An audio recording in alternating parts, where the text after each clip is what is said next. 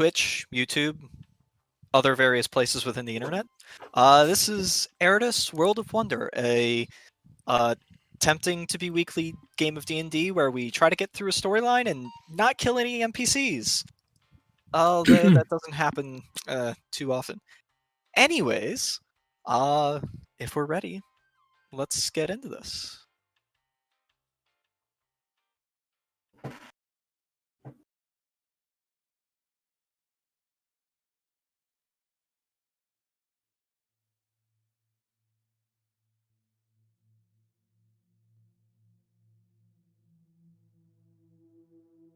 Alrighty.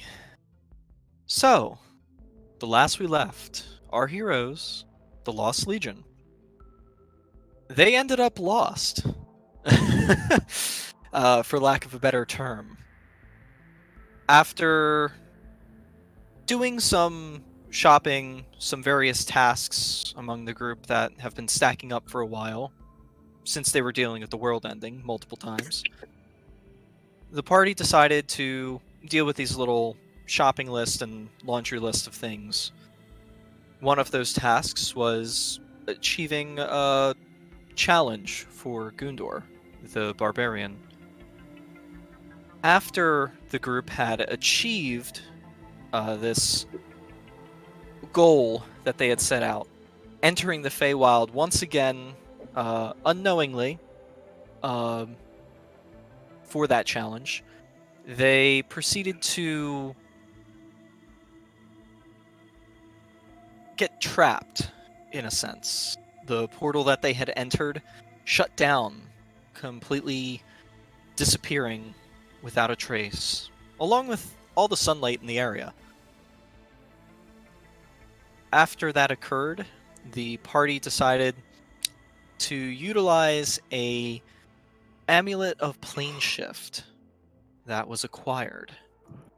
And in doing so, ended up having a mishap, where they didn't end up on a plane of existence they didn't know about, but rather on the opposite side of the prime material plane. In the ethereal Badlands,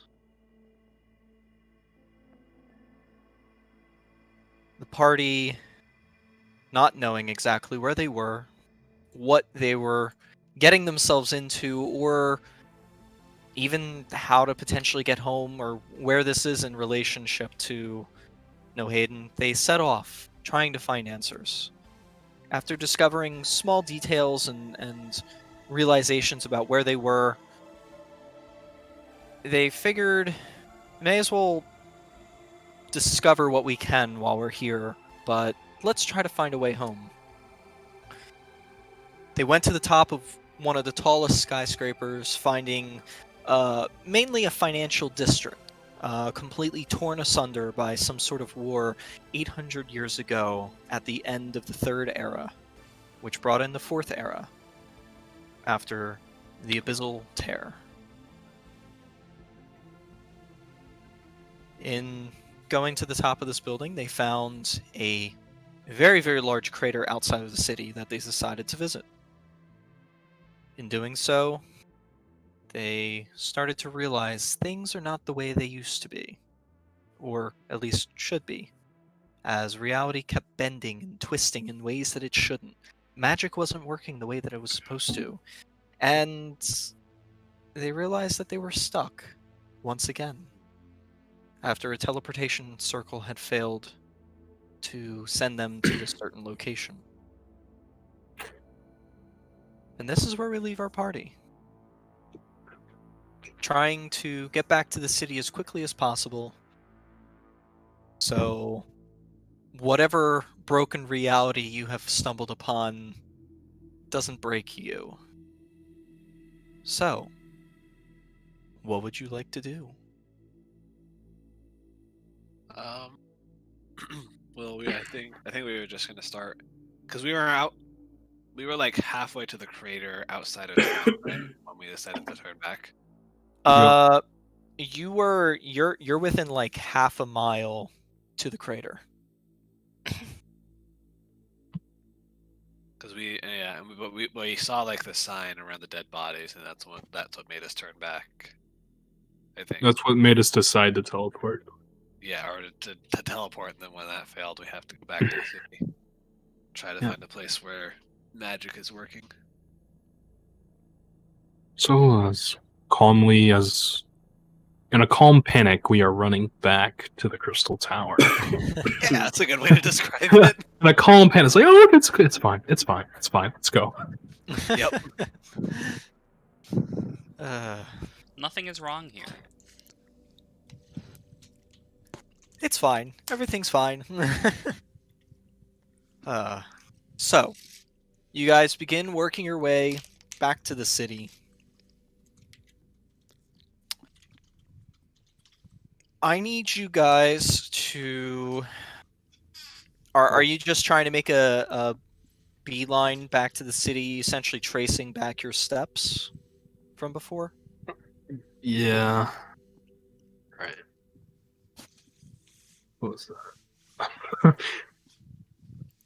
Yeah, I believe so. I mean, there was no other specific path that we had in mind.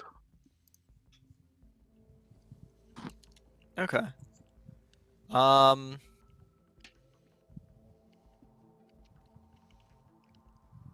So, just so I understand, let's see. You guys got hit by that reality bend twice, correct? Everyone else succeeded on their saves. I think I failed both saves. There were saves for it.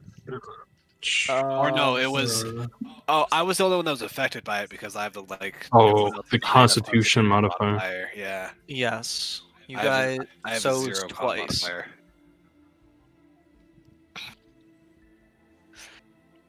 But yes, you're correct. Twice is what Okay. that's how much it happened. So as you guys are working your way back, just because you can't really tell what happened with those reality bends, why they were occurring, you begin to go back and roughly in the same spot as before when that second reality bend hit.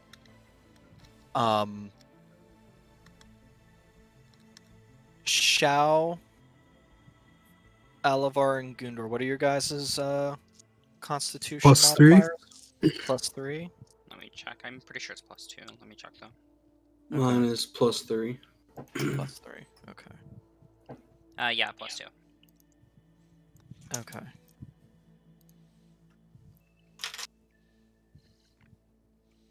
So, as you guys are passing through this area, Zaris and Shao, as all of you kind of push through this area, you get this kind of twinge, and you feel almost something snap in your head, almost like you just had like an instantaneous migraine appear and then disappear, as your vision warps completely, spiraling and twisting in ways that it shouldn't. Each of you takes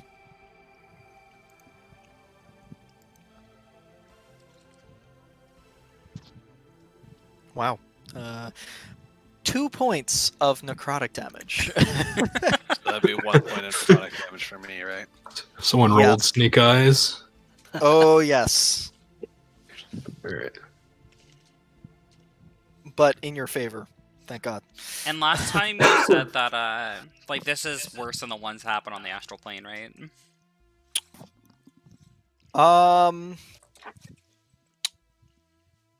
Yeah, because when reality bends on the astral plane, it's either controlled by something or somehow manipulated by some force of nature. This just seems unnatural, and it's just sudden and uncontrolled, and then everything's normal again.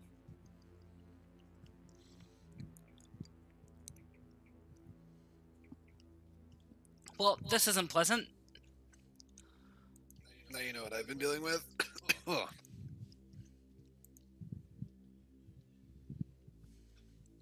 All right. As you guys continue on, continuing forward and forward, you get to that second point at which all of you feel this reality twist. Zaris, you're kind of used to it, but the pain is still unbearable as you get hit by it once again as you're passing through the secondary area. Gundor and Alvar, this is your first time that you're truly feeling it. You felt something was off when those pulses occurred, where Zaris and then Shao were feeling injured. But it's a very surreal experience for you guys. So, Boy. Oh, that's. as reality warps and twists itself around you guys, as you guys look at each other, your necks bend in ways and contorts your body structure as it shouldn't, and then you're back to normal suddenly, almost like a fever dream. Each of you takes 10 points of necrotic damage. I'm resistant. So you take 5, and Zaris, you take 5. We need to figure this out quick. This seems to be centralized to specific areas. I'm sure we won't have this problem. Get back to the other side. Well, I guess we're about to find out.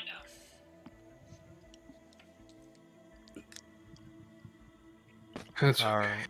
That's very uncomfortable.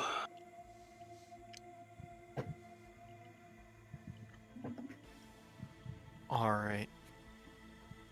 Now you guys are within the city once again after passing through those 2 areas from before. Across the desolate plains with a strange plant life. You walked amongst the rubble and buildings of Fall Run. Are you guys going to that tall building that you were at before, or I was where are just you about looking to go? say, let's go back to the Crystal Tower. We know magic worked there. Yeah.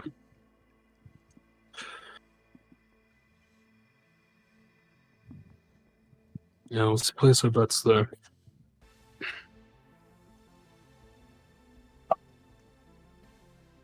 All right. So you guys travel on from within the city, kind of following the same paths as you did before.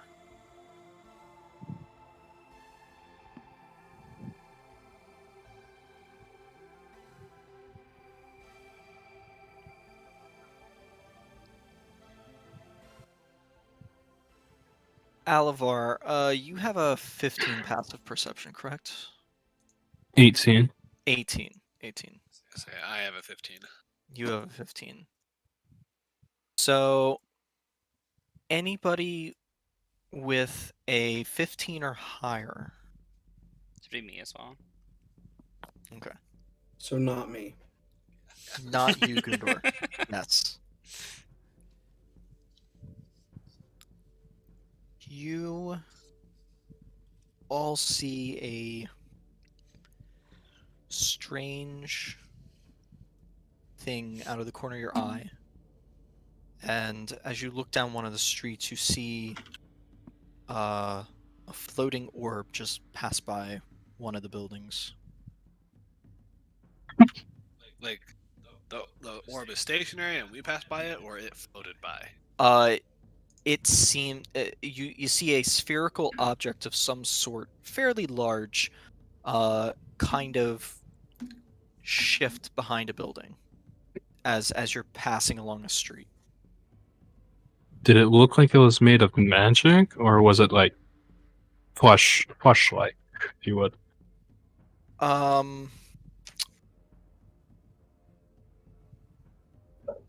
I would say you wouldn't be able to glean anything. You just saw the shift of shadow and the movement and a spherical object disappearing behind the shadows of the building. I know I'm not the only one that saw that over there. You Huh? definitely weren't. What? Gundor, this way. And I like. What is it? That's a great question. Well, come on, gang. Let's check it out. Do we want to check it out? I mean, we don't know what's causing this. It could be that. Okay, just see if our magic works real quick, and I'm gonna try to cast minor illusion right here. Just make a picture of like a tree. Okay.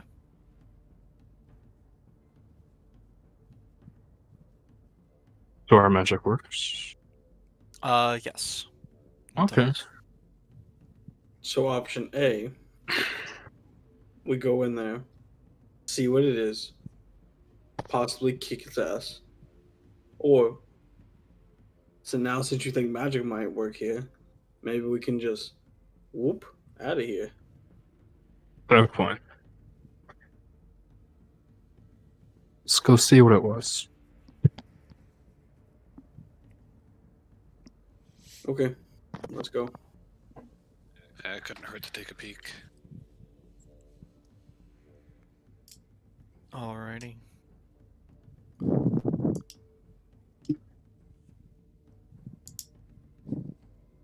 So, you travel on forward. Are you guys? I would figure that you guys are trying to stealth. So, Yes. yeah, we should probably if- roll. Yeah, if you are, you need you to make stealth checks. Look back to Discord to see how Gundor is stealthing it. That same image.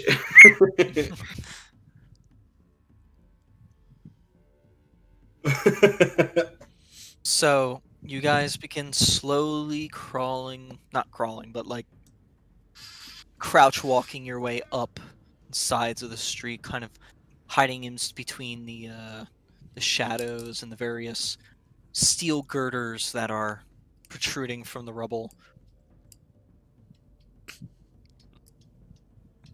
As you guys are passing through this particularly dense area, Gundor and Alavar, you guys are both walking on a kind of a stone slab that protrudes from the rubble when it suddenly fractures and cracks, and both of you land on the ground with a loud thud. Oh, Wait, what happened? Did that make them land Don't on the ground? move.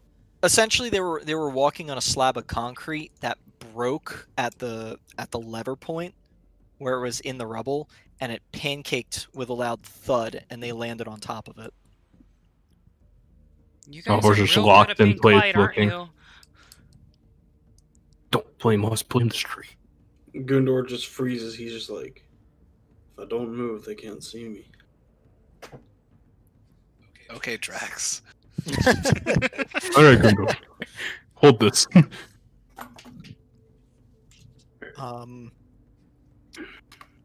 You guys here Oh no. because you guys made it a decent way up the street before this occurred.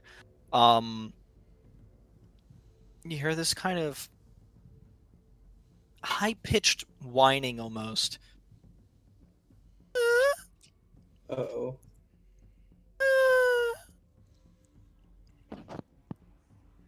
Is it a gas? Do we see the source?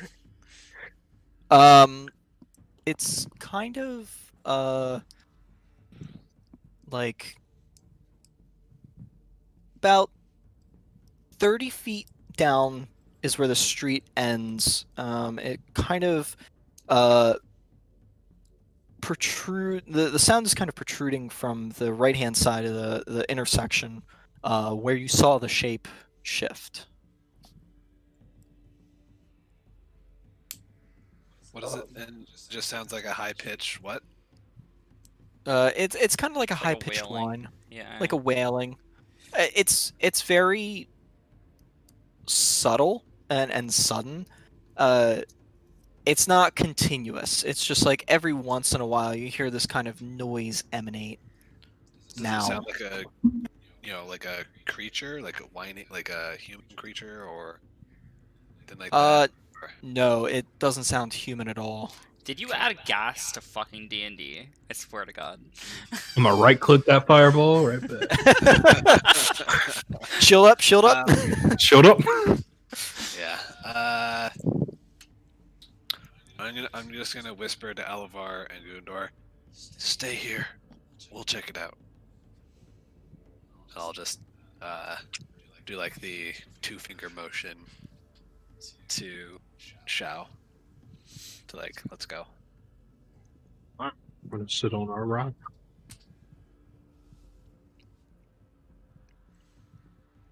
We are All inching right. ever closer. You are inching ever closer. As you get around or up to the corner, you see kind of the tall buildings around you casting shadows down into the streets. Although you have dark vision, it's still, with all the shapes and rubble kind of protruding every which way, it's hard to determine shapes sometimes. As you round the corner, you see there's almost like a similar to the dwarven city that you guys went to. There's like a tunnel downwards, almost a couple sets of stairs into this underground zone within the center of a square that seems to be in between 4 buildings. And as you round the corner, you see shifting down into that hole something. I'm just gonna look to Shao. Nope. What do you mean, nope? I'm not getting. I have no. What do you mean, no? It could be what's causing us to be like this. Magic seems to be working just fine. I say we get the hell out of here. I'm not gonna go into the Underdark and like where the hell we are. Like, no. Well, I'm curious. Yeah, and We've get never ourselves seen in, anything like that before. and get ourselves in deeper shit. Well, if it gets bad, you can just teleport us out. Or I can teleport us out. If magic even works down there. Well, we don't know if our magic is working right now. Yes, Alvar casted an illusion. I'm gonna beckon backwards for Alavar and Gundor to come closer. Alright. Our approach. In a walking manner. So there's this creature. It just went down the tunnels. I want to go check it out, but Zaris doesn't. What kind of creature? I don't know. Did you get It's up just at a all? shape. We didn't get a look. Got roughly But the same. my kind of curiosity look- is piqued. roughly the same good look as we got before, which is not much. Gundor? What do you think? Do you want to jump in? 1 second. No. Eating a cookie. Do Or I is that just wish? me tonight? Ooh. Take another. Huh? I said I'll take another cookie. Okay, go get another cookie. We're gonna. I'll never pay said for I was gonna shipping. get cookies. Well, you offered. No. I said that I was making cookies. I didn't offer to get him a cookie. Okay. All right. Now I can talk. I'm interested. We can go check it out. See, adventure. Adventures. out of this. Alvar reaches into his pocket and pulls out a platinum piece. 1 to 10, we go in. 11 to... Oh. 1 to 10, we go in. You can Yes, just we're roll Just roll a D2. D2. Yeah, you can do one his heads, two his tails. I'll roll a d4. 1, 2, we go in. Oh, we'll go. I So mean, that's- isn't that why we became adventurers? Was to adventure? Yeah, but I don't like to be in places where magic don't work. Seeing as how I'm all magic. Well, don't worry, I'll I'm- protect you. And then I pat I'm- him on the shoulder and start walking towards the tunnel. I'll be useless if we don't have magic down there. Well, I guess we're gonna find out. And then I just Alright, start I'm like following inching Joe. towards the tunnel. Okay. I guess I'll take up the rear with just cautiously, I guess. I don't know. Okay. Before we go down there, I am going to cast protection from evil and good on myself, and then I'll do cast fiends. Death Word on Saurus. So I'm Or going to touch do you? myself and then cast protection from evil and good. It's -6. Is there a new? Is there like a cool symbol for death? I believe us. Let's see. There's just this. It's fine. Oh, I don't have to select a creature; it just protects against all those kinds of creatures. Got it.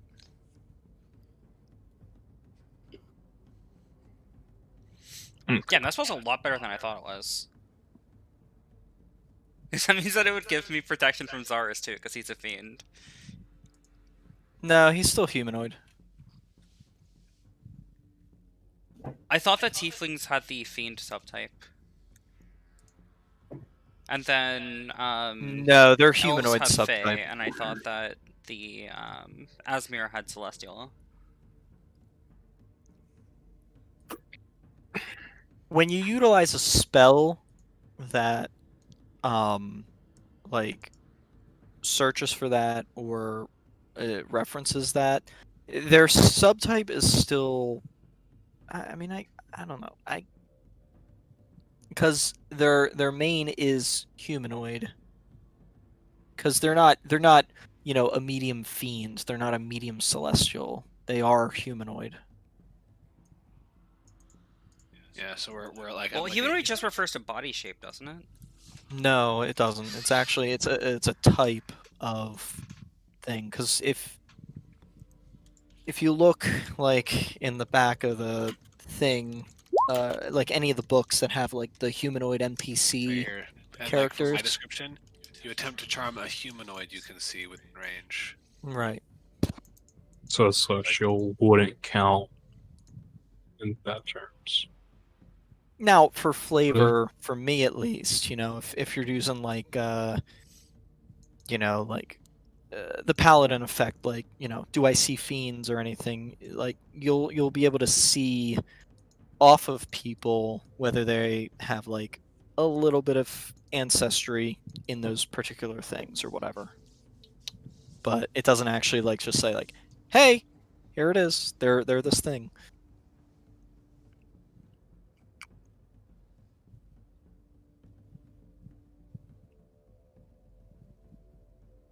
Oh, it does my spell save DC now when I do the description. That's kind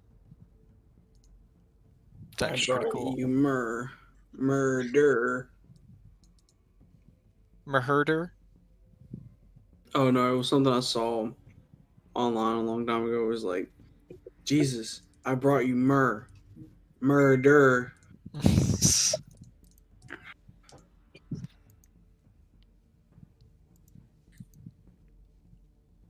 Anyways, we're going down the hall. I guess so.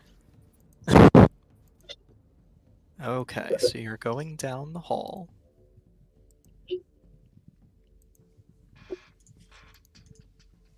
As you go down the street and then into or you come up to where this tunnel down into the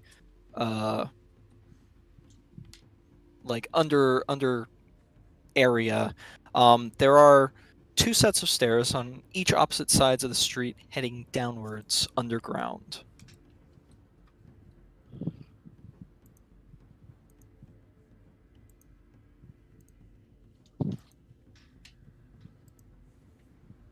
Okay. Are the stairs to go different directions, or They both seem to go in the same direction.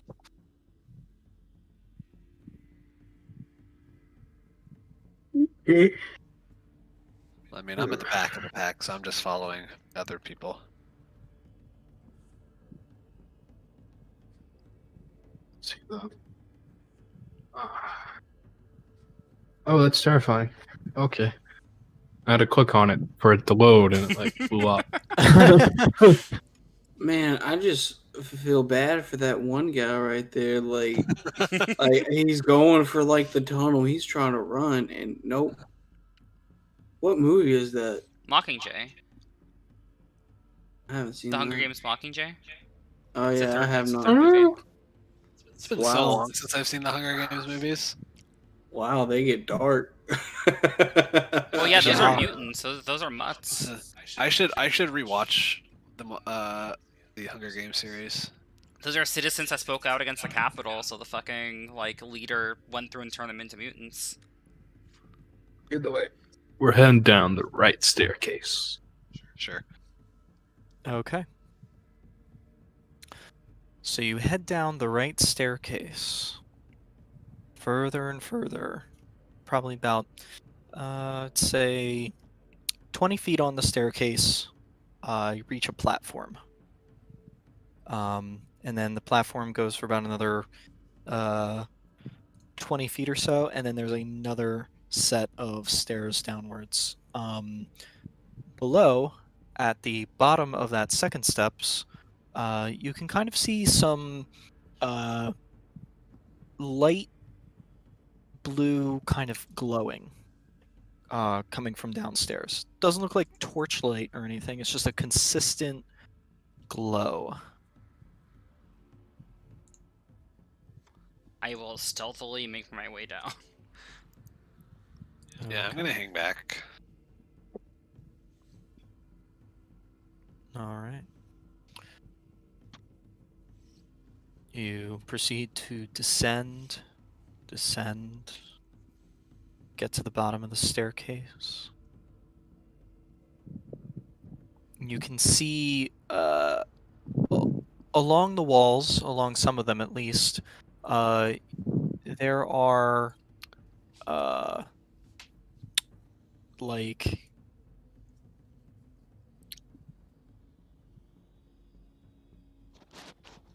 they're essentially like these pill bottle, or not pill bottle, but like pill shaped things that seem to emanate that bluish glow from the top and bottom. The center, this kind of metal cylinder that's just bolted to the wall.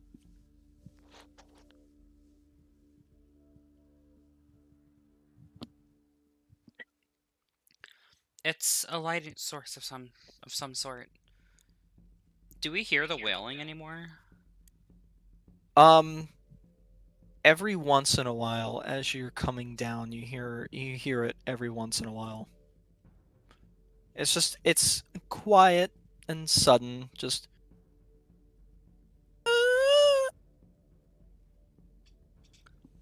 So, what if we get down there and we have to kill it?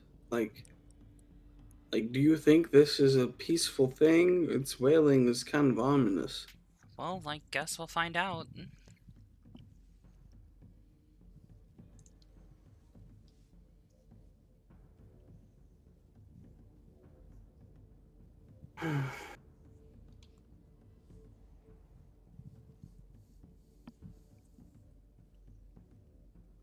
How has Skitty been doing with all the all the stuff going on? Skitty has been a little bit skittish, little bit, but you've mainly been managing to keep her calm and just giving her support and stuff like that when needed, but definitely scared from time to time.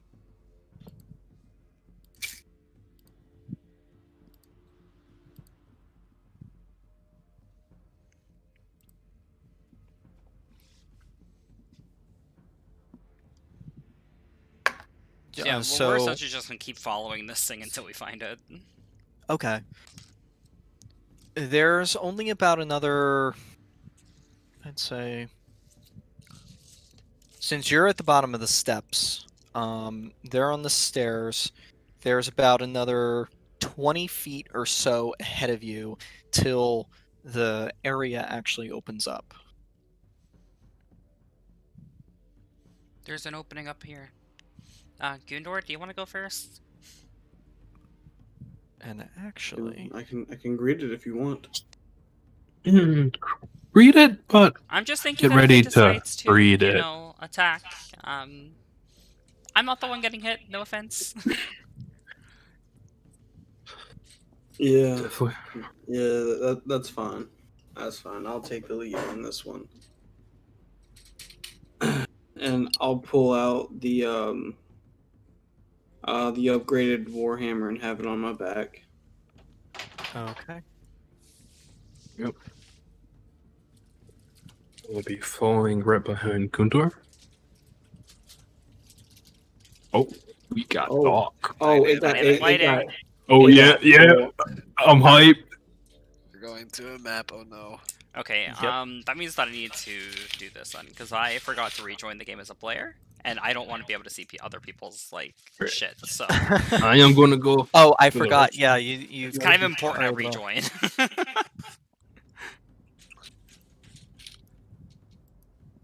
Yeah, I forgot because you're the owner. You automatically come in as a DM, and Yeah, Yeah. okay, yeah. Right. It's fixed. I just Okay. sort of forgot to, and I just noticed when you turn on dynamic lighting that I could, like, see, so. it's okay. For some reason, I can still see, though. I can't see anybody's health bars though. Like, for some reason, the dynamic lighting is not working for me. Okay. Well, I said I don't know if we fixed that before. I thought we did, but I can't. If we fixed what see, before? The health bars. I can What see about it? Zara's health bar and mana bar, but I can't see Alavar's or Shell's. Oh, it's because we never update our default tokens. That's what it is. Like, Or we no. fixed it, and then we never uploaded the, updated the tokens. I thought I did. I thought he did. Yeah. Maybe this is the old tokens. Like maybe delete your tokens and then drag. Yeah, the ones on. try that. Because I know we were on a couple different pages when we were doing that. Still Nope. can't see it.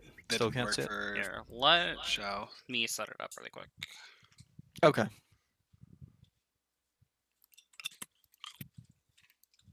I was gonna say I thought we fixed this, but Not saying you can't set it up, Anthony. I just think that I could set it up a little bit faster. No, that's fine. I'm working on cleaning stuff up, getting it ready for Oh yeah. whatever Hey. you might for combat. encounter down here. Is anybody caught up at Critical Role while we wait? I am not. Anybody what? Good. I'm on 113 right now. 113. Yep. Okay. I'm not caught up. There's I only think- one creature that I know that sounds like that.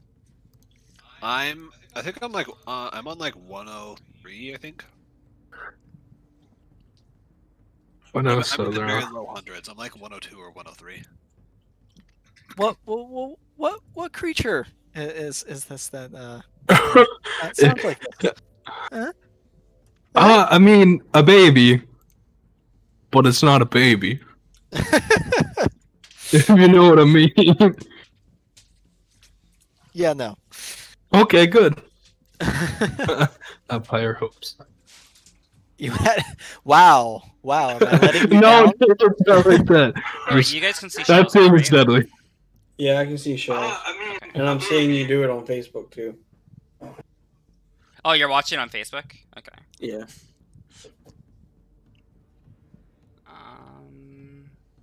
Alvar Jade. It's only Alavar's and mine that were fucked up, right? Yeah. I could see mine just fine. It's Gondor's that I can't see. Yeah, it was Well, probably no, the you can see yours, but we couldn't see yours. So I can't see Gundor's. And I can't see Matt's. you should be able to see it now. And I can also see John's. I don't know yet character sheet. John number 3. Okay, so you should be able to see Max now. No. You can't see his health and his. 1 second. No, It didn't I'm update. reloading the page. It to see. reset his attributes too, so I need to fix that. HP. I love the technical side of D&D.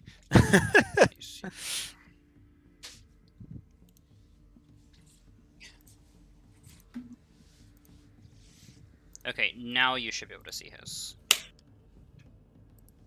Yep, I can see Shao's and Alvar's. Cannot see Gundor's.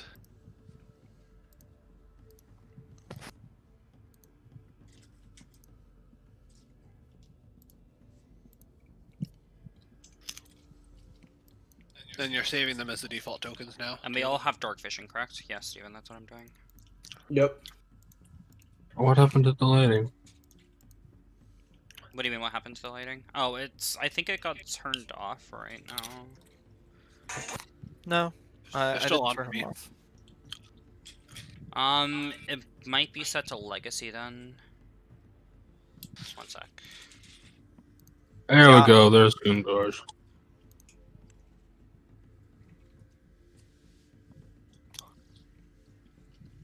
Oh, Didn't you guys take damage before?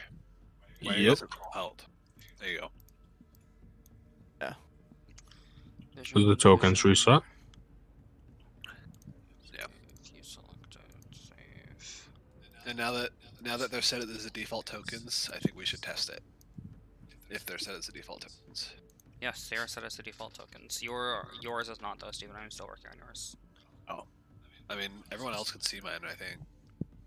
Yep.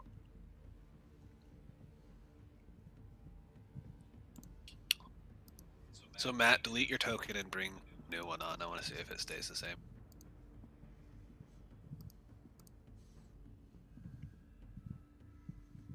Okay, everybody's token should now be updated. I cannot see anything anymore. Yeah. Oh god. What the I was fuck say his thing is happened? gone now. Yeah, even Probably your- shouldn't have deleted it. That's weird. Okay, hang on. I just set it up, so that's... I don't know why it's not saving as the default token, I guess. No, I did set it up as a default token, so... What is your spell points? 60. Oh, wait, total 73. Yeah, total. 73 total. 73? Okay.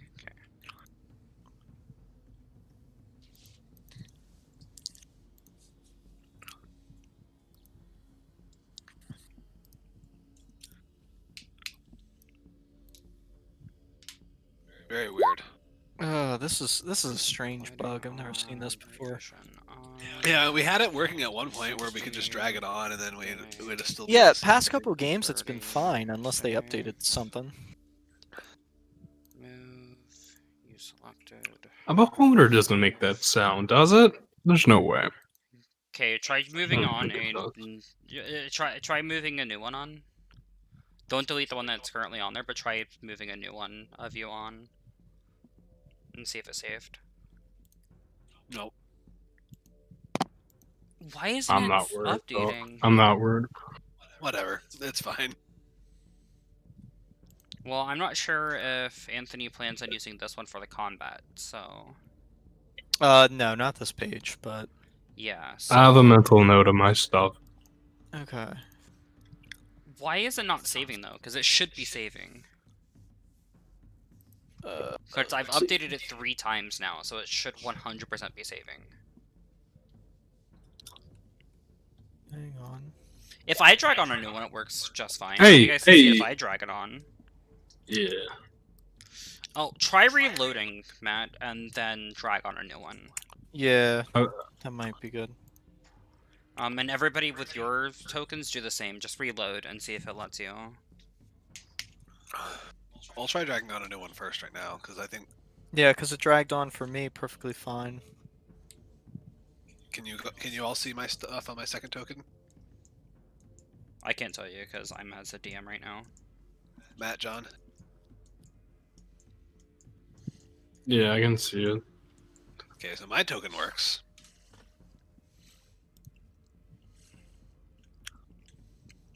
Did you So- reload, Matt, and it's still not working?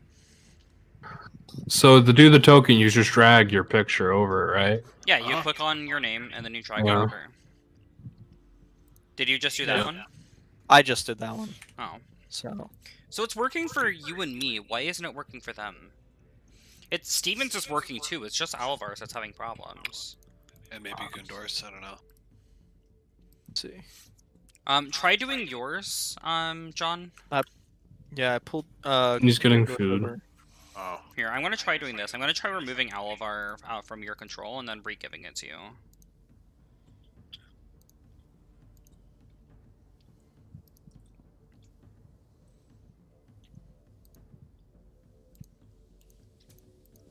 That's really strange. Okay, I just re-gave you control. Try it now.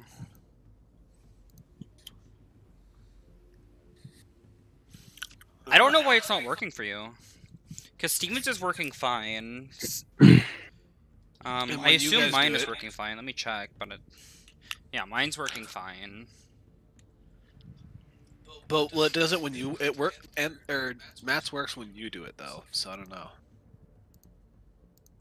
There's some setting that I'm sure is ticked on for mine that isn't ticked on for everybody else's. I guess. There's not. Are you sure? It is exactly the same. Yeah. Very very weird bug then.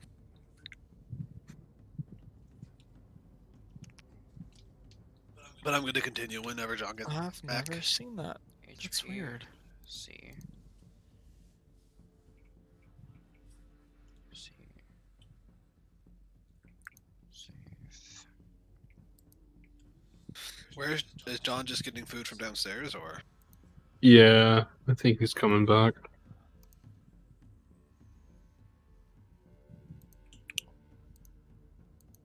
Again, who knows? Oh boy. Well, now we know. Well, I'm just trying to see. Try dragging it on again. Yeah, try dragging it, Matt, again. 1 second. If that doesn't work, clear your cache on your web browser and then try it again. Oh Yeah, that no, I can't do that. There's so much stuff saved. Yeah, I feel you on that one. I hate it. I don't clear my cache that often either.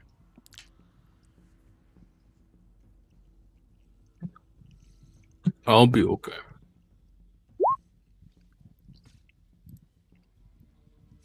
Okay, John, try dragging Gundor on. We want to see if your health and mana bar are working for everybody to see. Is it not on here? I see my character on here. Yeah, add drag another another one. Yeah, one. just add another one. Oh, okay. So we want to see if the default token's saved.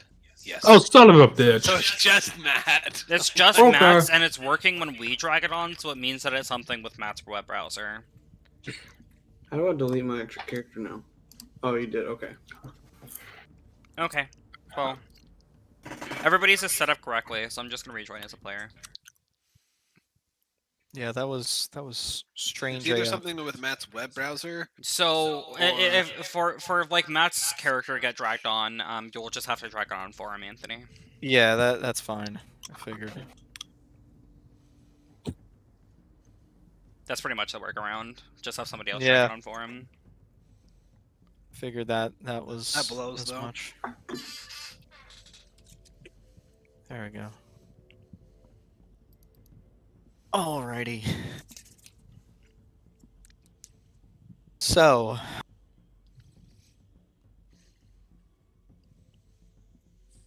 as you guys are coming down into the darkness, you guys see that light at the end of the Tunnel. yeah, essentially. But it seems to be emanating in some sort of a room. Actually, I don't see a light. Here, actually, Anthony, let me do something really quick. It's a torch tool that you can drag on for like different lights and stuff. I'm gonna import it as a character sheet for you, Oh, sweet. and then you can Okay. just drag it onto the dynamic lighting layer, and then it'll be there. So. Wait, what? This is a thing?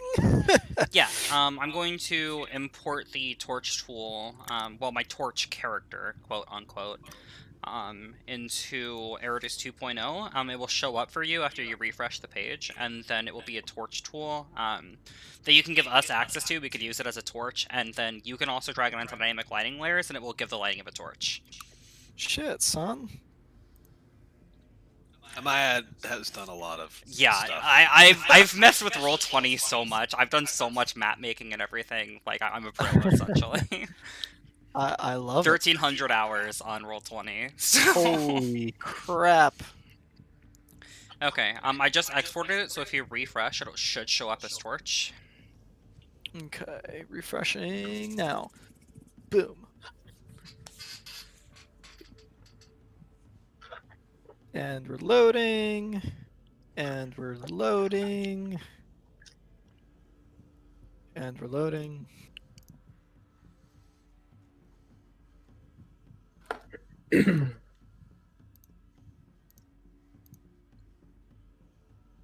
Hey, torch. Awesome.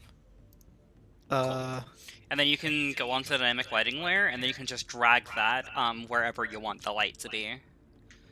Oh, okay. If you want it to be like Just a make pre-lit sure- map, you can like if there's torches on the walls or things like that, you can just drag that onto like points of the wall to act as a torch. You just So need if- to make sure that it's the light that it gives off is visible to all players. It already Okay. is. Is it? Yes, 'Cause it's when it's I saw default him set drag. that way. I saw him drag on the torch and nothing changed. Yeah. All the settings are. But it was on our layer. It probably didn't work because it wasn't on the right layer. No, it No. should work in general. Click on the gear, Anthony. Is this the legacy one that I imported? So if you click on the gear for the torch and then you go to dynamic lighting, is it turned on or is it set to legacy? Might be legacy. Let's see. Sorry, my mouse is being really weird right now. Let's see. Objects. Hey, I see it. There we Yeah, I go. see the torch, but All players see it light. It doesn't. seem Okay, to but be is this giving set to off any light. legacy or updated dynamic lighting? It is on legacy. Yes. Okay, so erase So- the legacy data and swap it over, and then go to updated and set it up with the same settings. Okay. Figured. And then rather than like has sight, you'll just go down to emits light, and then you'll do Yeah. 40 or 20/20 is what it will be. Okay. Yeah, 20 bright. Emits 20 dim. 20 bright and 20 dim. Yep. Right, because it adds to the. So, gotcha. And then you can just save that Oh. as the updated token, and There we then you go. can just drag it wherever. Sweet. Now I can see that it's giving off light. Yes. Hey, it's kind of interesting. There's a distinct line Yeah, there is. where it swaps over from dim to Okay. Yeah. or from bright to dim. That's kind of funny. But Alright. that helps because then, because sometimes when you just like, some characters have like advantage on stealth checks or something while they're in dim light. So Okay. Yeah, there's actually a second one down here too that you see. Yeah, and then if you put it on the dynamic lighting layer, then we won't be able to move it as well. Oh, Because okay. we can move it currently. can we? Oh yeah, we have control. How about the map layer? Oh, we can actually add our own torches. Yeah. It won't work on the map layer, like the dynamic lighting won't show if you put it on the map layer. Yeah, it does. Yeah, We yeah, still it see does. No, Here, this I'll isn't the map delete layer it. though, because we can still move it. No, this one up here, babe. is Oh yeah, leading that you- one I guess. Yeah, okay. So it does work on the map layer. Legacy dynamic lighting didn't work on the map layer, but this one does. Cool.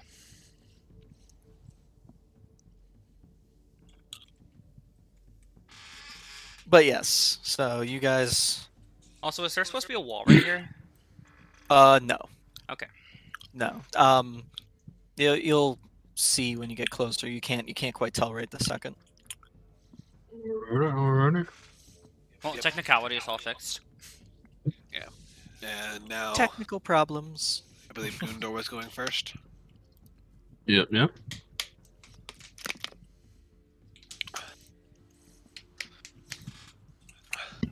All right, I'll move I'm a gonna little bit more inside. So just make sure. Did you say these torches were blue?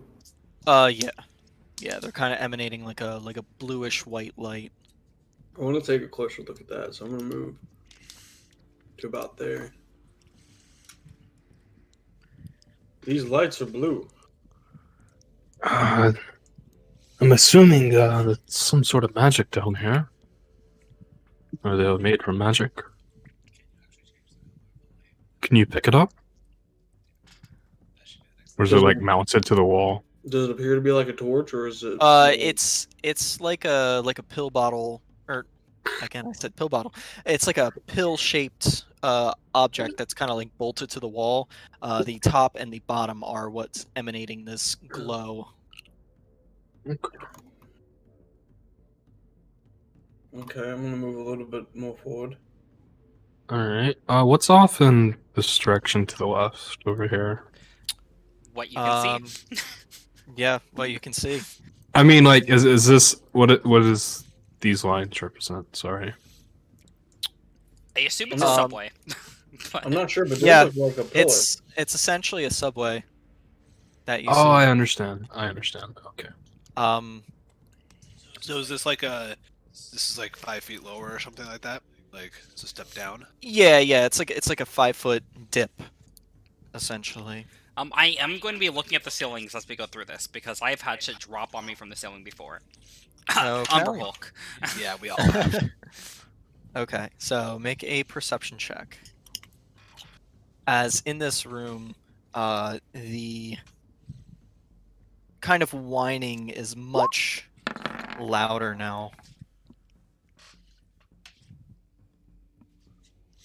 Alrighty. So you look at the ceiling. There are tiles that have fallen out completely. However, nothing seems to be stuck to the ceiling. Nothing organic is latching on to anything. It's just kind of there. Looking over, are these like pillars going to the ceiling? Yes, they are. They seem to be some sort of a support pillar. Okay. This place looks neat.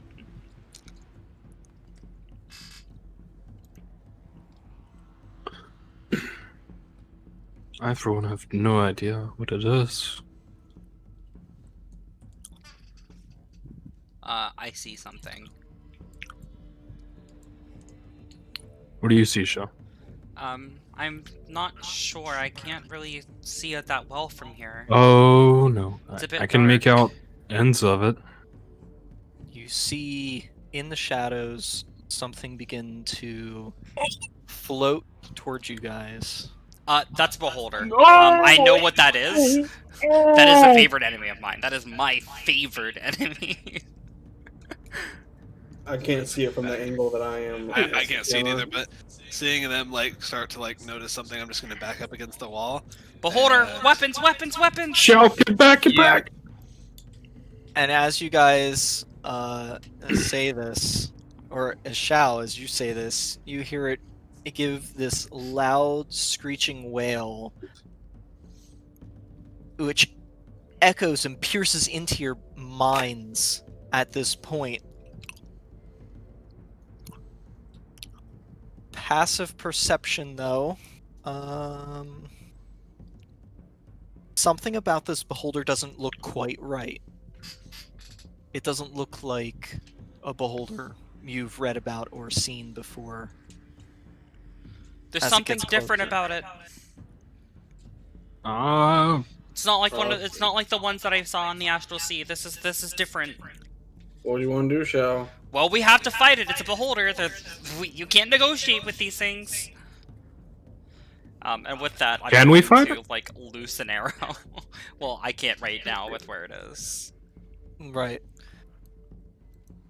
It begins to float over here. Now I can fire That's an arrow at it. essential. And as you fire an arrow, we'll roll initiative. oh, okay. Is this going to be our 40,000 XP, boys? I fucking hope so. I don't think so. Beholder doesn't take Beholder's that not much gonna give XP. us that much XP though. The beholder doesn't look different. At least the picture doesn't. I don't think. Oh boy, here we go. Lol. You know what? I deserve to be there. I deserve to be there. Hey, you still go before the beholder. I'm just No, I don't. No, I don't. We I doesn't. thought, I thought the beholder rolled a 0. Me too. concerned on how to deal with this because this is my first time actually encountering one of these. Yeah. I would be before Gundor, by the way. My initiative is higher. Yeah, that was just To- about You to need to turn on turn on your whatever it's called. The initiative tiebreaker. Yeah. Do I have any pre-knowledge of beholders before we go into this? What'd you say? So I was asking Anthony if I had any knowledge on beholders before we started combat. You do not. You have never experienced a beholder. The only person who has probably ever experienced a beholder would be Shao. All right. But as you let loose an arrow, so fire your arrow.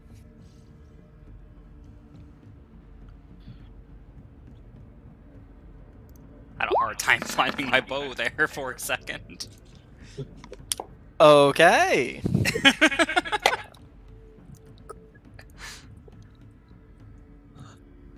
There's a 32 hit.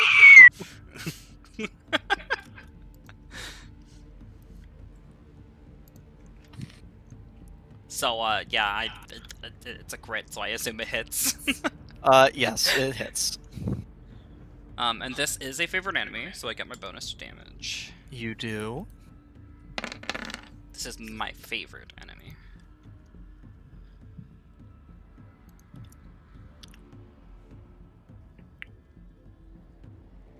Or at least I assume this is that this is an aberration. It is an aberration. I can attest to that.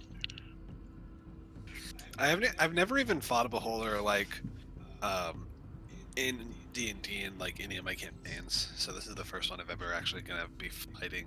They're Me fucking. too. Ugh. I fought fake beholders. Oh wait, I forgot my sneak attack for that because assassin. Well, if it noticed you. It doesn't matter. Assassin. It was a crit. Oh, crits auto sneak attack. Yes. Mhm. Well, yeah, and also assassin. And it is also double damage. Yeah, cool. So, how many points? That is 14 radiance, 16 piercing, and 14 sneak. Which is just piercing. Yeah, which would be my piercing.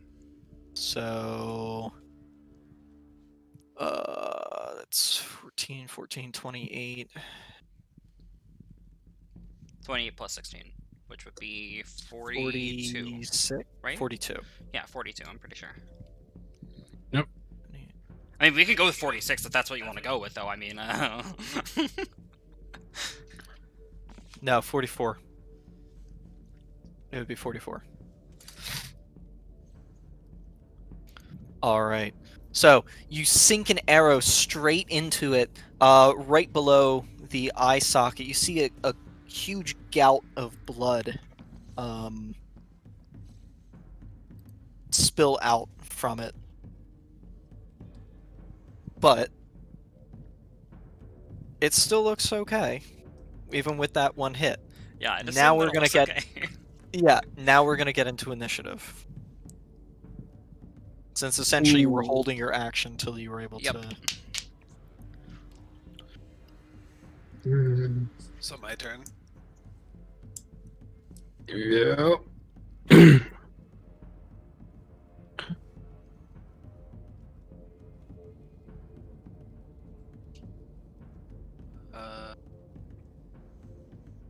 Okay, I really hope my magic works. Wait, where the hell is my fire? There it is. And then I'm gonna just cast a firebolt at it. Firebolt. Okay.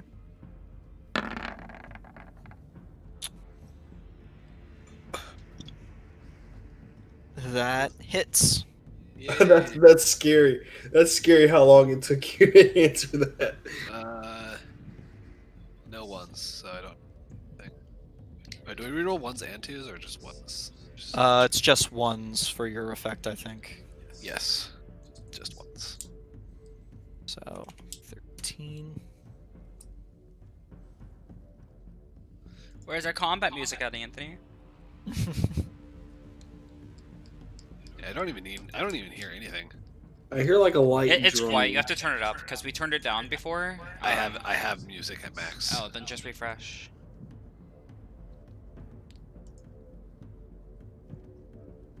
Okay, I turned it up.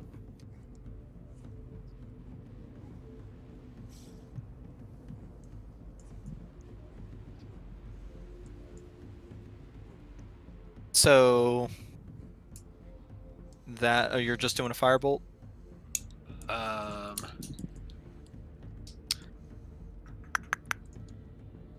I will see if I have any left. Sorry, I had to refresh. Still don't hear anything after I refresh though. Go to the. It's playing. Yeah, I know it's playing. It says Do you it's have the playing. site? Do you have the site muted? No.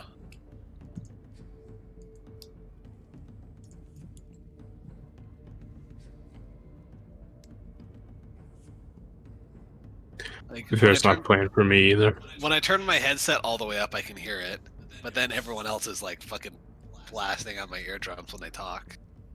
I'm not worried about it.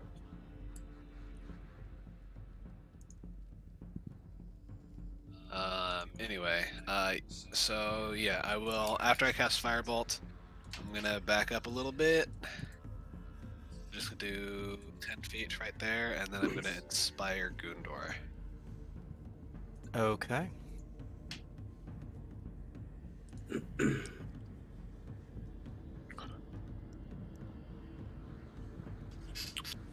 Alrighty. Shao, you're up. Okay. I am going to sharpshooter. Yeah, sharpshooter longbow. Give me just a second though, I need to check something.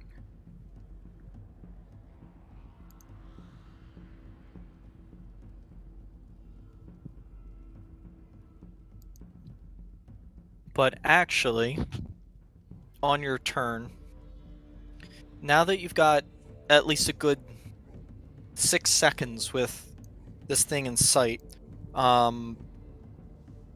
you see that it's not a standard beholder, like you kind of saw from the few glimpses before.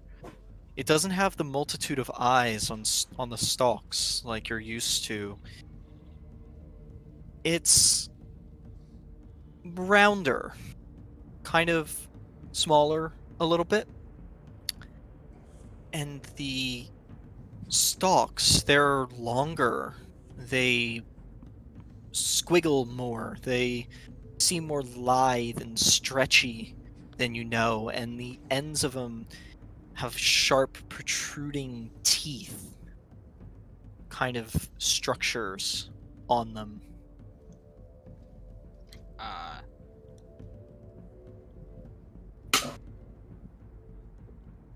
Huh.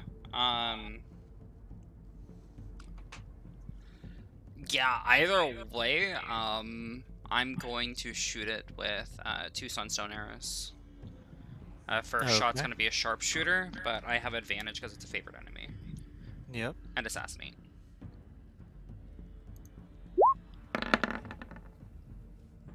So 17. That just hits. Okay, and it is automatically a crit because it hasn't taken a turn yet. Mm-hmm.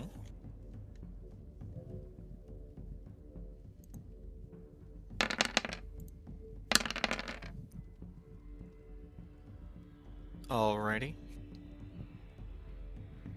Let So me that do the math is- on that. Well, because it was the first one, so it'd be 29. It's both because my assassinate feature doubles the damage. Oh, right, yes. So then that's for the second 60 one. total. Okay. Between Yeah. both attacks, that's 60 total. Well, did you do the did you minus, because it's normal, it's just like a crit, so it should be -4 on the second attack. So Oh, so 56. yeah, not 60.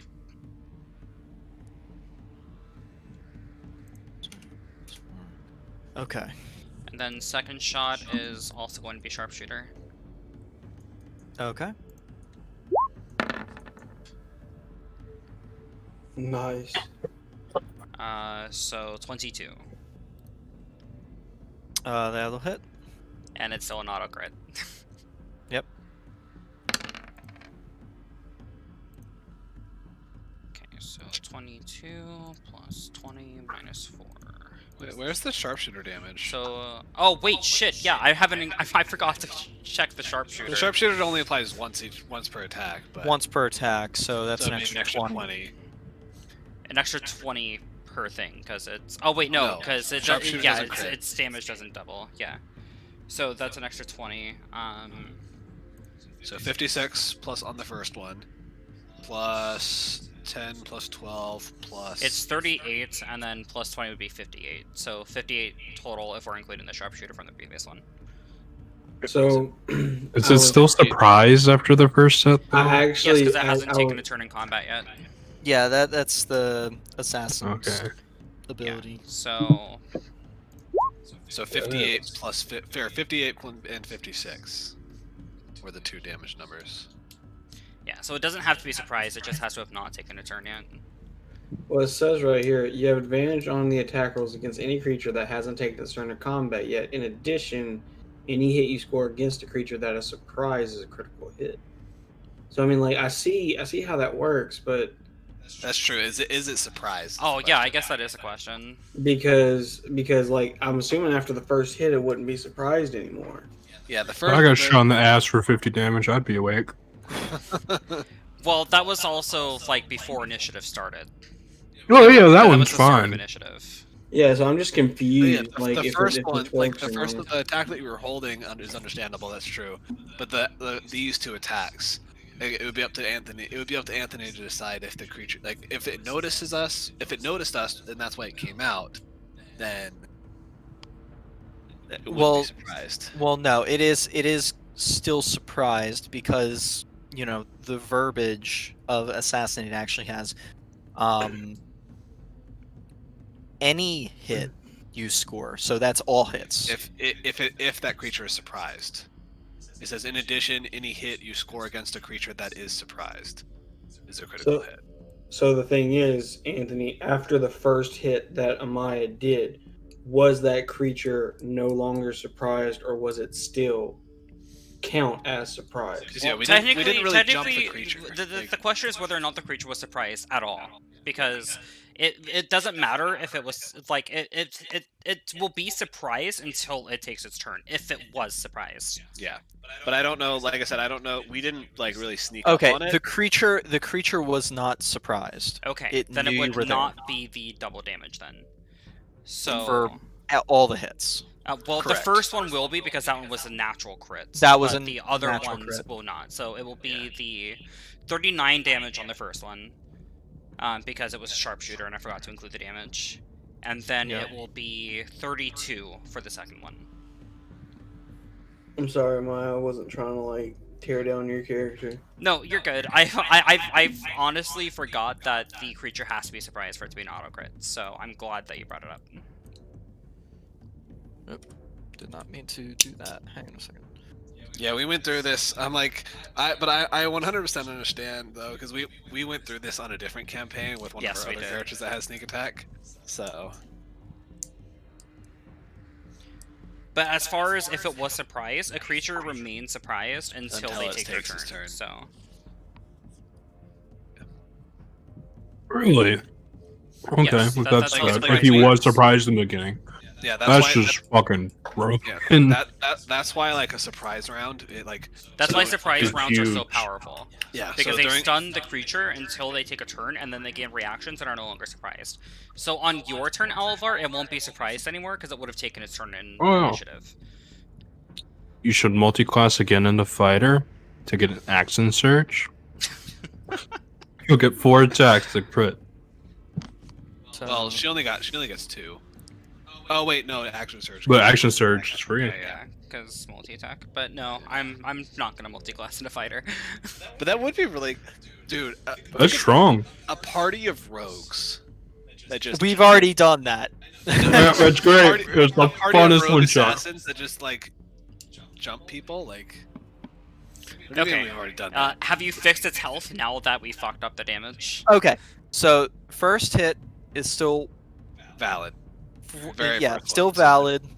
The 9 plus 44 5. points of damage. Yes.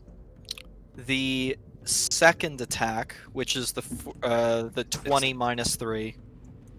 Yeah, so that one was a 20. That one was There's a 39 39. total. Yeah, because sharpshooter. 39 total because of sharpshooter. Yep, and then Okay. the third attack Was was 32. 32 total. Wait, you have 3 attacks now? Well, no, the No, first attack the was first before one was the initiative, held remember? action. That Oh, one right, was the yeah, held yeah, action.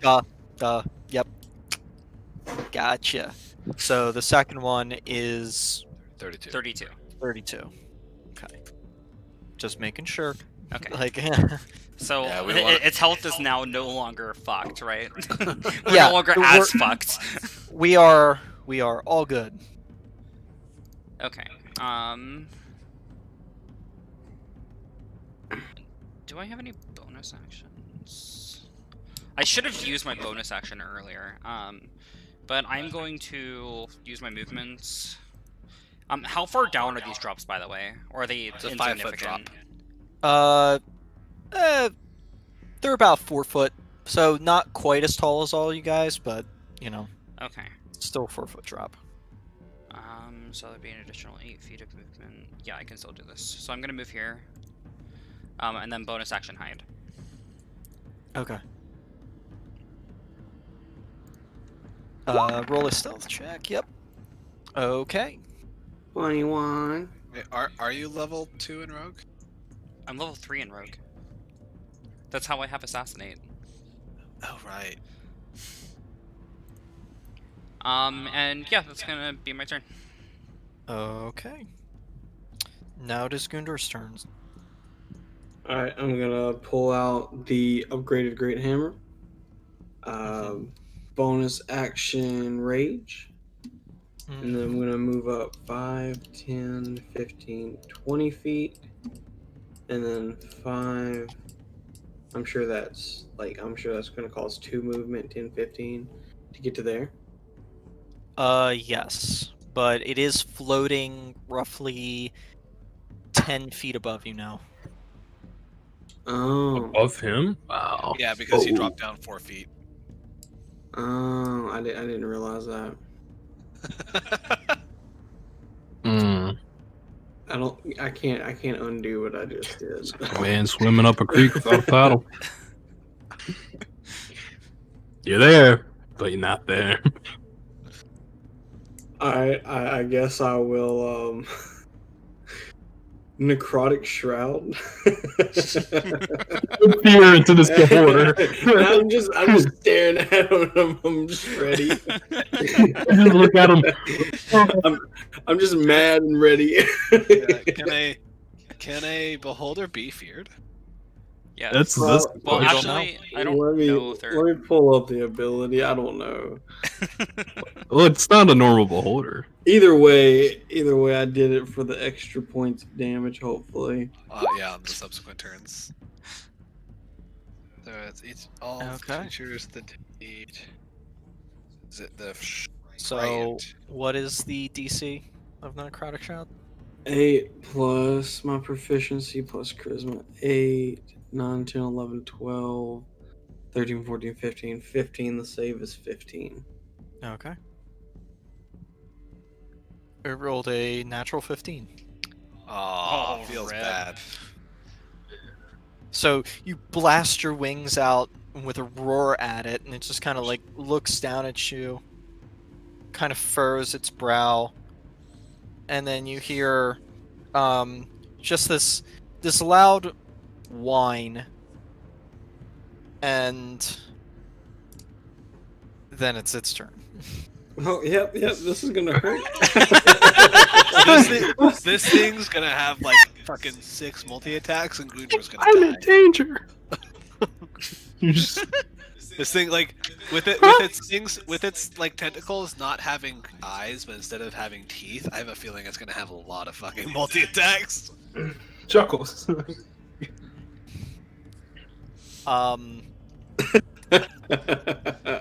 So Gundor, Yeah. the Yeah. beholder Yeah. is going to float above Yeah. you Oh, okay. to roughly about here. Huh? Huh? Gundor? Opportunity attack? It is outside of your range. Oh yeah, he's 10 feet above me. You're supposed to stop it, man! Oh wait. It has intelligence. No. I heard something somewhere that beholders focus magic wielders. Well, yeah, because your hi, intelligence is buddy. 22. Hi, buddy. Oh, Oh, buddy. Oh, what did the tank left us? It's going to go there, and then suddenly you see, with almost a sudden flash of movement, you see all of the tentacles kind of swirl as it kind of rotates its body midair, and 3 of these tentacles shoot out, one at each of you guys, and it's going to make an attack at each of you with its 20 foot of range. Jesus Oh. Christ. Oh. I did not move far enough away. I only moved 10 feet back. I could have moved additional 20 feet. So This is our first, like, super intelligent creature. That's true. This is our first, other than like the humans that we fought, this is our first like high intelligence. The humans boss. didn't act very intelligent. natural 20 against you, Gundor. Sentinel at Death's Door? Okay, so it cancels the crit, Good shit. but Yeah, it still hits you with a 28. yeah, that hits.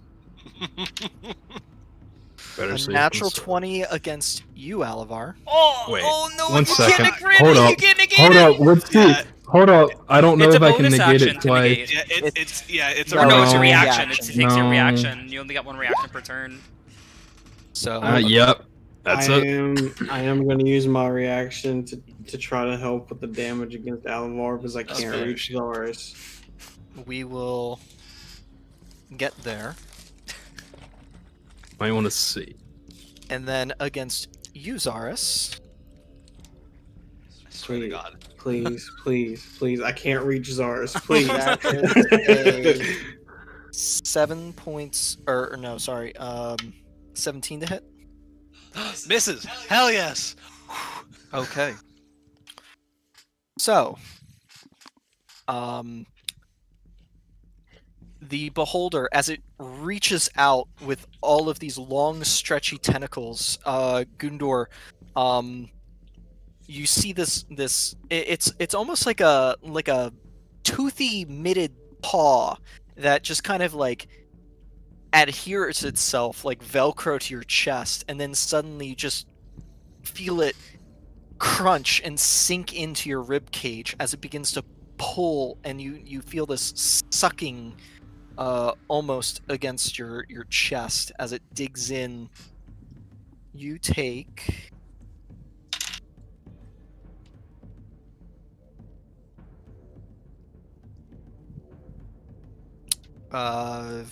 19 points of piercing damage. Raging. Gundor takes that much? So that will be halved. That would be halved.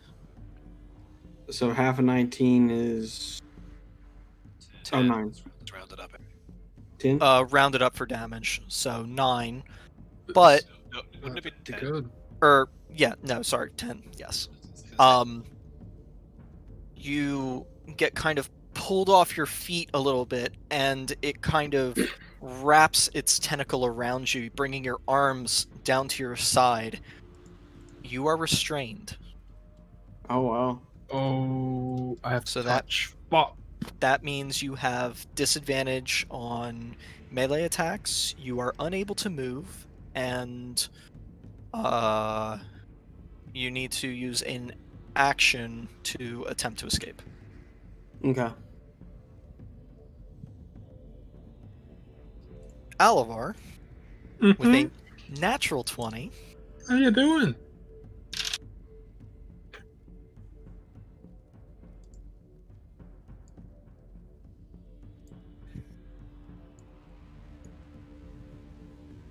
you take 24 points of piercing damage. Reduced by the shield, spirit shield, right? So, reduced by spirit shield. Damn. So you take 20 points of damage.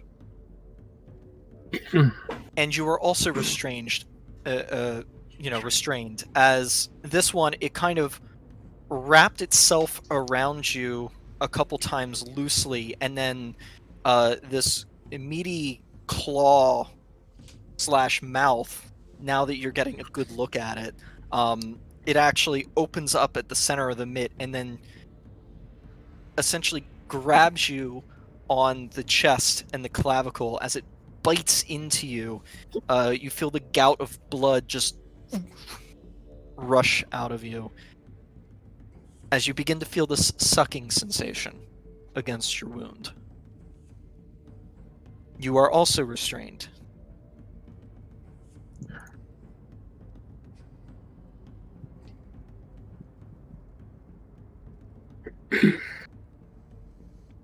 So who all is restrained right now? Gundor and... Gundor and Oh. Alavar are both restrained.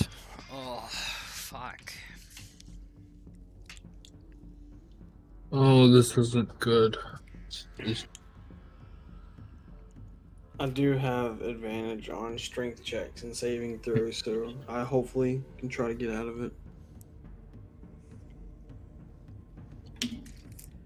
This one's.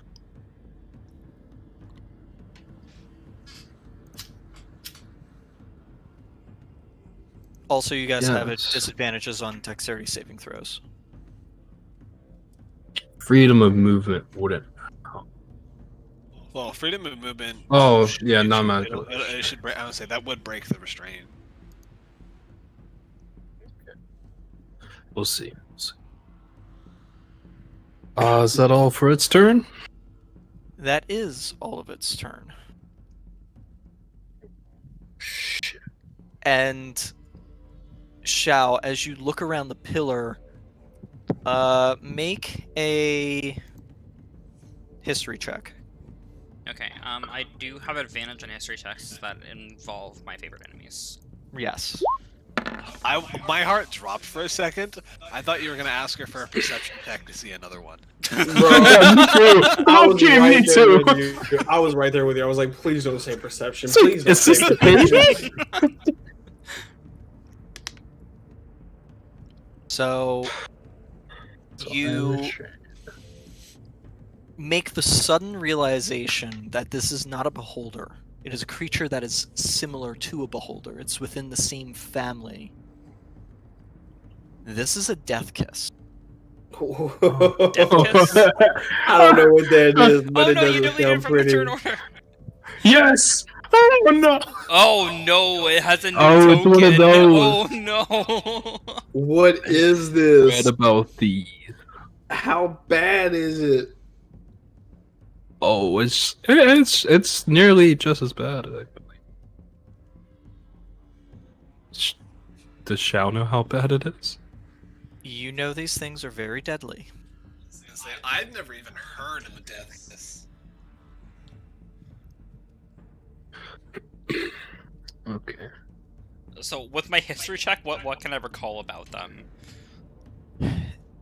They are How a do they large function? They are a large aberration.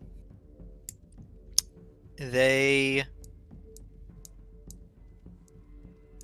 are immune to being prone, as many beholders are. they are immune to lightning damage,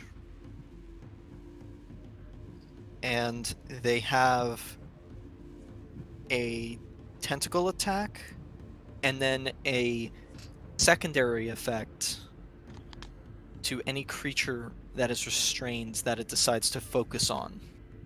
Mm, And it Oh. uses this effect mm, to kill its prey. mm, Oh Whoa. Mm. no! Mm. Are you telling? No, no. mm. And that's what you can recall. Gundor thought he was in danger.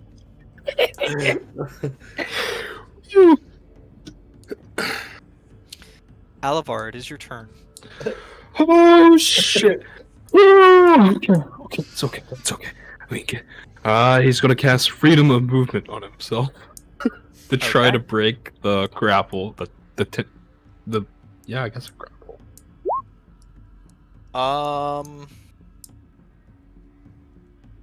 Let's see. Say Not affected by difficult terrain spells, other magical effects can neither reduce nor cause target or restrained. Target can also spend 5 non-magical restraints, magical, or has a grappled. Okay, so you are not restrained anymore. As you feel yourself sliding out of the tentacled grip of it, but the claw is still latched onto you. So you are grappled but not restrained now. so. What does that mean now? It means you Hold can up. spend your 5 feet of movement to escape the You can grapple. spend 5 minutes. Yeah. Yeah, I mean like what? So I'm grappled still though. Yes. You are- until you are you still spend 5 feet of grappled. movement. Yeah. Okay. Well, I'm going. Per the spell, you can't be paralyzed or restrained fault, but you can still be grappled. I understand now. Sorry. Yeah, there you go. All right. I will be using the 5 feet. 5 feet to break free. All right. So you break free. Okay. Okay. Oh. That's a 20-foot reach. Fuck. Oh. Screw it. Alright, I'm a giant meat shield. I'm gonna move and try to block its line of sight from Zoros. Yeah, right there. Oh, I don't have a bonus action. Yeah, that's gonna be my turn, unfortunately. Okay. It is going to use a legendary action. Oh, fuck. Oh. Gundor, I need you to make a Constitution saving throw. Okay. You still have my inspiration die just enough. Okay. I think a 24 is okay. Sounds good. Sounds good.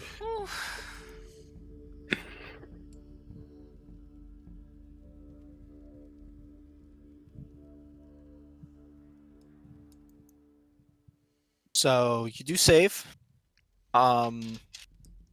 But you feel as you see these small crackles of lightning shoot down the tentacle and proceed to encase you and then convulse into you through its grip. You take 13 points of lightning damage. Okay.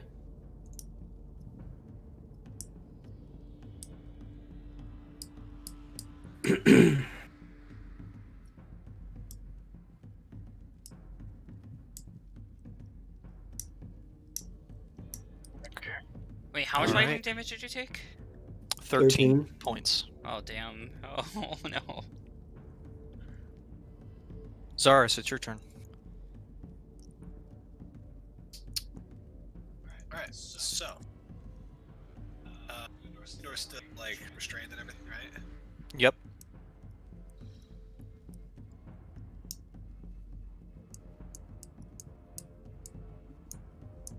Okay.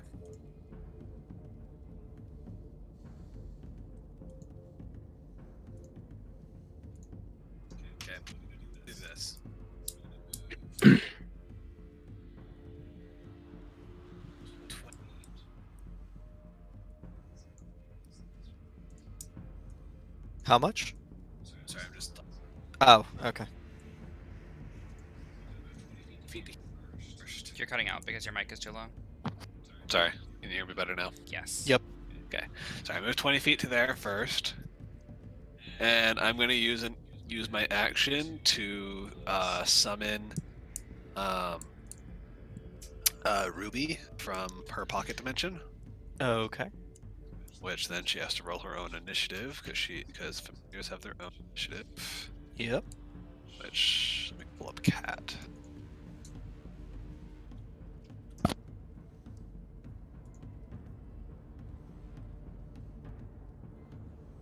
She has a +2 to Dex. You can just drag a cat token onto the board, Steven. Can I? Yeah, I'm trying to. There we go. Familiars and summons. There we go. Meow. Holy shit, that's Oh. a fat cat. I was gonna do Chonker boy. No, I can't do that. That's a chonk. It's chonk. You lied to me. I cannot do that. There you go. Oh, it's a little chonk. I thought you could. It's a little chonk. Yeah. Sorry. 1d20 + 2. So her initiative is 3. That's fine. Oh no. That is actually Hey, bad. it's a little better than mine. Yeah, it's actually real bad. Because now she can't do what I wanted her to do.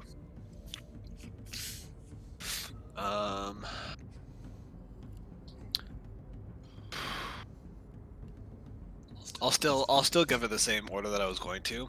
I'm just gonna telepathically tell her to run over and help Gundor.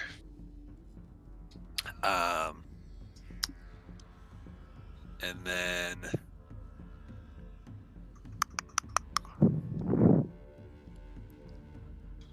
bonus action, inspiration.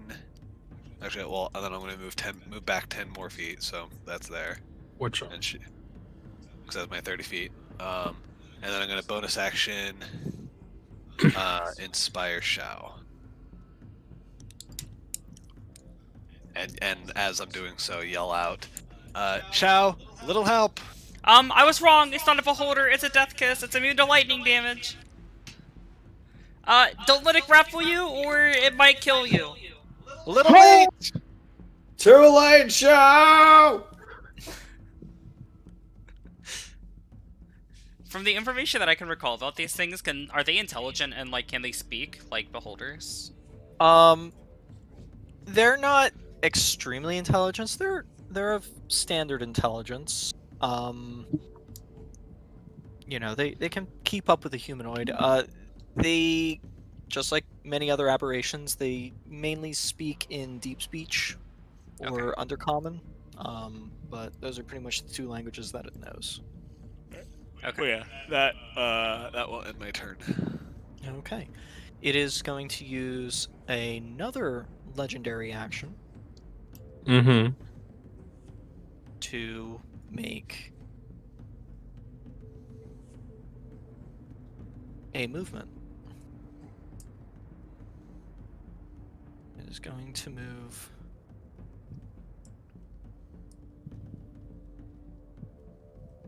over here. Ooh, And do I get an alone. opportunity attack with the mace? It is Morningstar? floating above you. Gundor, you are How far above Alavar is it floating? dragged along. It has a 10-foot reach. Ah, Oh, the Morningstar? Oh, well then yeah, you could hit it with an opportunity attack. that's a reaction. Okay. Yeah, might as well get an initiative down. Oh, Point nice. hit. Ooh, Okay. that's the first hit. Okay, so you wail the Morningstar at it. What kind of damage does it do? That's a- D8 plus I D8 plus 2 looks like is what it is. Well, yeah, but what type of damage? Like I mean, piercing, it's bludgeoning. It's bludgeoning. I mean, Morningstar's could It's be a named piercing, weapon, too. so I wasn't sure. No, that Morningstar does piercing. Yeah, because Oh, okay. Because I just say some Morningstars are piercing because they have like a spiked ball at the end. Yeah, this is I kind got of like a bladed spike kind of thing. Very similar to the the Morning Star from Castlevania. Kind of like that multi-headed, bladed.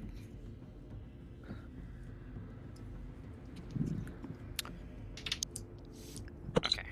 But as you proceed to slam it with the Morning Star, you see this lightning or this electrical shock proceed to strike down and course itself through the chain that attaches you to the Morning Star head and shocks you for 7 points of lightning damage. Okay. Oh no. Oh no.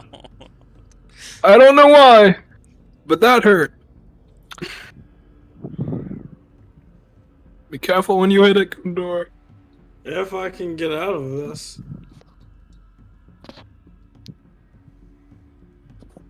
Okay. So, Zars, you don't have any more bonus action or anything, right? But yeah, no, that was all. That Oh, was oh, right, yeah. I bonus so action Shao. is inspired or not Shao. Yeah, yeah. Okay. I'm gonna move out from behind the pillar. So that's 10 feet, 15, 20, 30, 35, 40, 45. Smart move. And then I'm, oh god. So first question, I was hidden last round with a 21, right? Yeah, 21. Yes. So I'm assuming I have advantage. The question is if I No. do. No, because you left your hiding spot. And Well, you were I now have to leave my hiding spot to make the attack. right. Like I'm But moving on because- my turn. No, I understand that, but because you left your hiding spot and you're now standing literally underneath of a glowing torch in bright light. Well, no, I understand, but it didn't see me before I moved, correct? Because all of this is happening in like a fraction of a second. No, I understand that. Mechanically, the hide action, as long as you do not leave your hiding spot at that point, or you stay out of sight during your movement, then you will maintain advantage. So, like, if there was a wall and you did your movement behind a wall and then peeked around the corner to do your attack, then you would still have advantage. But you did cross 30 feet of essentially what is open space, where Jumped the creature up on a has line of 4-foot sight. ledge. Yeah, jumped up on a 4-foot ledge where the creature has full sight line of it.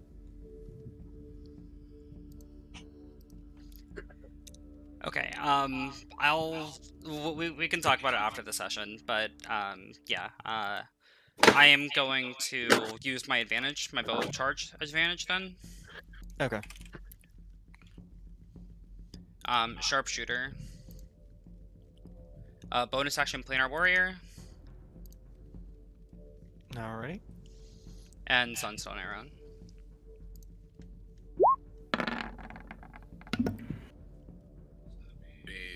It'd be a 15.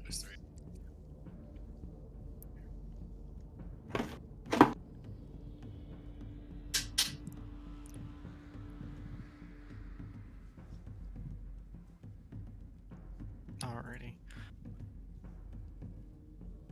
So, did you use the advantage on your longbow? Yeah, it's the 15. Okay, then 15 total. It's 3. then it would miss.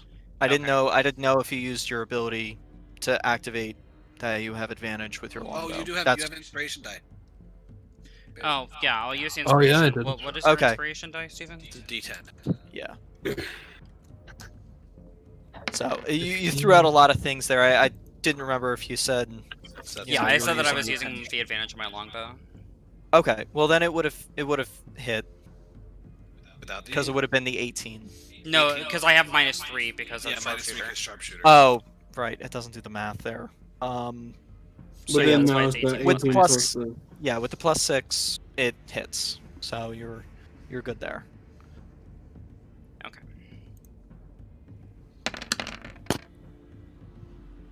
So 42 on the first attack. And that's all force damage.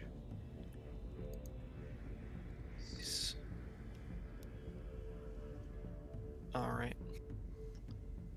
And then second attack, I'm going to use another advantage charge on the bow. Okay. You're doing the same And then thing. sharpshooter again. No horizon walker because it only applies once per turn. Sneak attack. I know I don't have sneak attack checks.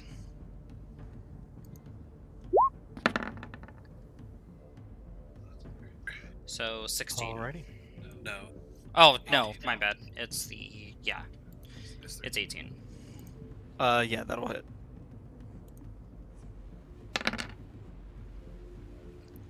And then that one is 29. Okay. All right. It's looking pretty rough. It's looking rough around the edges. It's bleeding from all these arrow wounds, and you can just see the blood dripping out of it. And it's kind of dripping along the tentacles, and they kind of just have this slick, wet, kind of octopus look to them. Alright, and that will be my turn. All right, Gundor, it's your turn. I want to try to break out of the tentacles. Okay. Is it a strength check? Yes, it would be a strength check. Okay. Because I'm raging, I do have advantage. Yes, you do.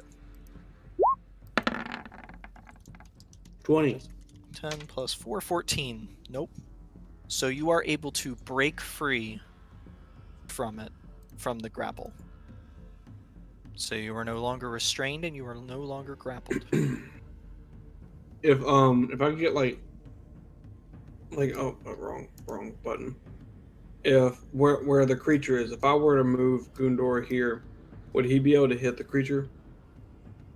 Like would he be like higher in the air? I mean, If you moved up onto that middle area, then yes, you most likely would be able to hit him. But you'd Okay. have to try to reach out to see if you'd be able to. Okay, I'm gonna move Gundor right there, and that's gonna be my turn.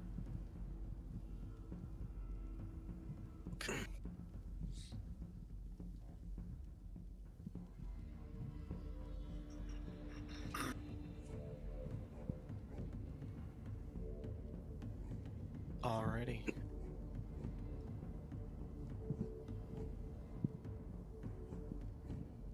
So, let's see.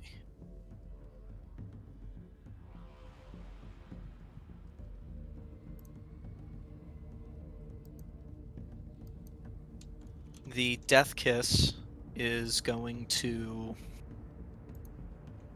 float. No, please don't make me do it again, please. Right about here. Oh man, Okay. that is the smartest play. And it floats up about another 5 feet. So it's practically touching the ceiling now on the top side. And it's going to make a tentacle attack against you, Zaris. Oh, Yikes. Okay.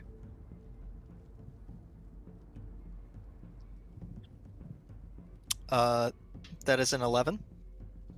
Yes. Okay. It's going to make an attack against you, Shao. Alright, it has disadvantage because of the protection from evil and good. Yes.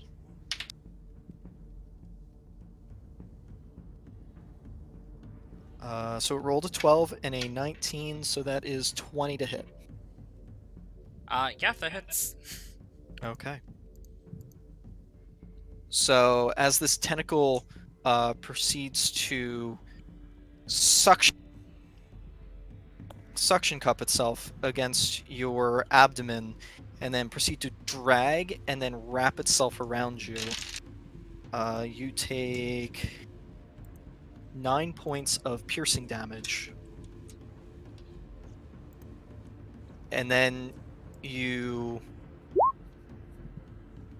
feel a course of electrical energy seek into your body. I need you to make a Constitution saving throw.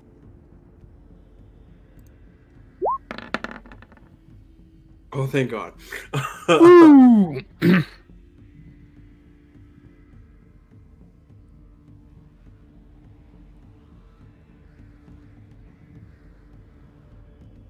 So you take 13 points of lightning damage. Alright, and I lose concentration. What were you concentrating on? Protection from evil and good. Okay. And Did it hit you with disadvantage? that's its turn. Yep. Yeah, it got a 20 with disadvantage because it rolled a 12 and has a +8 to hit. So it's your cat's turn. El gato. Yes. And so, because I can tell, like, communicate with telepathically, I can instruct her what. And seeing as the situation has changed, I'll telepathically instruct her to help Shao. So she will run over to Shao, jump up onto her shoulder, and provide the help action. Okay. Alrighty.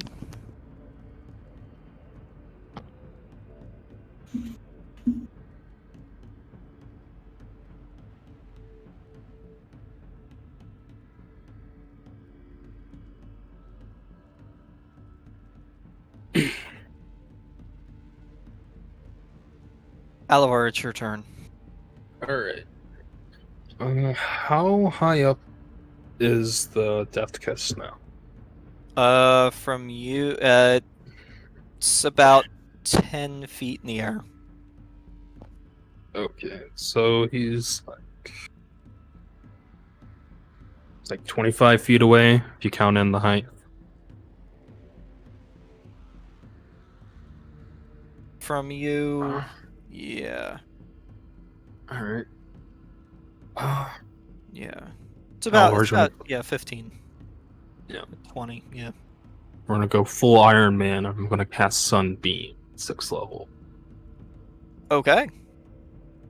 So Um, what saving throw does it have to make? That is Or is it a an attack? It's a Constitution saving throw. Okay, 16. Okay.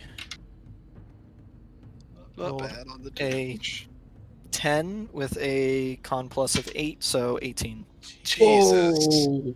Okay, it takes half damage. I really didn't see that coming. So that would be 14 points of damage. Yep. Okay. And By the way, I am like- concentrating on Sunbeam. My cat Alright. is now in this square. That's like, I would say, but like right on, like, just right next to Shao. Okay. Yeah. Meow.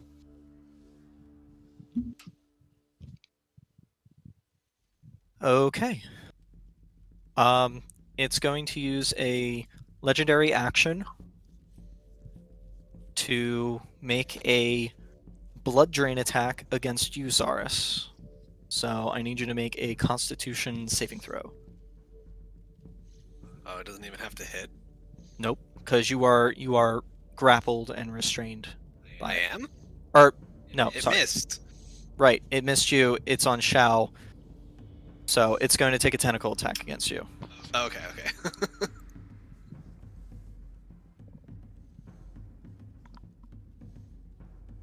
So that is a 10 plus 18. Miss. All right. And it just you block it with your shield. it's like inching every attack is slightly closer to my AC. So Zaris, it is your turn. Yeah.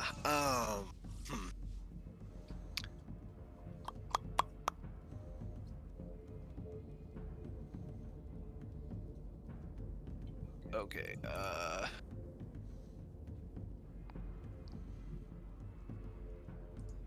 Yeah. We are going to try.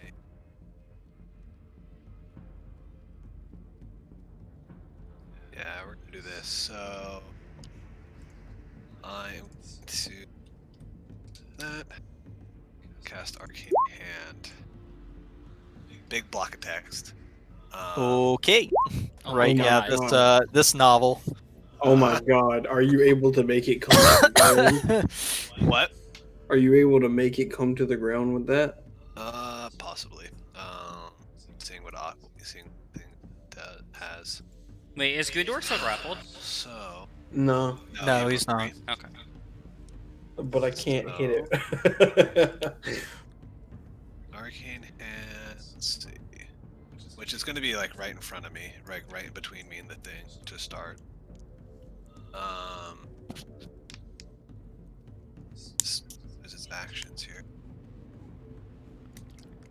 So yeah, so there's Clenched Fist, which is make a melee attack, Forceful Hand, push a creature.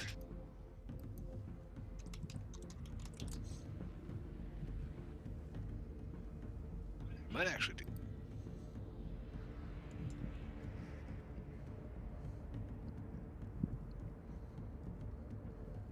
Okay, so that's what I'm gonna do. The hand is gonna float above the Death Kiss, and it's going to do Forceful Hand to attempt to push to attempt to push it downwards. Okay. So it needs to do a contested athletics check. Which I think Which- for yours is a 26, right? Yeah, so it has a +8. Plus 8. Okay. So let me I'll roll for my Arcane Hand. Okay. Well, I rolled an 18 plus 4. Fuck me. So yeah, so it won. So fucking the arcane hand forms above the Death Kiss, attempting to push it down, and the Death Kiss uses some of its tentacles to wrap around the fingers and then kind of push it away and off of the Death Kiss. Wait, is that a medium creature? Large. It's large. Which doesn't matter.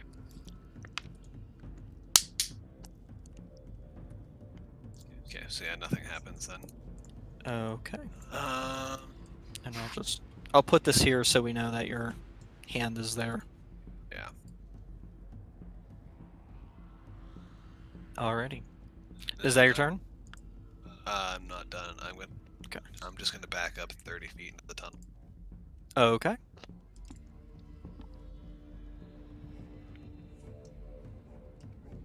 Alrighty. Is going to use the last of its legendary action points to do a blood drain attack against you, Shao. Okay. So, Constitution check. Constitution save or check? Save. Sorry. Yikes. Okay.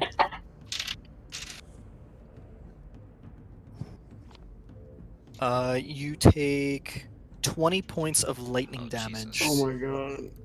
as Ooh. this attack connects, and you feel the life force being sucked out of you as you're being electrocuted, and you see the Death Kiss kind of shake and its eye kind of flutter and close as it kind of is invigorated.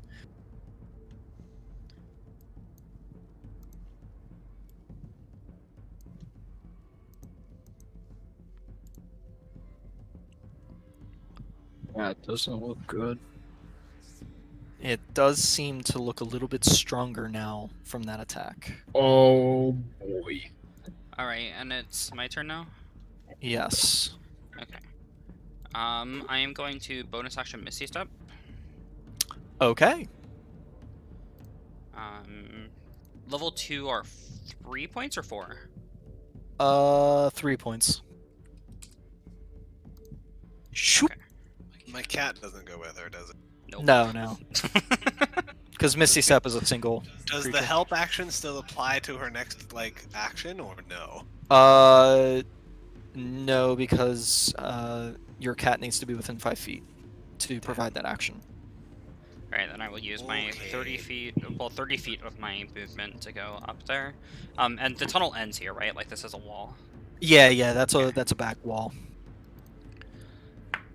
And then I will use my last advantage charge. And a sunstone arrow. And sharpshooter it. Okay. 25. Yeah, that will definitely hit. Ooh, what did I roll 1 on? Oh, 2 things. Yikes. Oof. 28. Yikes. Alrighty. 28. I mean, oh yeah, no, sorry. It's looking like it's like really freaking hurt. You can see it's kind of starting to have a hard time like holding itself up. Even that with that little bit of invigoration, it's starting to not be able to float. It kind of has to like focus on keeping itself up. Alright, and I will sharpshooter it again. Okay. Oof. It's a Ripperino. I need you to roll damage. Ooh, nice. Another 29. Okay. As you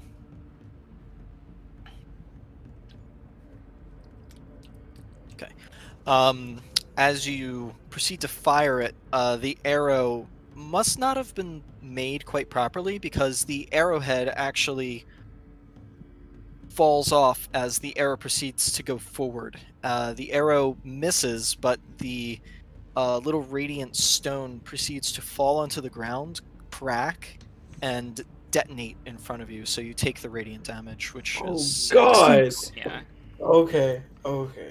Oh yeah, you didn't have advantage on that attack, huh? no.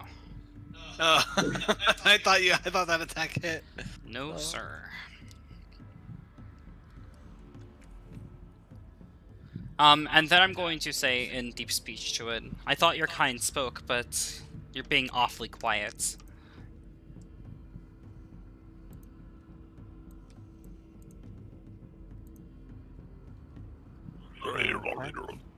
That's what we hear. Yeah, essentially. All right. Alright, and that's gonna be my turn. Okay. Gundor, it's your turn. I'm just trying to remember. Is it a bonus action for me to like put a weapon away and pull out something else?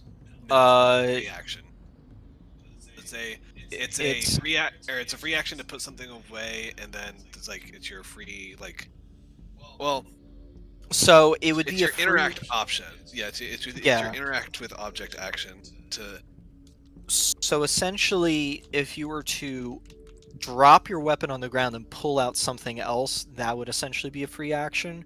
But if you want to actually like put something away and then pull out the other one, it would probably be a bonus action. Okay, I'll do the bonus action to put the hammer back on my back, and I'm gonna pull out a javelin, Okay.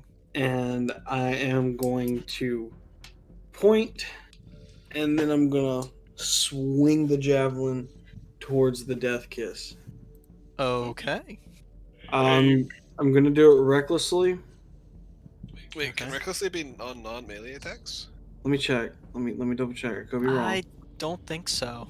I think a reckless has to be a melee I attack. was gonna say, but you do get to use your strength modifier because it's a thrown weapon. So Oh no, it says right here.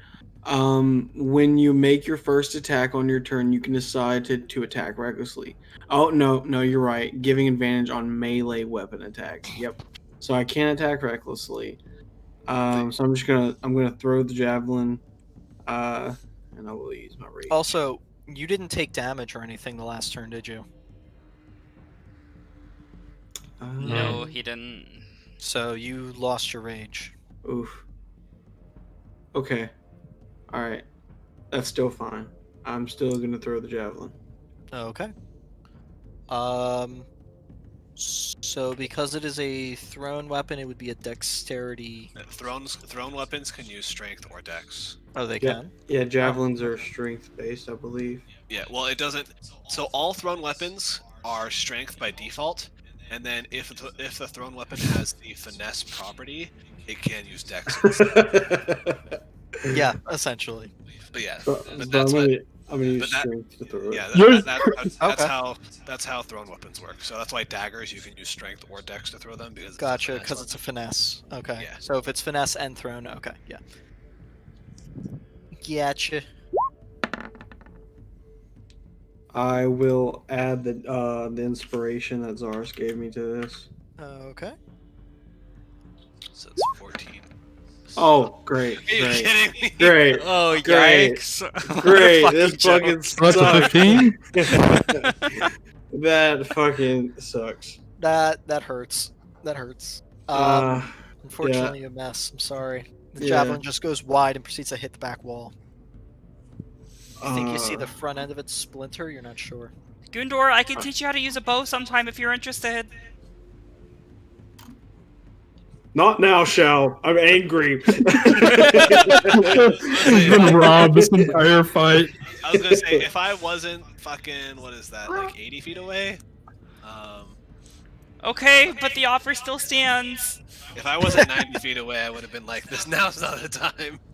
But, And he angrily turns back and looks at her and he yells, "Thank you!" And turns back. Gundor's gonna plop down and he's gonna move 5, 10, 15, 20, 25 feet over in this general direction. She's saying this while looking completely fucked up, by the way. Like, I am bloody as shit.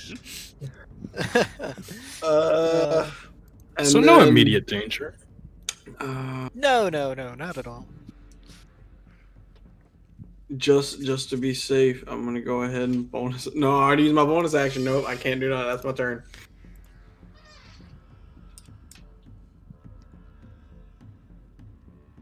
Okay. So it is the Death Kiss's turn. It is going to turn to you, Alavar. Oh, hi, Mark. Oh, hi, Mark. I did not hit her. I did not hear her. And it's going to go for tentacle attack against you. It Yeah. throws 2 of its tentacles at you, trying to grasp at you. I wish I could help. All Yeah, I can do is watch.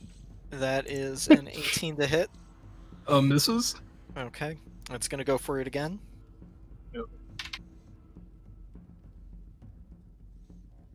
That is a 15 plus 8, so 23. Mm-hmm. How does that song go? The first cut is the deepest.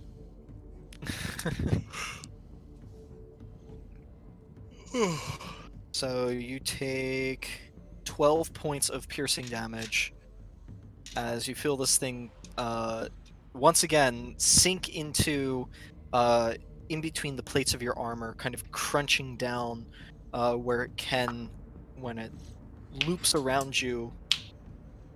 Now 2 of these tentacle mouth things sucking on your body, trying to get whatever it can out of you. It's going to use its 3rd attack to use a blood drain attack against you. So I need you to roll a Constitution saving throw. Oh, shit.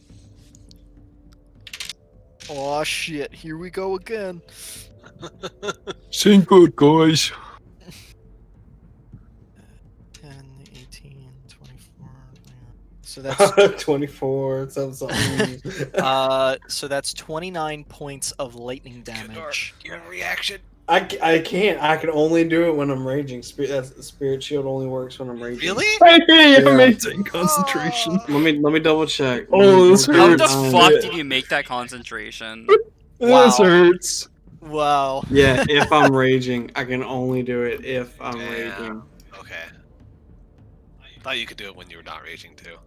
Feels bad. Alavar, I said not to let it grab you! Yeah, okay. It feels invigorated once again. It looks better than it did before. Oh my god. Don't No. you dare die on me, Alavar! Ruby's turn. We're good. Yes, it is your Kato's turn. I believe I can't see her, but I believe she is within 40 feet of Alavar. Yes. So yeah, she'll run over to Alavar and provide Alavar with the help action. Meow. Okay. So yeah, so Alavar has advantage on whatever his next attack or check is. Whatever Okay. Okay. his next D20 You're essentially gonna gets advantage. really disappointed in what I do. The Death Kiss is going to use its legendary action to make a tentacle attack against you, Gundor. Oh, fucking course he would. Wait, I thought he already had used all his legendary actions. No, He gets on top of each round. Yeah, each round he gets it. Yeah, legendary resistance is what it Yes. only can use per day. Got it. Which we haven't burnt any of those yet. But at the top of at If it initiative has roll any. 20, it regains all legendary actions. Yikes. Yeah. But not all creatures have legendary actions and Legendary You know, resistance. resistance. Oh. I really hope it doesn't have legendary resistance. Who knows? That is a 25 to hit, Gundor. Uh-huh. Okay, so you are grappled Uh-huh. and restrained. Join the pain train. Man, if I could just fucking hit it. And this is the worst part. You've locked me down. You made it to where I can't hit things, and this is how you defeat me. You can hit it while grappled, With disadvantage, yes. but reckless Um, attack. But he's not raging. But he but I could can- re-rage. But I could re-rage, yeah. That is 16 points of piercing damage. Yep, and I gotta take all 16 of it. The shell takes 25 points of metagame damage. First cut was the deepest. I've actually never heard that song. I have no idea what song you're referencing. I can barely remember it, but it's some old song. Let me see if I can find it. Okay. First. No. Is Oh. it Michael? Well, how much damage did Gundor take? Did he already take it? Yeah, I already took it. Yeah. Damn, you are healthy as fuck still. Yes. Yes. Well, I mean, I believe he has over 100 hit points. Everybody Yeah, else is like 150. dying and Gundor's just chilling. I'm okay Well, on health. I haven't. Yeah, I haven't been able to hit Zaris at all. I have a But, like, solution. Hopefully. I was just scared that the next attack that is against me will hit, because the first one was an 11, next one was a 17, the next one was an 18, and my AC is 19. Alright. So if the trend I'm gonna continues, use. Alright. I am gonna use 5 feet of movement, thanks to the freedom of movement, to break the grapple. I found it. That's what it's from. Okay. And I'm gonna move back here to where Shao is. And I'm going to cast Kitty Cat moves with on the shoulder. Kitty Cat moves with. Okay. Oh, right, yeah, because you did say that it was on the shoulder. Okay. And I'll cast Mass Cure Wounds at 6th level. Okay. That gets all 3 of us. Okay. Ooh, nice. 25 points. So each of Cool. you gets 25 points a hit. 5 points of hit. Oh, great. I said healing, but it cut off the end. I heard 25 points of hit. I'm like, what? I'm sorry for putting numbing cream on your face. I love you. The numbing cream's still in effect. Is it? I figured it would have ran out. No, by now. no. Yeah, it's Oh, long, it's it long is- gone. I think it only lasts for an hour, right? Yeah, it's only about an hour when you mix into a paste. Okay. That's all I'm gonna do.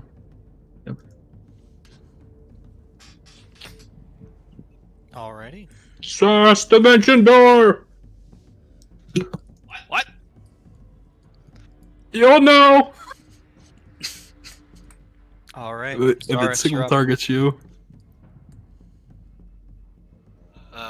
Yeah, so I will just use my action to. I think I'm just gonna do a melee attack with my arcane hand. Okay. So, where is that? Clenched fist, make some melee attack using game statistics. So it's a melee spell attack, so it's +8. So does a 24 hit? A 24 hits. That was 40 stage. Why do I keep seeing your spell points go down and down and down, Matt? Because 6th level spells cost 9 points, and I thought they cost 6. Really? Wow! Holy crap. That is some. That's really bad. What was that? Ones, Wow. twos, and threes. Yikes. 1, 1, 2, Rip. 3 for a big gigantic hand punching this thing. A whole 7 force damage. It Arcane didn't really, hand it passed didn't really out on- punch it. It just kind of like gave it like a small slap. Flick. Yeah. Oh boy, that was a. Do I have any bonus action spells that are useful? Yeah, the hand just tried to like flick it away, and it would act like a pinball between all the pillars and stuff. Healing word? Oh, so I can't. I mean, I can healing word. Yeah, you can. You haven't used a spell yet. you might as well do it to Although- yourself, I guess. Right. I'm okay though. Wow. Okay. I'm missing like 10 hit points. Save the points. Save the points. Yeah, I think that will be my turn. Actually, I will move as far back as I can. So I'm gonna move back up, go over here. Okay, so you're backed up against the stairwell now, Yeah. as it leads up. Gundor, it's gonna use its legendary action to. I need you to roll a Constitution saving throw. You got it. You got it. All right. As the electricity courses around you, you manage to just push back against it. It doesn't look like it got much out of you, but you take. So you take 8 points of lightning damage. Okay.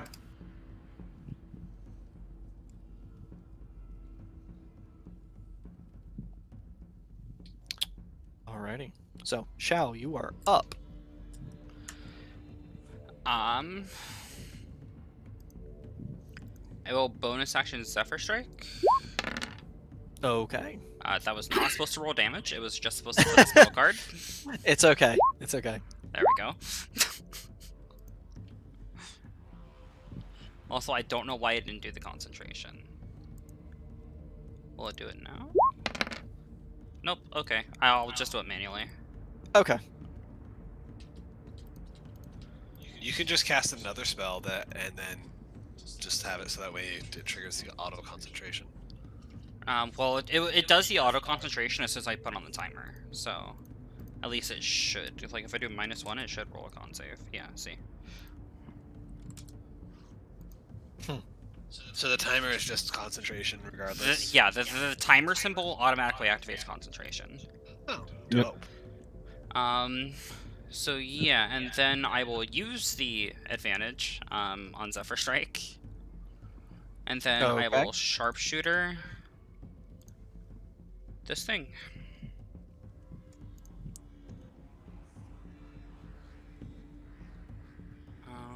I have fired 5 sunstone. I've been forgetting to keep track, but I have a shit ton of sunstones, so there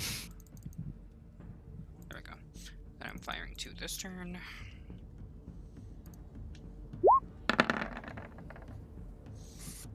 Uh, 25. Yeah, that'll hit.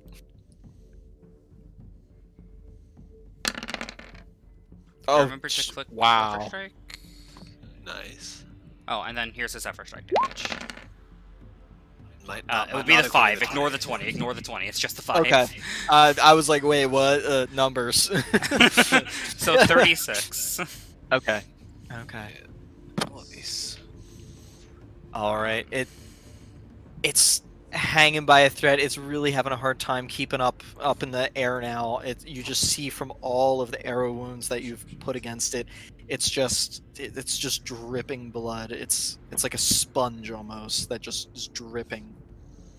I'll just say to it in deep speech. Any last words?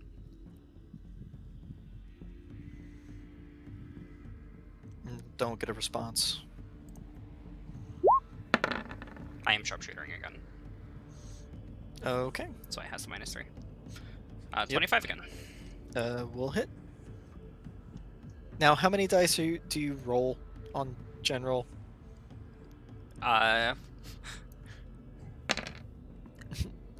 find it doesn't out. matter. What? 1, 2. No, that's 1. 2. Just two. One. Just 2. Oh, Two? 4E was bad. Yeah, I know, right? So that's 32. How do you want to do this? I just want to like shoot it like right in its like middle eye, and I want the arrow to like go all the way through. Okay. So as you don't get a response, you let the arrow fly. Almost in slow motion, it proceeds to go through the center of the eye as the eye goes wide. And you just see this gout of blood, almost as if there was like internal pressure inside of it that just released this huge burst of blood behind it. The back pillars and these large metal tubes with windows in it are just coated with this large splatter as the whole back end of the Death Kiss just detonates, essentially. And it proceeds to fall onto the ground with a sickening thud. You know, when I said it would be adventurous, I wasn't expecting to run into something like this here. I'll say as soon as it falls onto the ground, I'm gonna like start running back over, and I'm gonna say, like just once I get to like here, I'll be like, I'll just yell out, "Can we go home now?" Oh, And I'll let go of concentration on the arcane hand as well.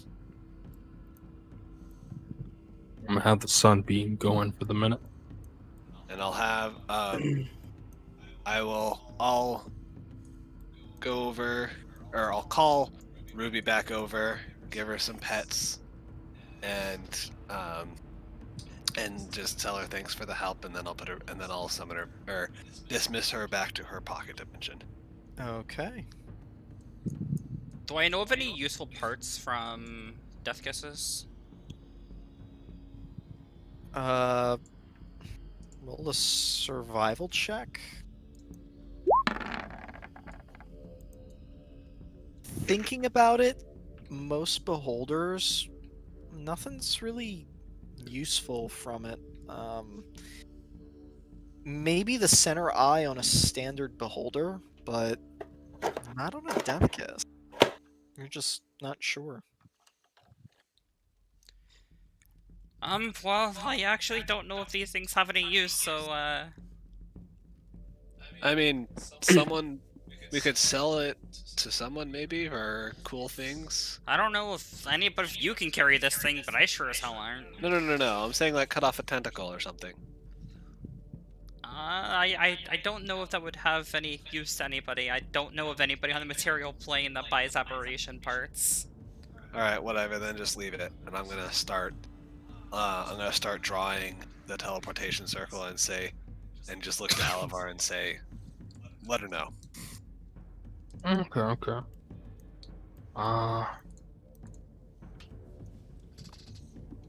Do you think there's any cool stuff around here? Maybe it collected anything. Are Death Kisses known to have Sure. words? No, not really.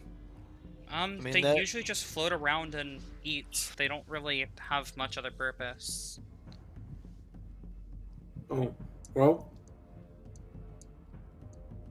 Let's see if we can head back to where we need to be then. 'Cause I need to Yeah. turn this flower back into the village.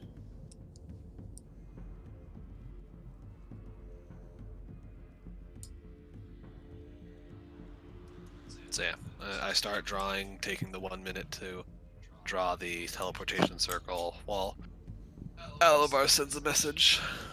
Yep. I'll let Sonala know that we're coming.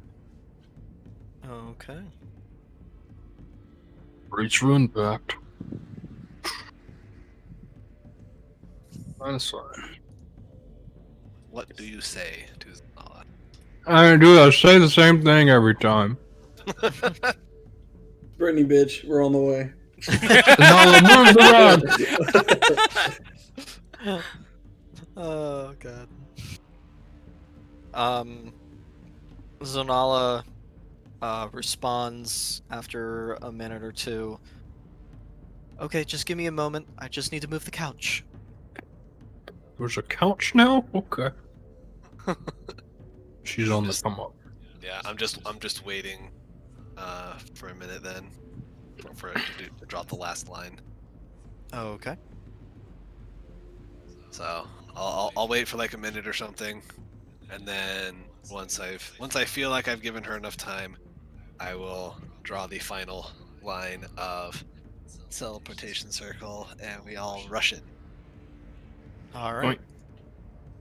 The same purplish pink sigil as the last line of chalk is drawn, just Oh, thank God. all four of you, those that are standing on, instantly teleported. For the others, you guys hop into the teleportation circle. As this is probably the farthest distance you've actually traveled. The amount of time in between realizing your new location is longer than you expect. Usually it's instantaneous. This is about a second or two where you're kind of like in this almost like demi-plane almost of just shimmering energy around you that kind of lifted kind of when you're on a roller coaster and you're just kind of like floating in that space before the drop. It's that kind of same uneasiness in your stomachs, and then suddenly boom, your feet hit the solid ground again as you are now within Zonala's shop. Oh my god. Really bleeding out onto the floor. Oh my god. As soon as we get there, I'm just gonna like find the nearest wall and sit down and just like kind of put my hand or my head into my hands and just be like, oh, thank God we made it. Another mass cure wounds for everybody. Why not? We shouldn't have any more combat today. I didn't hit anything. That puts me back up to full. I didn't do much either. It was all show. Okay. Well, I can tell you guys that if we're going into the other planes, we're going to be fighting a lot of things that can fly.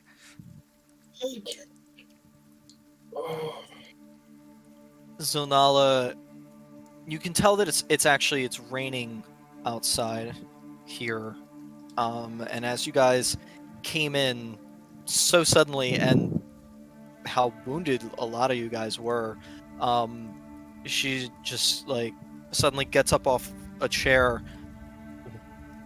What happened to you? Are you okay? We're fine now that we're gone from wherever we were. She runs over to Alivar and just kind of like looks at you before you're like through your casting, and she just kind of like pushes you over and kind of like looks you over. What the heck caused these wounds? We ran into a death kiss. Yeah, what Shao said? Beholder? Or whatever Sorts? that is. It's a type of beholder. A death kiss? Where did you run into that? Some In a place. Place called I forgot the name of it already. I'm so sorry. Yeah, hold on. I know the city. I just have to. It was some pull it up. place in the Abyssal Badlands. The city name Well, escapes me we at the don't. moment. No, Run? we don't know it was in the Abyssal Badlands. Wait, don't we? I thought your history check showed that. It was Fall Run, Yeah, right? yeah. You guys knew that it was in the abyssal or, Yeah, or okay, your the history check ethereal was enough for badlands. that. Okay, Yeah. Okay. The ethereal Badlands. I'll correct myself. Yeah. How, City how of the Fall heck Run. did you end up there? Last I knew, you were north of Nohaden. Oh, we were. We were. But we went on a quest for Gundor's trial, and then we teleported out using my necklace. And then when we tried to teleport back, let's just say I missed the area. Yeah. Long story short, we went to the Feywild to get this magic flower, and once we picked it, we got trapped in the Feywild. Tried to get out using Xiao's necklace, and it wasn't as accurate as it was in the past. Xiao's necklace? Can I see it for a moment? Sure. But same amulet you saw last time.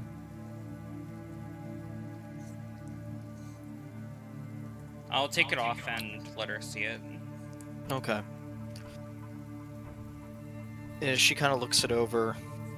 OPRB. She's just kind of like reviewing the runes on the back of it and whatnot. Kind of feeling the metal.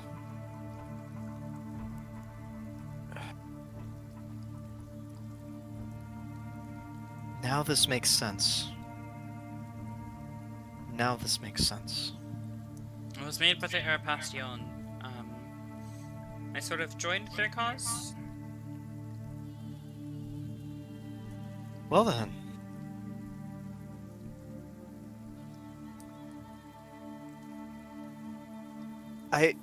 Looking at the type of enchantment that it is now, it's... I didn't recognize the runes before. I knew it was close to teleportation, but this is plane shift. Being able to move between vast amounts of space and time, reality, quickly, almost instantaneously. But I didn't click until now with what you meant.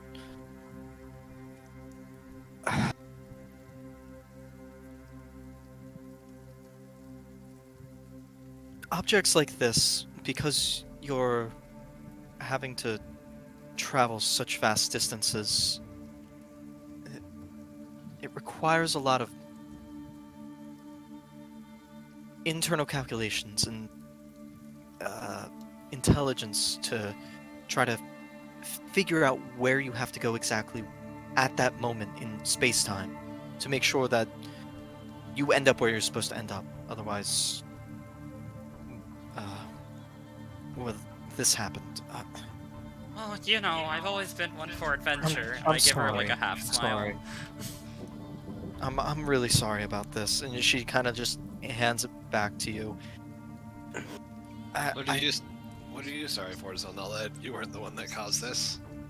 I understand that, but if I was able to give you better warning, then maybe I could have prevent this from happening to you.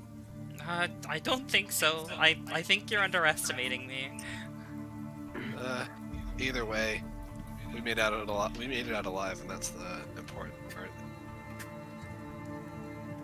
Zaris is right about that.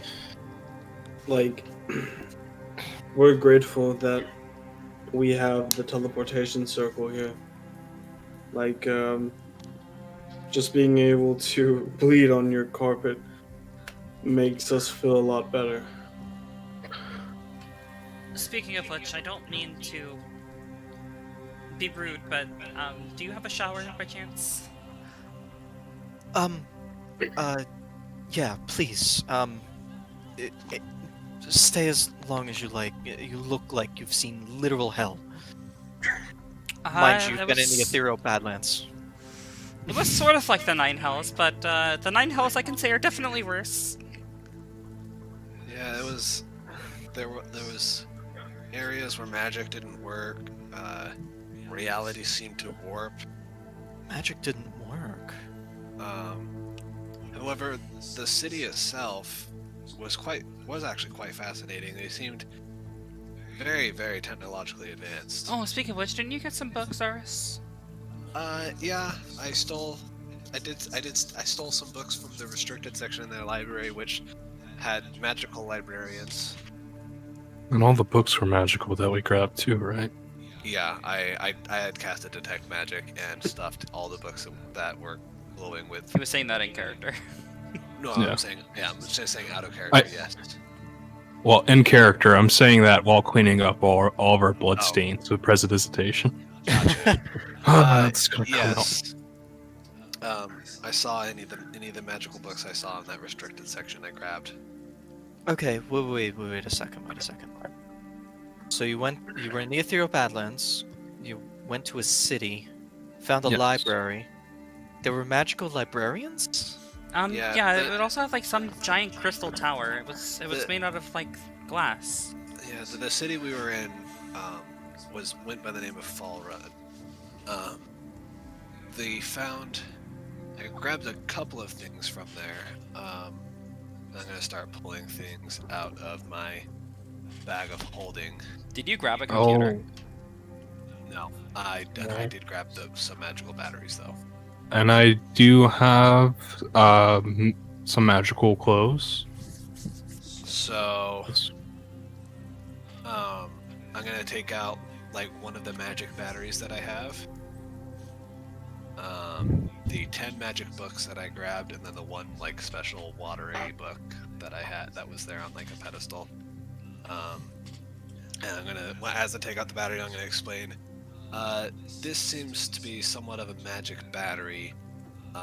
Everything in that city seemed to run on magic. The librarians were made out of wood that seemed like they were enchanted somewhat.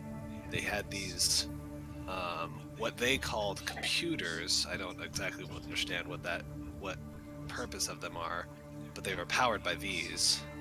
And they, from what I can tell, there's just raw magic energy inside. She takes a cylinder from you and she kind of like shakes it up to her ear a little bit and kind of looks it over.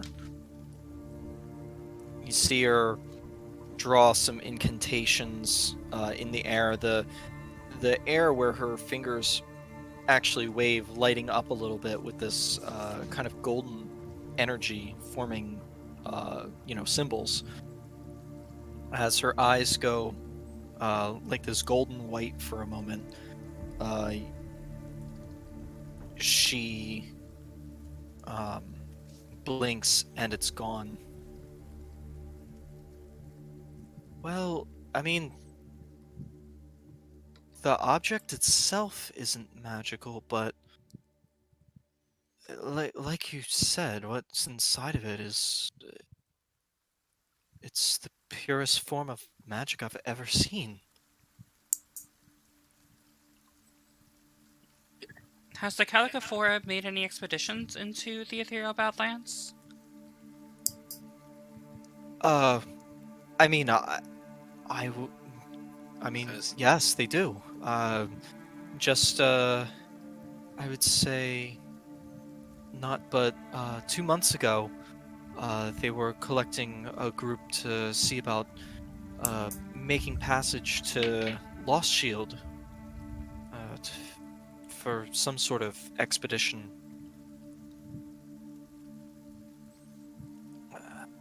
They wanted to recruit me as well as a few others, but I wasn't interested in even considering going there. I'll go to the Great War cities, but not to the actual Badlands themselves. Well, as you've made clear, adventuring isn't really your thing. Exactly. But we can bring you all the stuff we find on our adventures, so you don't need to worry about it. Which is why I like you guys so much. You let me do my research and, you bring back cool stuff for me to look at. Well, anything out of this seem cool to you? I mean, the cylinder, definitely. I definitely want to do more research on that, but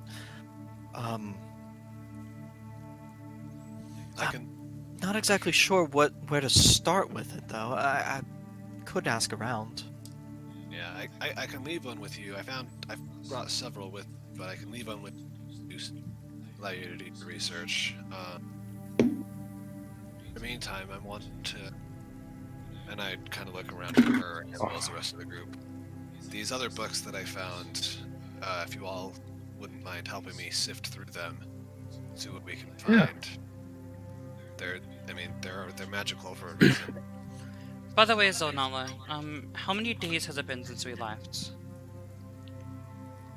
Since you left, We did some planar travel, so I just want to make sure that the time is right. what was the last date that you remember? Oh. Before we went into The last day that I remember was Tarsak 26th. Tarsak 26th. Okay. Was that before, like, the day of you entering the Feywild? Yes, it was. Okay. Do you know how many cycles you were in Fall Run? I think we didn't spend. I don't maybe think more we than even spent a day. single day there. Okay. We got there. We spent the majority of the day there and teleported here. Okay. If it was day there, then it was night here, and Wait, okay. we did spend one day in Fall Run because we camped, right? No. We never rested. Sure, when we got didn't. there. Yeah, we never rested. Okay. No, we never rested.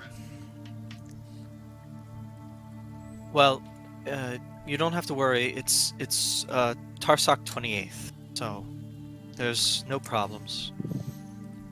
Time probably got all weird. You've probably been up for 36 hours or something, because it was nighttime here when it was daytime there while you were up. I mean, you can clearly see the sun is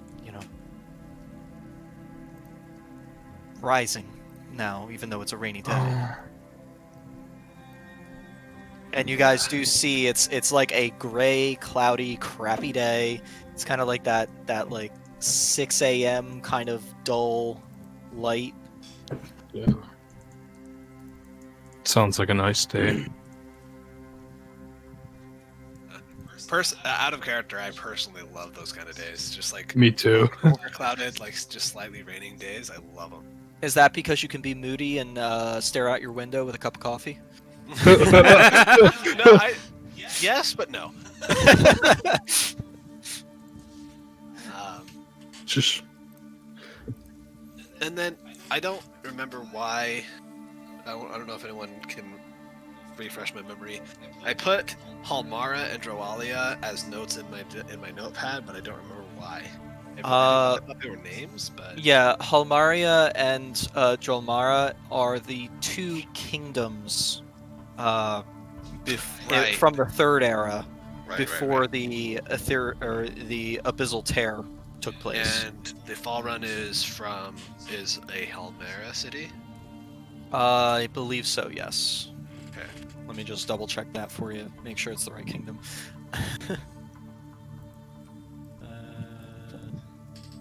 Regular Erudis, because that's where all the lore is. Alright, I will be right back. Got me a cookie? Got me a cookie? Yeah, well, you got me a cookie though, since you're getting up. The Ethereal Badlands is Halmara, yes. Yeah, from what I remember, the location we were in was part of the Halmara civilization, and everything there, beyond my imagining. In this large tower that we found the batteries in, there was this moving capsule that could take you up and down, all again powered by this just magical energy that they have. Well, That's that they would have had extremely everywhere. interesting. That's incredible. I mean, I know the gnomes have, great magical constructions like that, but for entire cities to be like that, that's amazing. Yeah, I couldn't believe it. If I didn't see it with my own eyes, I wouldn't have. And yeah, as for those librarian things, I have no idea how those are even still functioning after all this time. I mean, they've been there. It's been 800 years since the calamity happened, and they're still somehow functioning. I mean, what did they look like? They looked like they were floating, like they looked kind of like mostly humanoid, but they were made out of wood. Hmm. They acted like a robot kind of thing. Construct almost. Yeah, something like a construct. That's interesting. Well, I mean, constructs have been known to survive even thousands of years if they have some way to maintain themselves or whatnot. Yeah, So, I would have brought one of their so-called computers back, but they were quite heavy. yeah. Well, maybe on the next one, and hopefully you'll be a little more prepared and, less taken by surprise on your next visit if you decide to ever go back. I can Yeah. understand why you wouldn't want to. Well, the only thing I'm worried about is I don't understand why there were areas my magic did work, there were areas my magic didn't work, and I don't even know how I would get back. I don't even know how we would get back over there. Sailing by boat would take months. If my memory serves me correct, they were using spellcraft during the war, at least the early points of the war, that were incredibly powerful, extremely powerful, things that, I mean, single spellcasters really weren't capable of. I mean, you're talking about spellcraft that's beyond the capabilities of even a wish spell. And I mean, things such as the wish spell, as you know, bend reality, but I mean, I couldn't imagine going past it. I mean, Do you think these spells could have used up all the magic in an area? But then, even then, Weave would have replenished it, right? well, I mean, over time it would come back, but naturally replenish from the natural cause and order of the realms. But I mean, the weave itself could even be destroyed.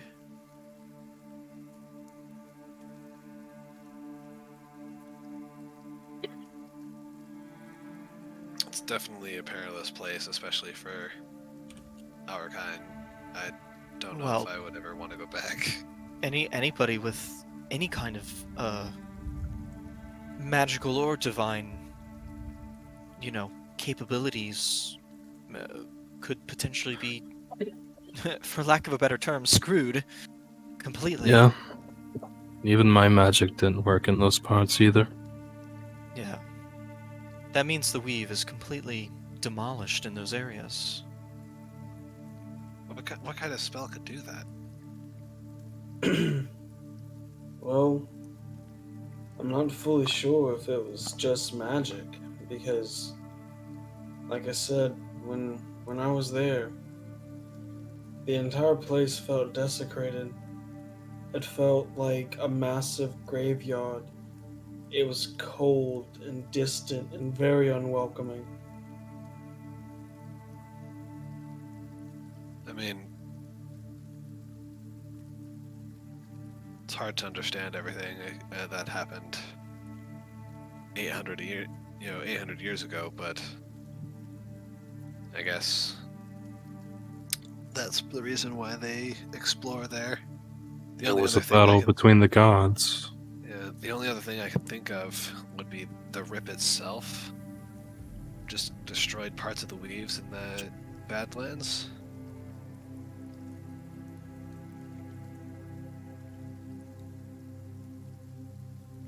Assume so.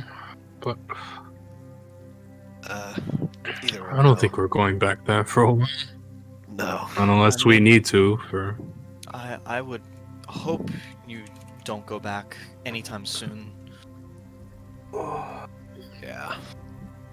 Right Uh, now, I just don't remember what city are we in right now. You're in Calbic here. Yeah, Catholic. count back here. Oh, great. Mm-hmm. I'm far away from where we need to be. Yeah, we can get back up there. We It need is. some sleep. Yeah, we need to get And back up. if you need a place to stay, please feel free. My house is your house for the evening. But I mean, going back on the whole weave being destroyed thing. Yeah, the weave has to be completely destroyed. It would make sense because they were using spells well above anything more than the wish spell. Powerful enough spells can damage the weave. Well, I mean, there's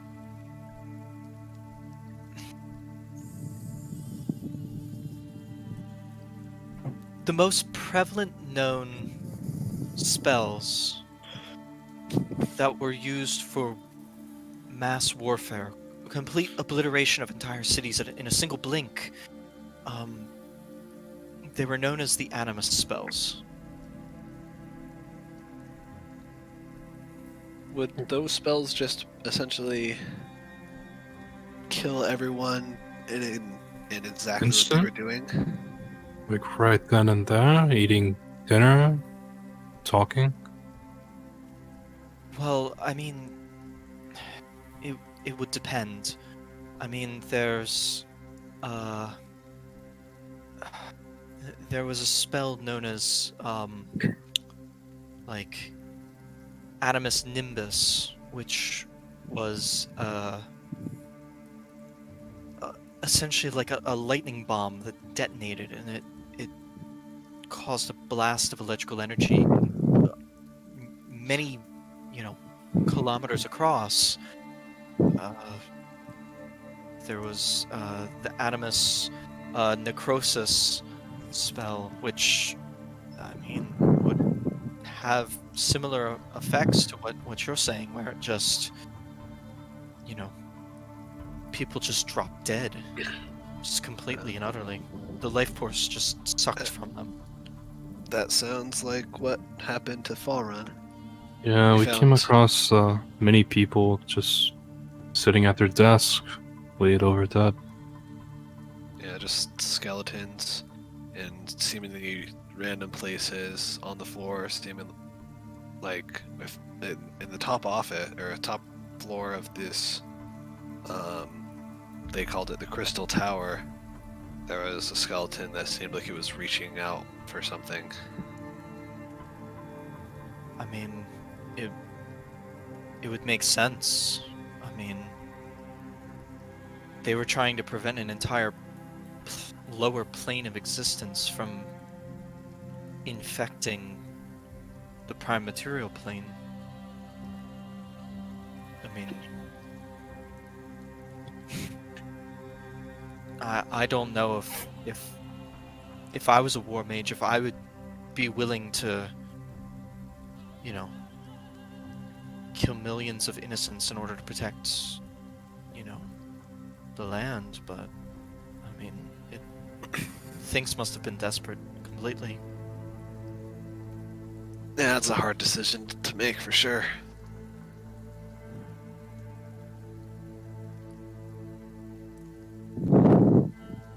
But besides all that, there are many high-level spells.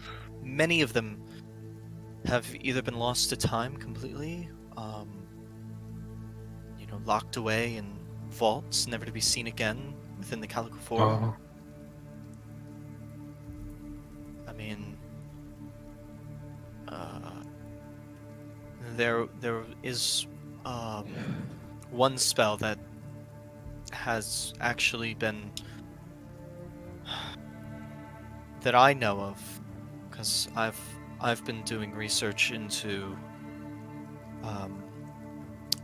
liches and maybe ways to find them and destroy them, as that's one of my main focuses with the Calicophora is the prevention of necromancy, especially with the necromancy wars that happened throughout New Haven. But there's one spell in particular that I know of. It's Almvor's Fragmented Phylactery.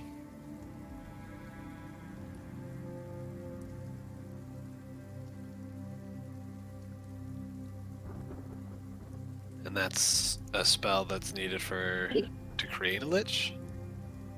Not create one, but protect a lich even further. Instead of having a single phylactery, they can split their phylactery into multiples, so that even should you destroy one, they can continue to come back.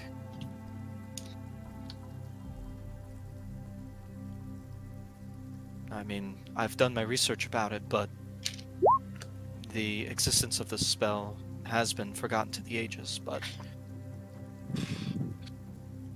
I'm not exactly sure what I'd be able to figure out with that. well, you did break into the restricted section of the library. Let's see what we found. Yep.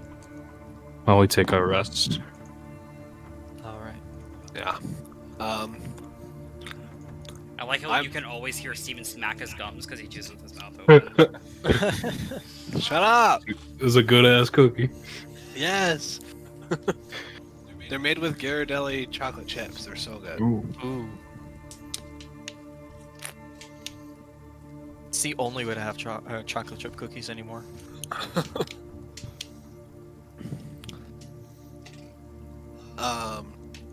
So yeah, I'm gonna start with like the watery book. Okay.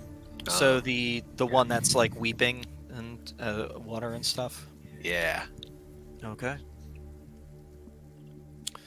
So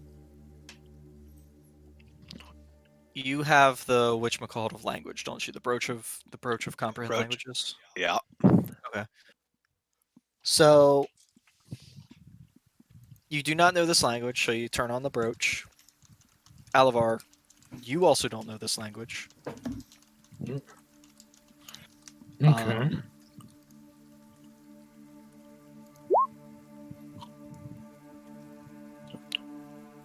The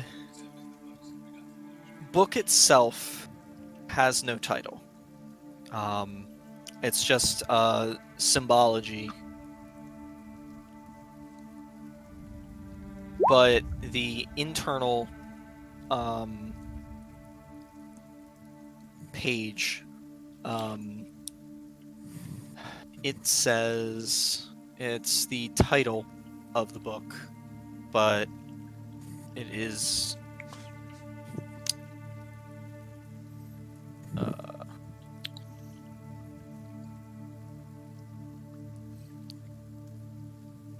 me pull this up.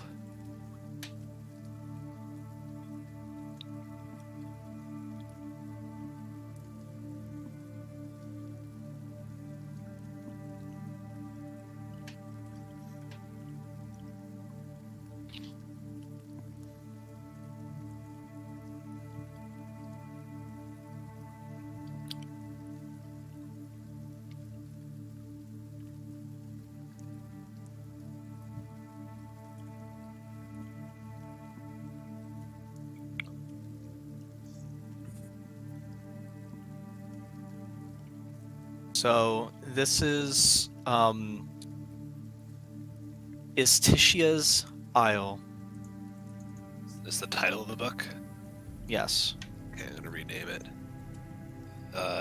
ISHTI. You actually have the spelling in your Pantheon thing. Oh. Erudis Pantheon. Oh, she's a god? Yep.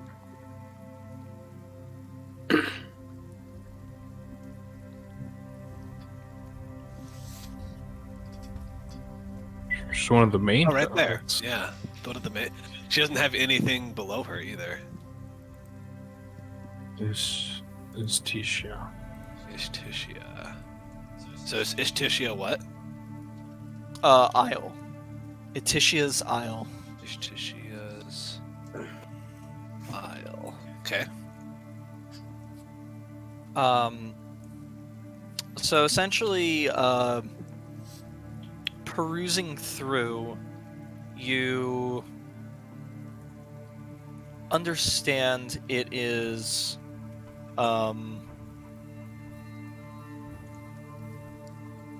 it is essentially a worship book of Ititia. It talks about her rise from the creation of the world. What is Ishtitia the god of? She's the goddess of water. Okay. So it essentially, this is essentially this entire book. It's like the Book of Genesis from the Bible, but from the water elemental kind of perspective. So it's the creation of Erudis through the eyes of Ishtitia? Through all of the realms, through the eyes of Ititia. It talks about how there was nothing except for mana and the all flow, and how the weave was just empty, and how one day there was a ripple, and that ripple got larger and larger, and across that ripple became the formation of matter, the basis of matter, and goes further and further. You know, the initial creation of planets and the splitting of realms into the multiverse, and you know how the existence of different planes had to be separated from one another due to immortal and mortal creatures fighting over rights to this matter, and through that some rose to power, but only 5 rose to great power. They were Adkai, Akarai, Ititia, Grumbar, Kasuth, and Asgaroth. Each of them imbibing and imbuing themselves with one of the main forms of matter that existed at that time. Being able to control one specific thing gave them more power than the rest and allowed them to create followings and whatnot. But Asgaroth was different. He cared differently for all of the creatures. He did not care about the matter. He did not care about those creatures that were that matter, who focused in that matter. He cared about everything else. He wanted something greater than that. and through a ritual, he split himself into the existence of the other gods. Zurquan, Morden, Corleone, Halor, Arathis, Sylvanas, Shantae, and Kelmavor.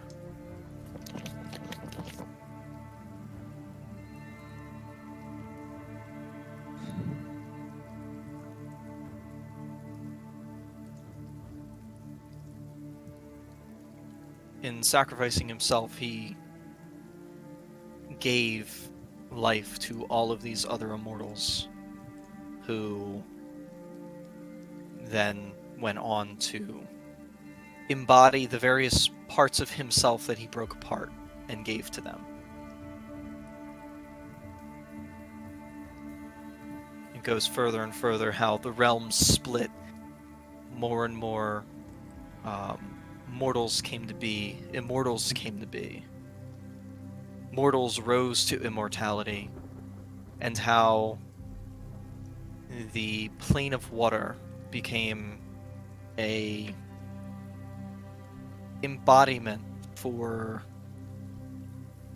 the unknown, the lost things that it would consume, the water that would wash away everything and start clean again.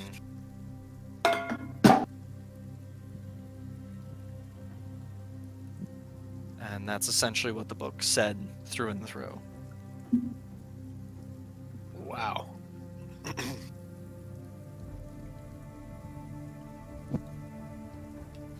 That's a kind of perspective you don't get on the beginning of the world. Yeah.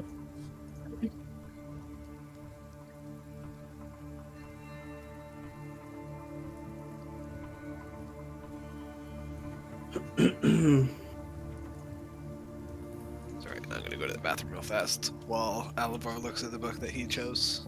One of the Okay. 10 Or- magic books that was, Oh, no. brought along. Yes. Probably pick the first one I can read. Yeah. Yeah.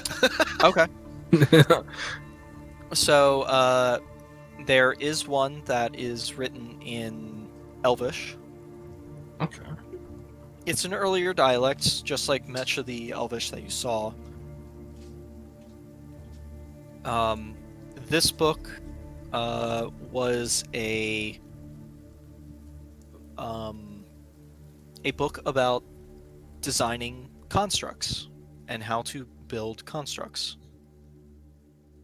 It kind of talks about the inner workings and how to intertwine arcane sigils with material to create things that are capable of imitating life and performing simple tasks.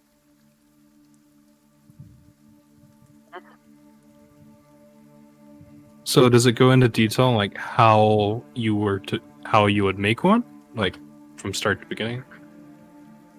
It's essentially an instruction manual.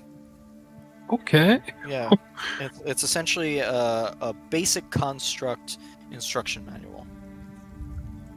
Alright, let's just start. Anyone else? Yes. It doesn't specifically focus. It's not a golem construction book. It's not one of the ones for constructing a golem. It's for constructing similar constructs to what you saw in the library, actually. Okay, so like personal, Humanoid. task. Yeah. Yeah. Make those bitches have them around the guild. Yo, And it's that's what and I'm it's saying. Yeah. Yeah, we could have a guild. Bruh. Like, That's what I'm thinking. Like fucking like costless labor. okay. Because we could. Oh yeah. Yeah, free Oh labor. man. We might not need to hire anybody. As you're kind of flipping and reading through, you're seeing the various anatomical descriptions. There are drawings of actual like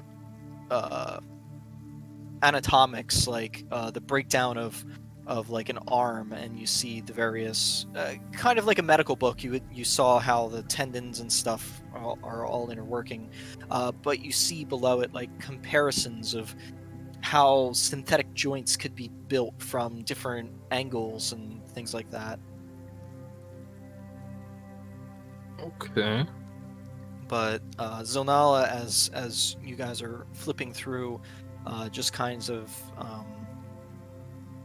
looks and she says,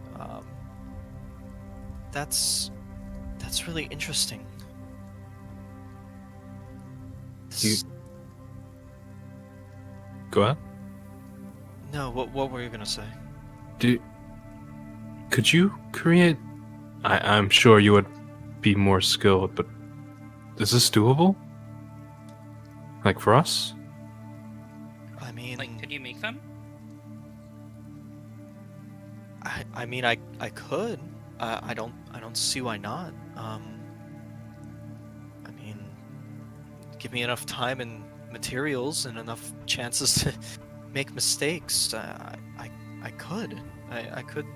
You know, this is essentially a blueprint book of any of these constructs. Well, that would be great. You know what? If we provided you with the materials, you said that you could make these. That's actually amazing. Well, Yeah. what are the materials, though? We would have to fully read the book to understand the cost of everything. We're just simply flipping through Gundor. We're not actually reading through. It'd take probably a couple weeks for me to at least understand what to do. You can go ahead and take it, at the very least. Are you Might sure? not use. I mean, we're definitely not going to use it anytime soon. I understand that one. All right.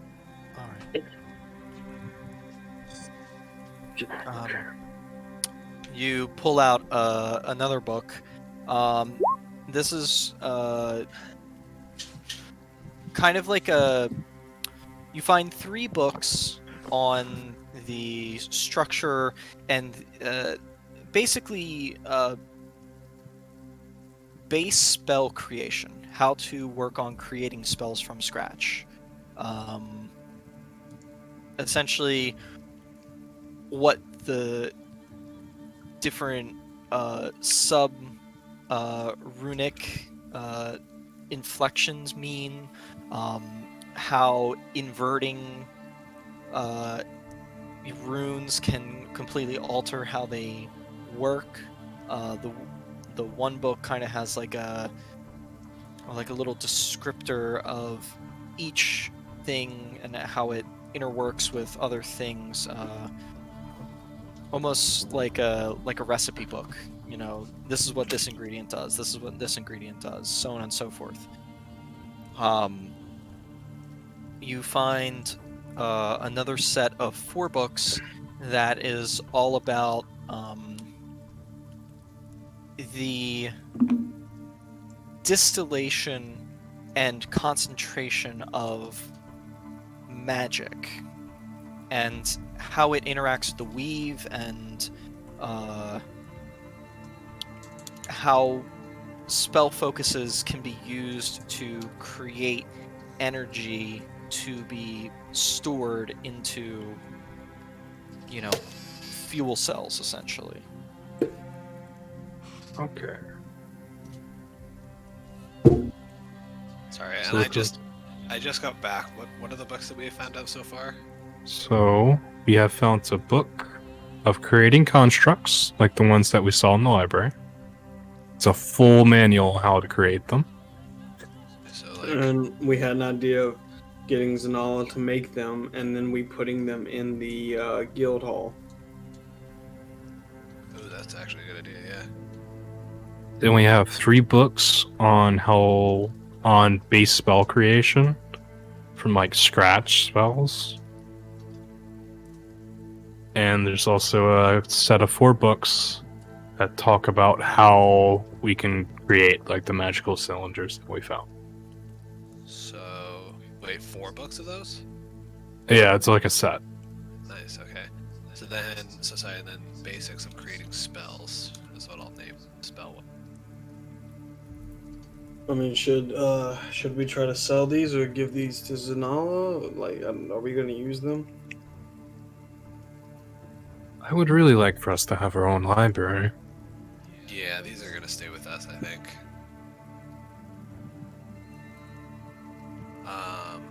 Then. So then there was 4 books on how to create the magic batteries. Yeah. Okay, so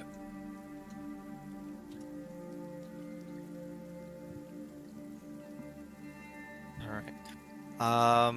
So you did the I water believe books. So you only have 1 book left because you picked up 10 books. Endor? Shao? Who can read this one? I mean, I'll there was try. the I can try. There was the water. I thought there was the water book and then 10 more, but the water book is part of the 10. Yeah, the water book is part of 10. Got it. Sure. So then that's 1, 2, 3. Then that's 4. Yeah, so we have 3 books left. Yeah. I mean, if the book is if the book is in one of the many exotic languages that I know, I will happily read it. Of course, of course.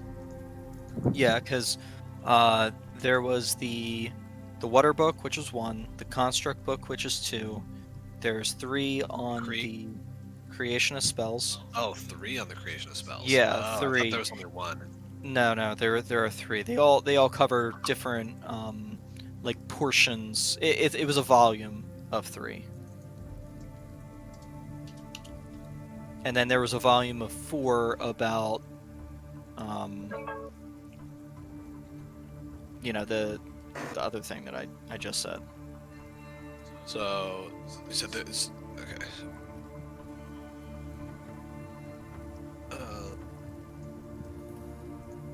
Magic.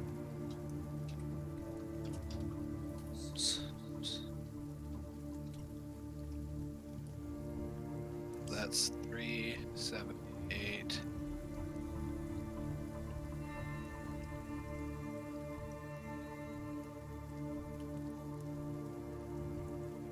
So yeah, so there's only 1 book left. Yes. This book is a detailed writing of a spell and What language its is it? creation.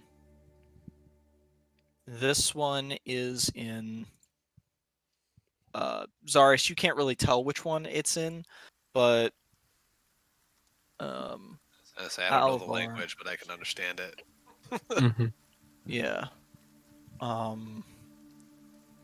This one is also in. Let me just make sure who can read it.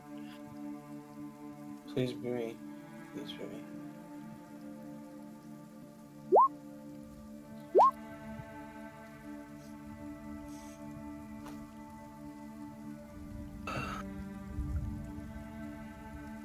This one was in Gnomish.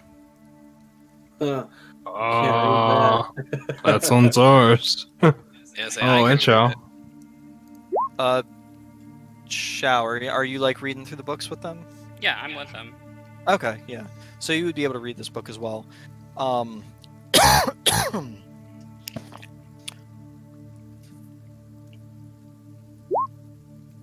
So the spell that it talks about is known as imprisonment. It's a whole book on the spell. A whole book. It's not a very big one. It's almost like a dissertation. Probably about 100 pages or so. But it talks about you know, the intricacies of the statuette required, the, you know, different components required for different versions of the spell, as there's many.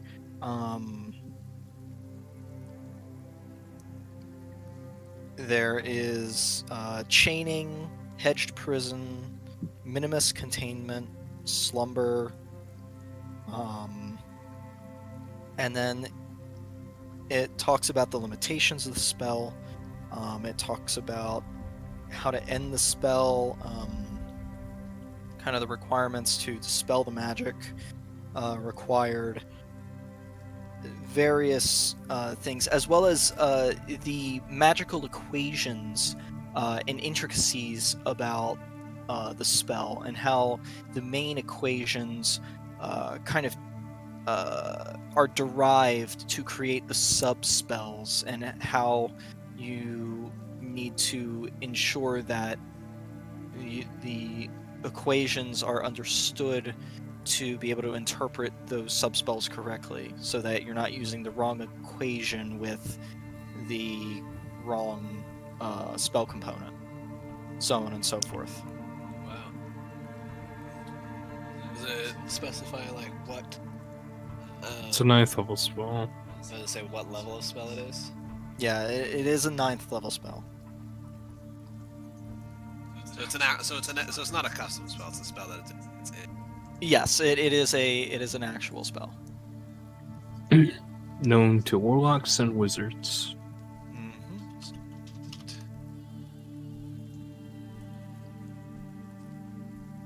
It's a really cool spell. So does it just... Holy caboodle wall of text. So is the actual spell like in the book, or is it just it talks about like what all the spell can do? I'm assuming it's like a very it's a very lengthy description of how to cast it, what it can do. I assume. Yeah, essentially. But were I able to cast 9th level spells, I assume I'd be able to learn this spell from. Right.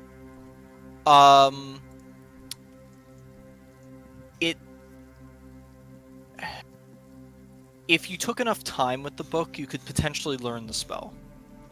Much of the stuff here is like, it's not the entire equation by itself. It's got a bunch of the little pieces kind of being derived from start to finish throughout the book. It doesn't give you everything all at once. Here's the spell. But if you took enough time and you had enough intelligence, you'd be able to figure it out, put 2 and 2 together, and utilize the spell. That's awesome. First of all, that's cool.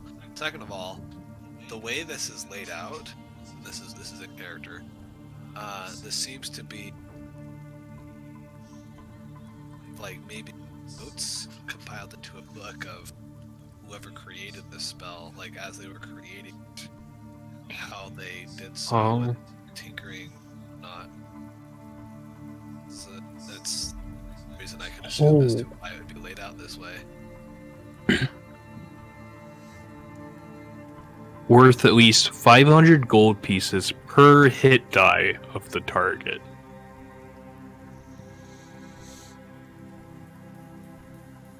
Oh boy.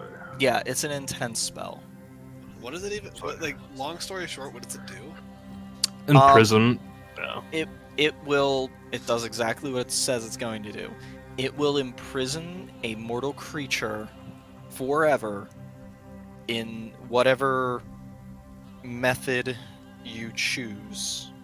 Whether it be buried underground, chained, sent to like a demiplane, or be put in a diamond. How do you break it? You need to utilize a Dispel Magic as a 9th level spell. or, probably a wish spell. Dispel magic. Yeah. It's hard. Also, a condition can be, and this is in the book too, a condition can be specified to end and release the target. So the condition can be as specific or elaborate as you choose, but it can be based on the creature's name, identity, deity, but it has to be some kind of observable action or quality. So, And- like, I can imprison Tiamat, and until she, and then like, the And- imprisonment will only release if she ever becomes like good. Oh, you can go full Itachi. Okay. Yeah, essentially, go. yeah. That Wow, kind that's of that kinda kind of crazy. thing. Yeah. Do not leave this jail until you are good. But it does it doesn't necessarily specify in the spell name, but it is mainly focused on mortals, as immortals need other means of imprisonment and things like that. Gotcha. But yeah, that's really that's wicked. Am I right on that though? Out of character, or maybe Are in you right on character? what? That this is kind of like the notes on creating, on like how the spell was created. This like so in depth or whatever. Yeah, essentially. It's kind of like, hey, here's the spell. This is kind of how it's broken down. This is how it works fundamentally. This is why it works fundamentally. This is how I'll put it all together. Wow, that's cool. Yeah, so. It is a true college textbook. So the books that we have the, as I have them labeled, Construct Manual, Basics of Creating Spells, Volumes 1-3, Magic Batteries, Volumes 1-4, Spellbook Imprisonment, Ishtishya's Isle.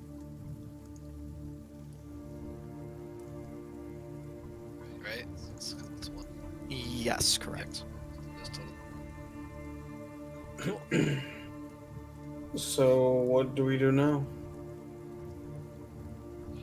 Well, for now, I recommend we all get some sleep. Yes, I highly recommend the same. Please, you all are still covered in blood. Come with me. Come with me. I'm sorry. We got all caught up in these books. Well worth it, in my opinion. She goes to the back end of the room, how it's kind of like a circular shape. And you now notice, as she puts her hand up to the wall, that there is a kind of glowing doorway that kind of unseals itself, and as she pushes in, the wall gives way like a door, and you can see a room in the back. Magic door. Please, come in. Come in.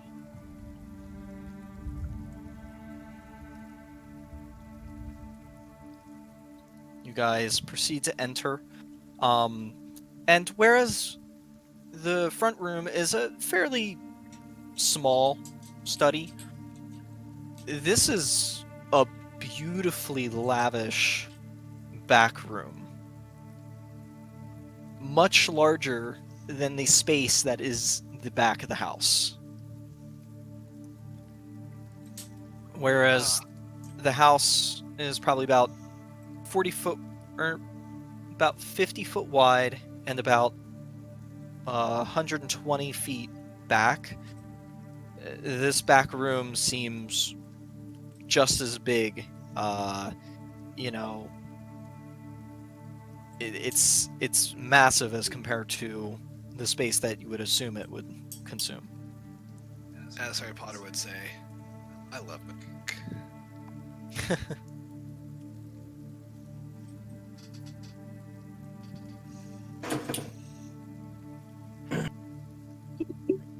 That was with that minus the Harry Potter part.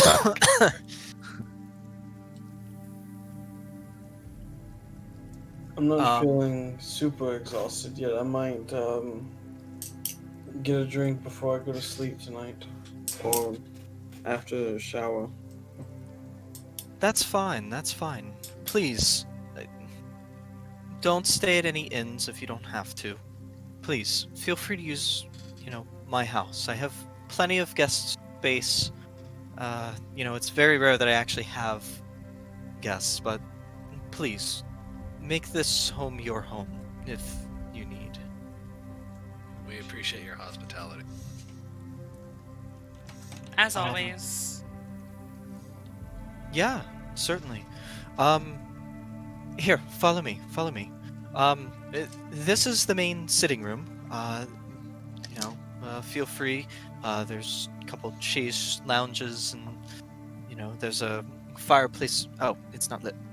She kind of claps her hands, and the fireplace goes up in flame. The warmth radiating to you. The cold of Fall Run being melted away by this cozy warmth. You can see there is a large tapestry on the one wall where you see this very intricate drawing of silver thread in geometric patterns, all thrown together in a very calculated way, but seemingly random. And in the center, you see what looks to be an eye with a circle around it and an 8-point star.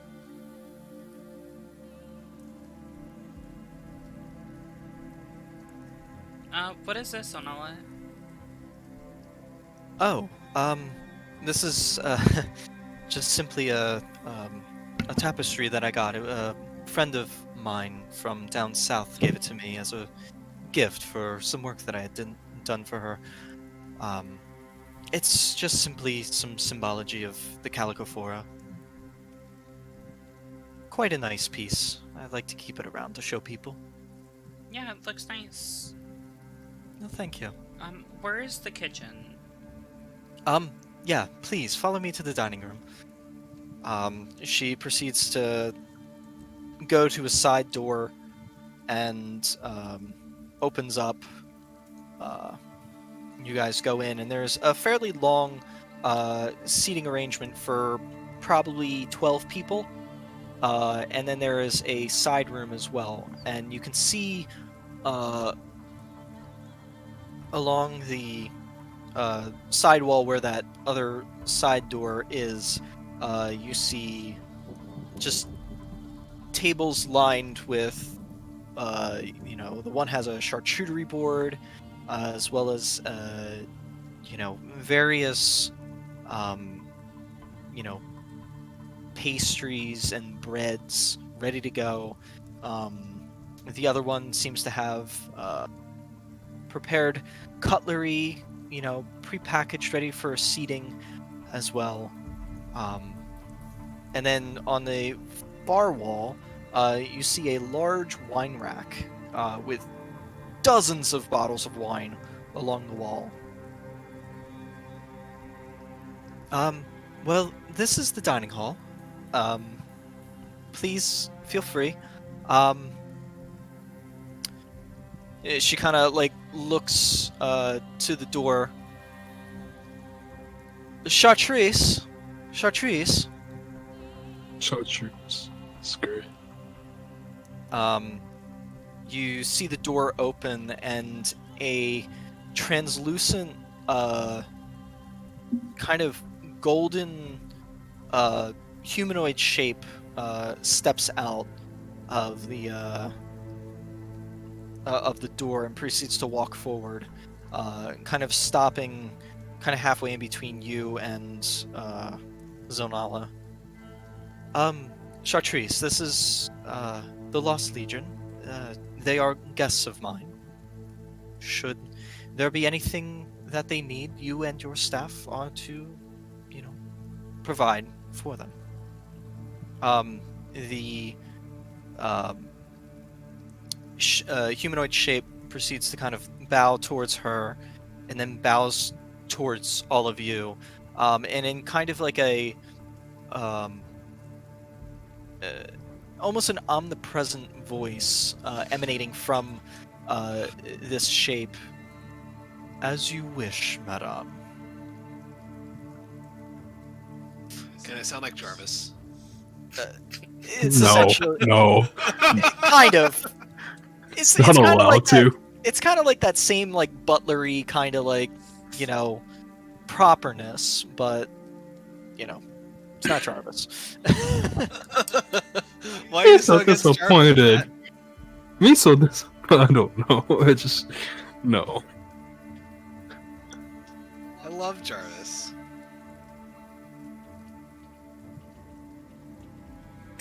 Um. So Nala looks towards you. So, if you would all, like to join me for dinner, once all of you wash up, make yourselves comfortable. Um, we can talk, chat, whatnot. Once I get cleaned up, do you mind if I cook? Sure. Why not? I'll just make sure to let the kitchen staff know that you will be back there with them. Follow me, please. Let me show you to your quarters. She proceeds to lead you out of this right-hand hall, and goes across the center room to another door, and she opens it up, and there is a hallway, actually.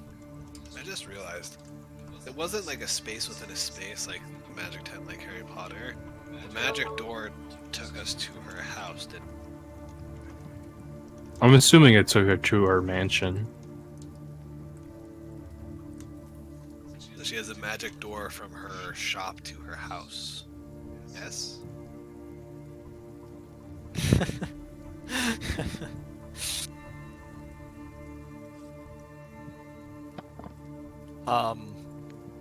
So you see a very nicely presented hallway, hardwood floors, wood paneling, with wallpaper decorating the lower end with a plastered, not banister, but like a separation line between the wallpaper and the wood paneling above.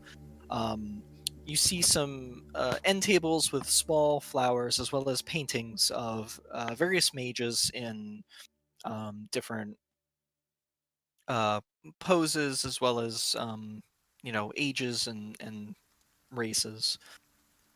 Um, this is the guest quarters. There are several rooms. You can choose from which ones you want. Most of them are the same.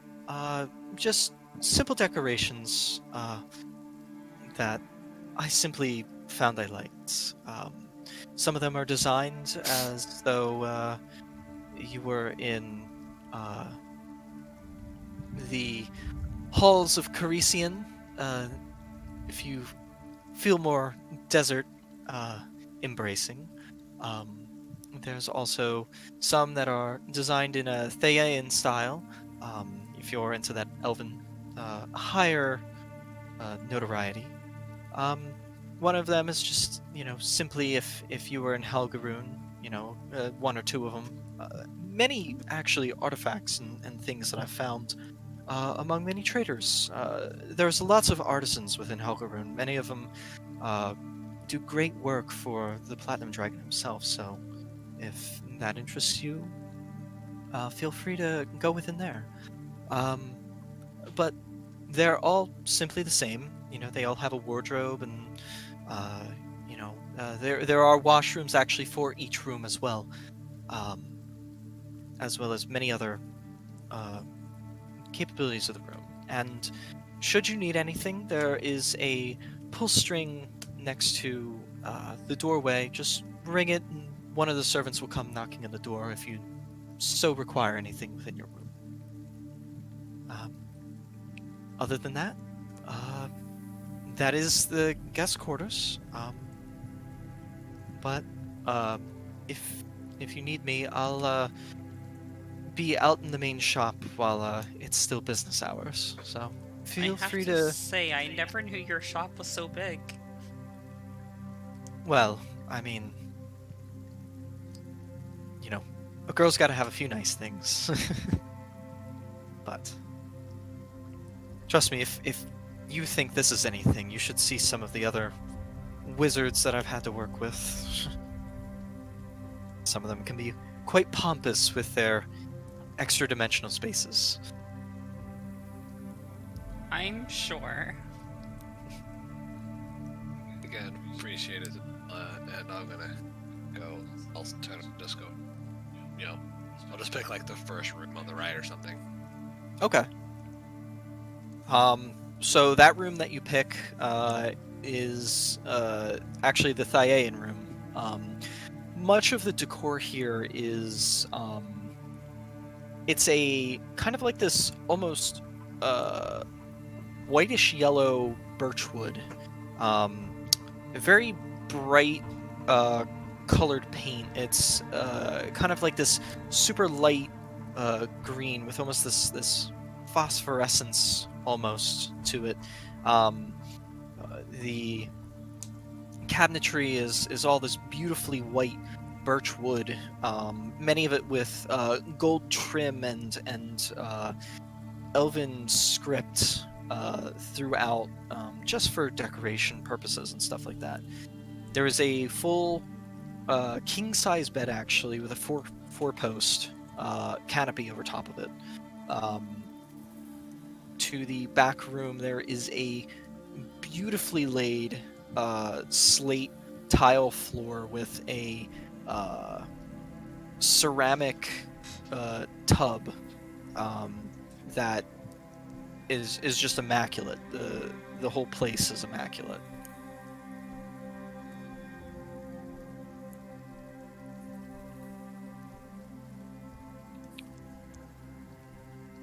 So, what would you all wish to do? I'm gonna get cleaned up, then head into town to buy some ingredients. Okay. So, which store are you going to? Just the general, like, stalls, I guess, that sell food. Okay. So, what ingredients are you looking to get? I'm just going to get the ingredients that I need to make, like, a vegan couscous, or a vegetarian couscous. Okay. Easy enough. Easy enough to do. I'd probably put that about... Are you making it for everyone or just Sonala? and Everyone. Yourself? Everyone. I'd probably put that at... Enough for everyone, all the raw ingredients. 2 gold. Okay. And then I will go back to the house and begin cooking. All right. You step into the kitchen, and it's a hustle and bustle in here. There are probably about 7 or 8 of these golden humanoid figures. Just, some of them are cooking, some of them are making sauces, others are seemingly preparing, cut ingredients and things like that. And just, it is, if you can imagine any of those movies where you're walking through the back end of an industrial kitchen, that's essentially what it's looked like. Everybody's at their stations just doing something.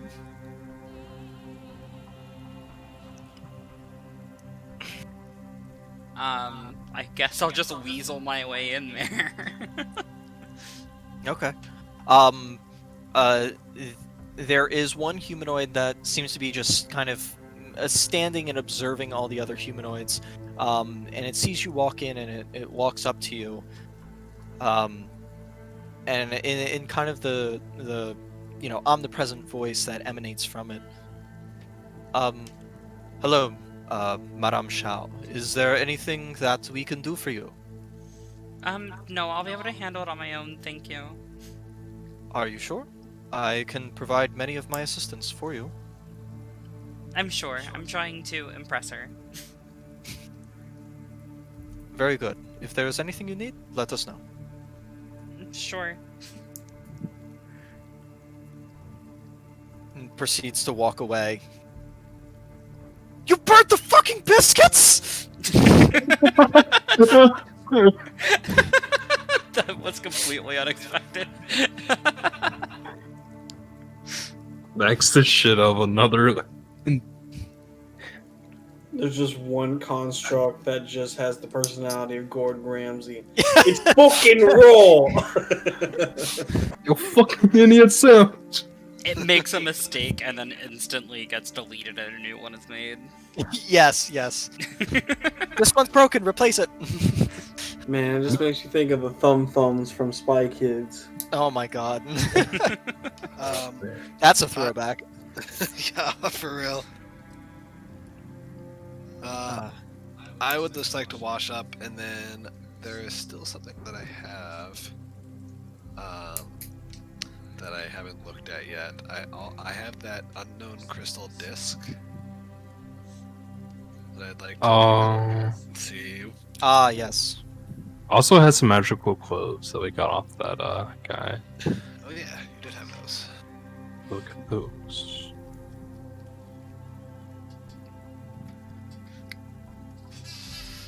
And yeah, if I can't glean anything from just looking at it, I'll cast I will like ritual cast identify. On Okay. it, to see if it gives me additional information. Yeah, roll an Arcana check.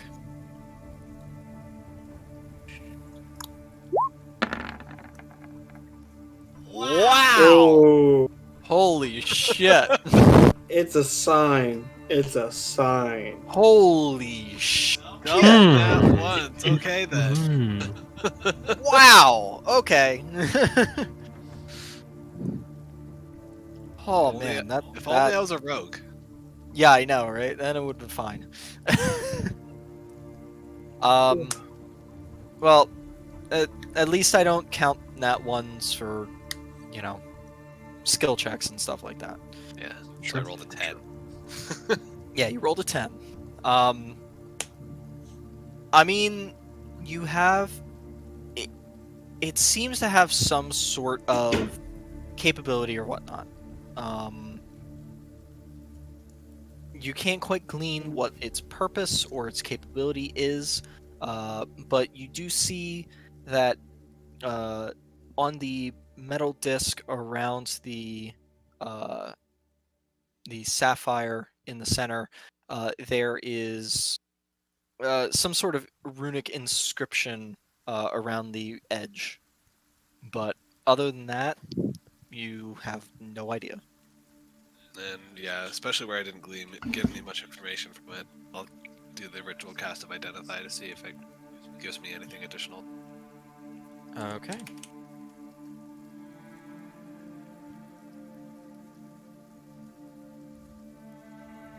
Okay.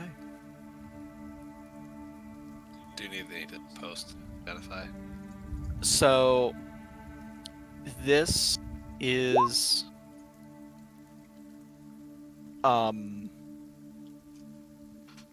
so this is what's known as a memory seal.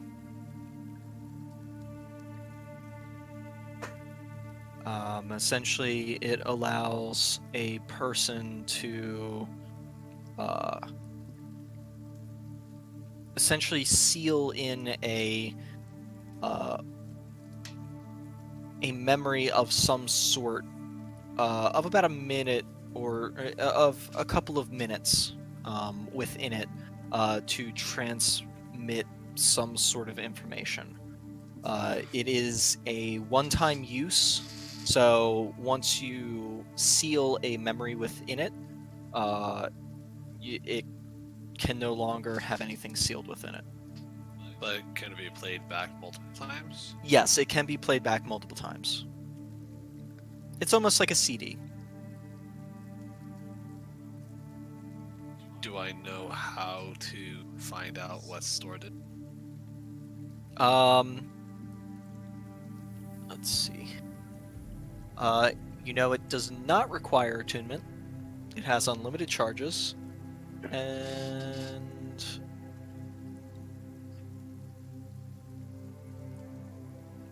let's see.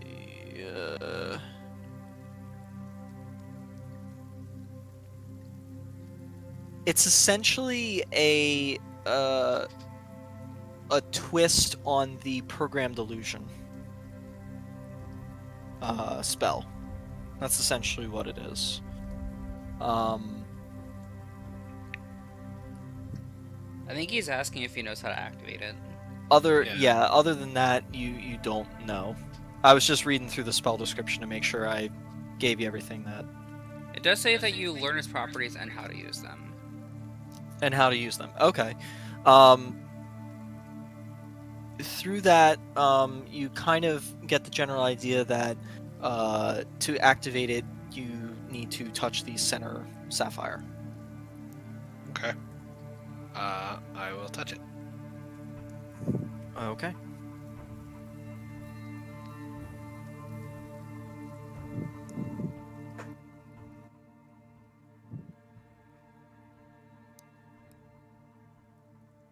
Why'd the music get quieter?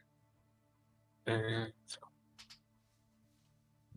think he's changing the soundtrack.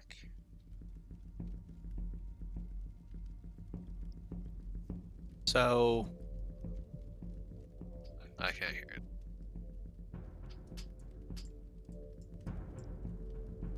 as you press essentially put force on the sapphire in the center, you see the runes glow and the sapphire brightens widely, and you're blinded so suddenly by it because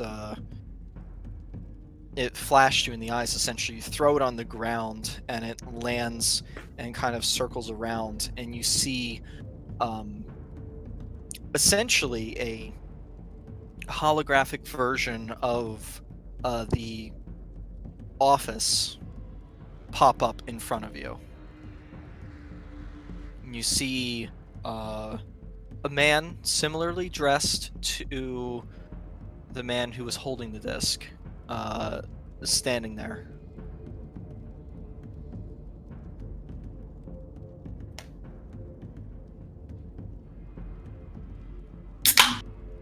You kind of watch him. You can kind of see where the far wall would have been, the glass, and he's just kind of like has his arms crossed. He's kind of hunched over a little bit, almost looking out what would have been the windows. And he kind of turns around to face towards you, and he begins to walk in your direction, and then proceeds to stop. And you hear a separate voice, a female voice. Sir,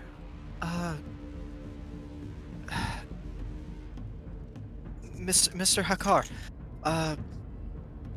what are we supposed to do? I don't know. I don't know what happened to my family. I mean, we've been up in this tower for weeks. Yeah, our food supply is running out. It'll be okay. It'll be fine.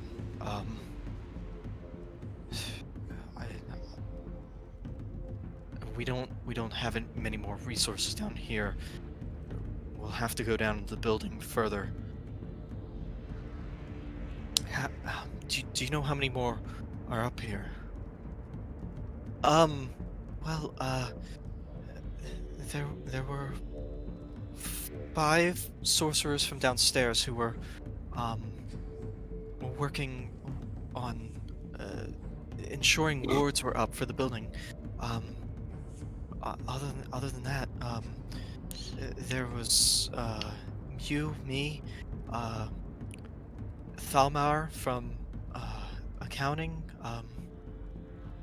It's only a few of us. I think there were 10 or 15.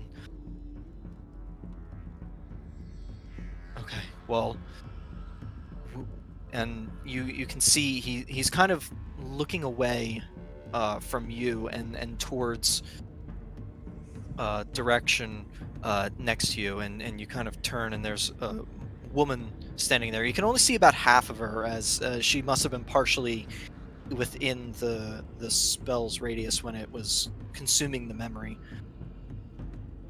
And she says, if we're looking to move farther down in the building, I'll let the sorceress know. Please do that. He kind of looks out to essentially where you're looking into his face as he looks in your direction.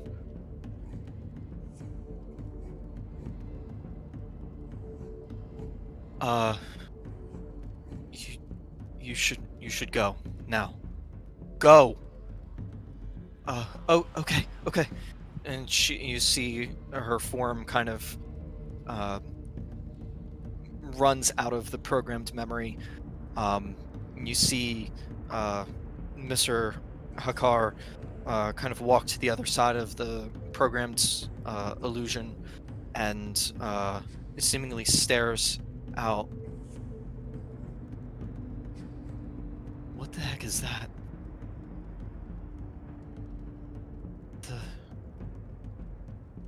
You hear this large cacophony of a blast, just this heavy. Oh my god! Oh my god! Oh my god! And you see, just literally the programmed illusion just essentially cuts to a bright static. It's just literally a block of programmed static that just shoots through where this hologram is, and then it just goes dead. The sapphire blinking out.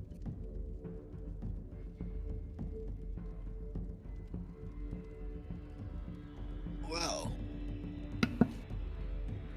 that was something.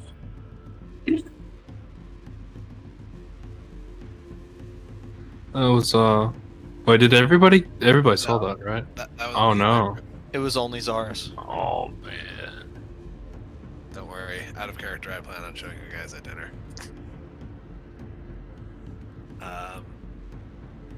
Okay. What do I put that in my character sheet as? Like, Just put it as a memory seal. okay. And in parentheses, just put Hakar. Hakar.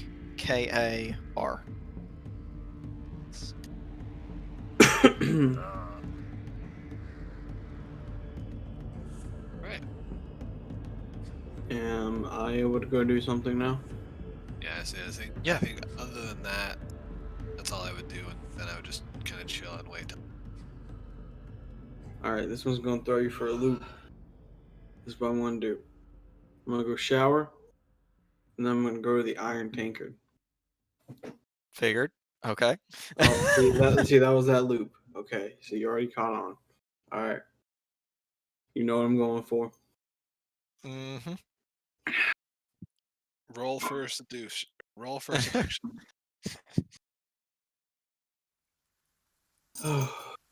Yeah, no, I just want to go to the Iron Tankard, see Sarissa, just try to talk and hang out with her. Okay. Something happens. If nothing happens, nothing happens. Something danger zone.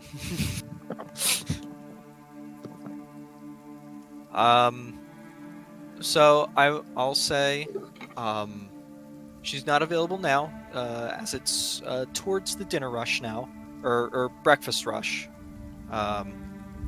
Sorry, I'm still on fall run time. Oh yeah, it's morning. Yeah, it's morning for Yeah. you guys. Fuck, I'd probably sleep till dinner then, because we've been up for like what, for 24 hours. Shit. Yeah. We should probably yeah. wait to work on the couscous then until the evening. Yeah. I'll Couscous say, is not a breakfast thing.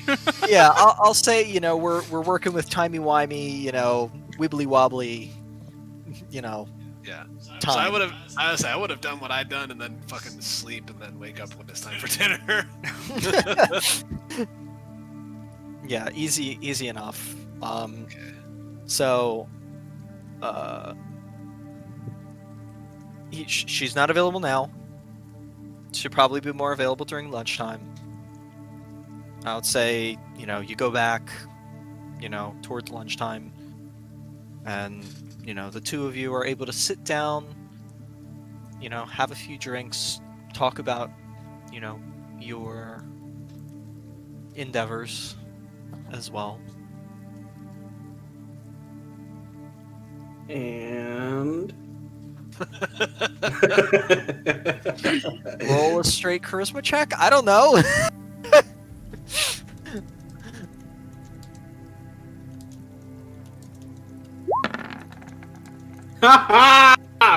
It's because I'm ugly. Oh, that's me.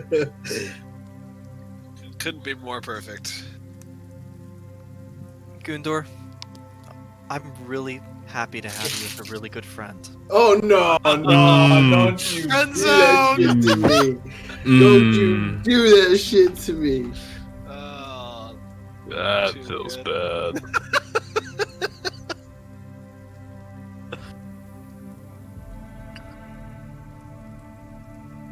Sorry, bro.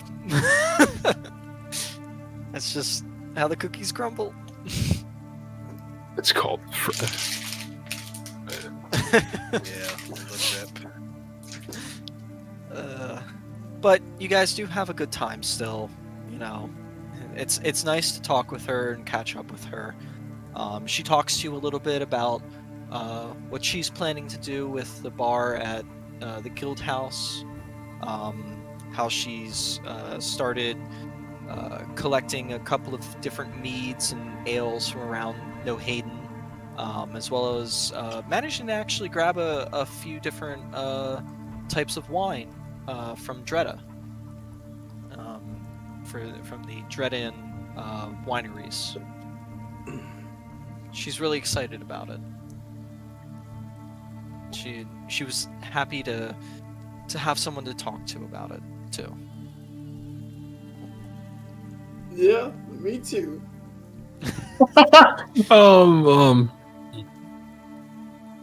Hopefully Zonala doesn't friend zone me. It's willing to swing both ways. It doesn't matter because I can go both ways anyway. Alavar, we need to have a pretty girl moment, okay? We need to go sit down, use greater restoration on me, make me better. I go back Alright, and she's like, whoa, you're handsome. And I'm like, no, you didn't want me when I was ugly, you don't get me now. And then I That's turn around right. and leave. We're gonna show her.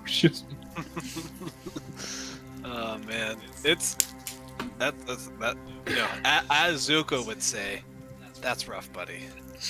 Did we just create the glow up? Right. You know what? When Gudor comes back, oh, he's gonna have to wait till tomorrow anyway. Sorry. It's almost like oh god, what was that movie that was, you know, every kid's like not the Princess Bride,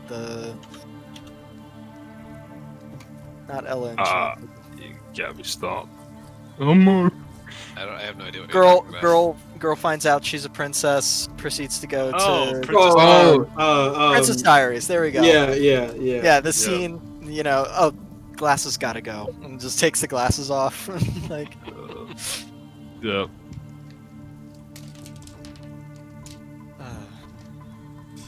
all right. So, Alavar, do you have anything to do through the day, or? No, I'm okay. Okay. Just gonna sleep.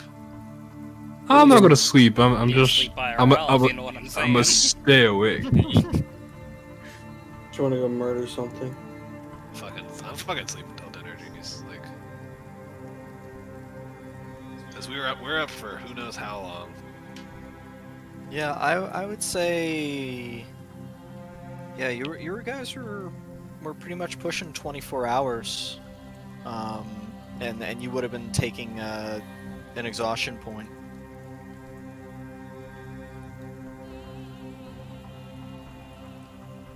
So, Alvar, you don't have anything. Zaris, you're sleeping.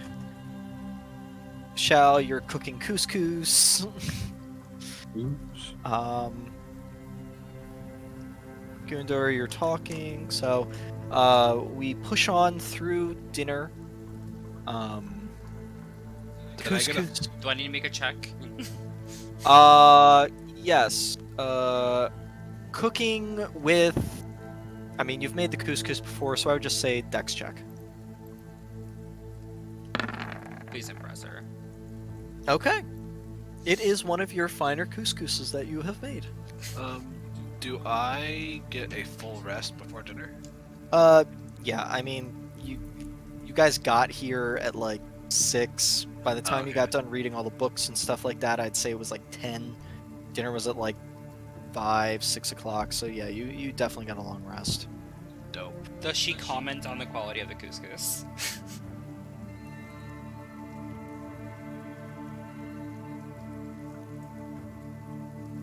Well, let's sit down to dinner. I was gonna say, let's kind of. I was gonna say, I kind of wanted to roleplay dinner because I wanted to show what I found. All right. So, all of you guys sit down to dinner.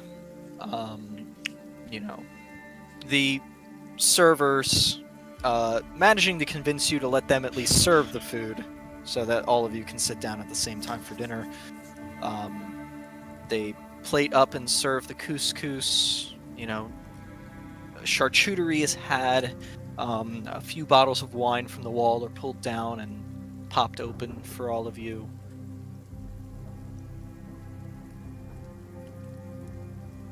Well, it's nice to have you all here with me, actually, for dinner. I gotta say, this is probably the first time you've actually been back here, at least. Well, we went to your lab that one time, but other than that, yeah. Right, right. I do remember that, yes. Yes. Well, nice to not have world-ending events that take precedence. I do have to agree with you on that one, yes. It's always difficult when the world is ending. Seemingly, you know, one time after another, but, you know, I guess that's the rise and fall of the whim of the world.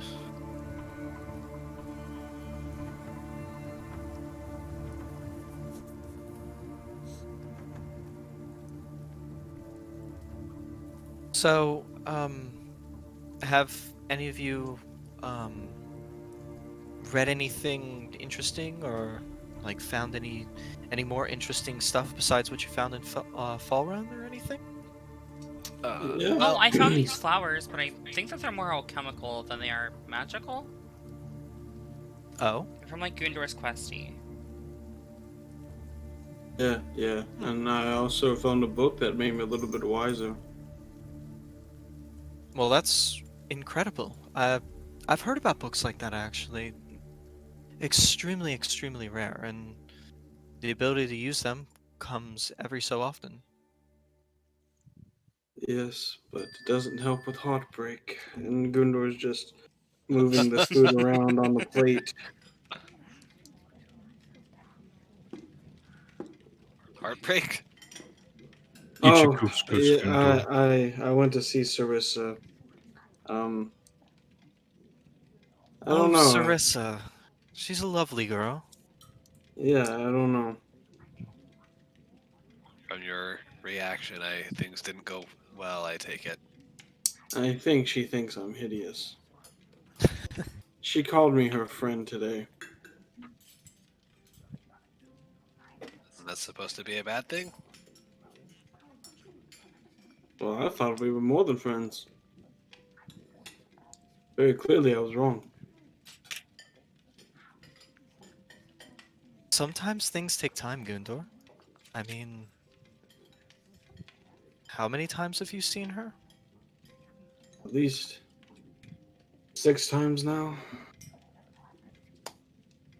Well, that's still only 6 times among many, many months that you've been on the road. I understand. It's just, I don't know. She felt very easy to talk to. It was nice being able to forget things for at least an hour and just talk to someone who knows nothing about the world I live in. Well, And that's sometimes you okay. just have to spend more time together, and then I'm gonna like glance over at Zonala when I say that. What did you say? I said sometimes you just need to spend more time together. Oh.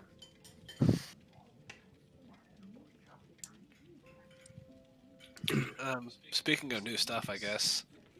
I did also. I found another thing that I kind of forgot was in my bag when I was going through it this morning. And I pulled out the memory seal and place it on the table and just say, it seems to hold a memory of the last moments of one of the person up in the tower that we found. And I'm just gonna say, might want to look away for a moment. This first part's pretty bright, and then I'm gonna tap the diamond. Okay.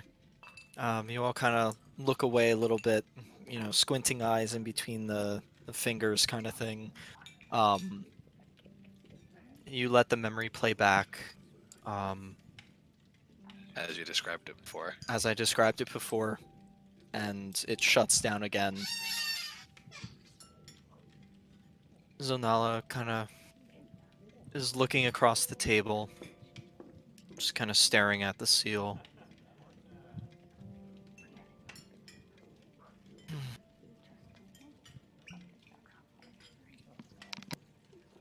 So many lives just wiped away. It's just a blink.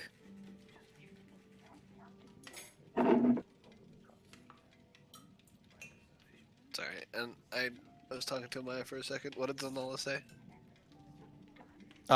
She was just kind of like staring at it and just like so many lives just taken away in a blink. Ah, Makes you wonder how it all happened. Well, What, the the- details. Anyway. Of course, I mean, we can talk about, the rip all we want. We can observe whatever scientific studies we can find, but until we actually learn the stories of people like this Mr. Hakar and his other fellow survivors, we don't know anything.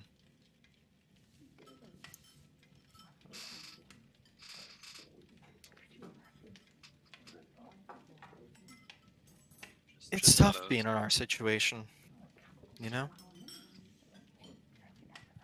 But it's also part of what makes us strong, you know? The thirst for knowledge. But it's also a weakness, too. Sometimes people can become too greedy with knowledge, want too much of it. Well, you know what they say, curiosity killed the cat, but satisfaction brought it back. Well, if we run into another one of those beholders, Yeah, your curiosity almost got us killed. Well, let's just say that there's gonna be a lot more of those in the coming months. Why? Because as far as I know, we plan on getting more stones, don't we? And then Gundor Yeah. wants to visit his as well. There's a very good chance we get put in the Astral Sea at some point. Ugh. Well, As long as my magic works there. I mean, still, that would be awesome.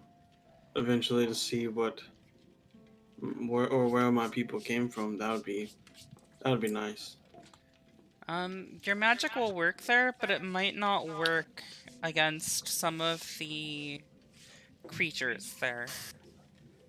And Gundor, I'm very scared of your plane. Last time we went there, there was a war going on, and we sort of got put in the middle of it.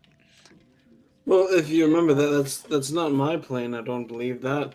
what That's existence plane is what? so the one that is from that tribe I went to. That is what they called the key to Valhalla. I don't think that's the same plane my people come from, though. It takes You us to mean Isgard. yeah, Isgard. not I'm not very good in my planescape history, but that seems like a fairly violent place.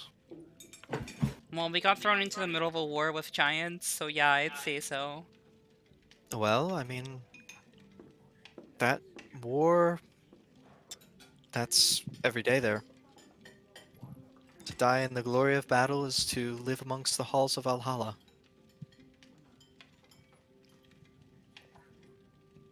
But It's poetic. did you say that they come from there, or are they from some other plane? I what from some other plane? My people. Well, Asmar are from many planes.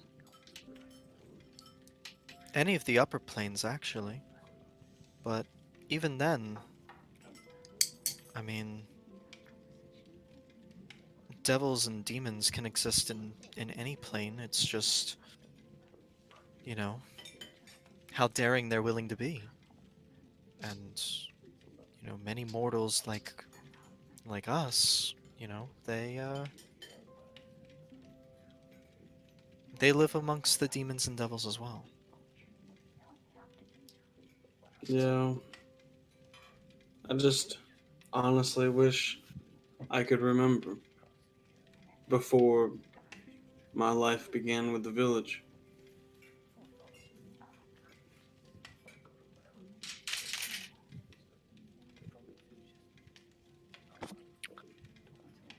Maybe you just had a normal childhood. You were just a simple kid.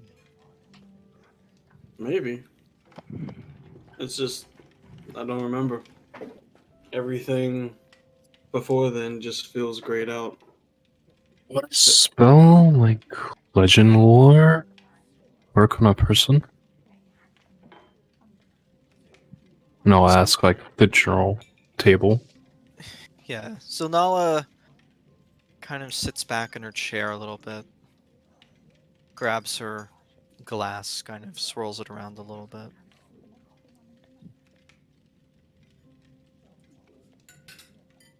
I don't think so. But, I mean, you could always make something like that. If you had enough time and resources, I don't see why you couldn't manipulate the equations to maybe work for a person. Although, I'm not exactly sure how someone of your background would make that work. Well, I mean, do have those books of creating spells. I mean, I could figure something out. And that would work. I mean, with the arcane, you can weave anything, but divinity kind of has its limitations sometimes, but very powerful in other ways. She kind of sets down her wine glass after taking a sip. Speaking of divinity, I do have to say, this couscous is wonderful. It's simply amazing. Thanks. If you'd like, I can make something for just the two of us sometime. Roll a persuasion check.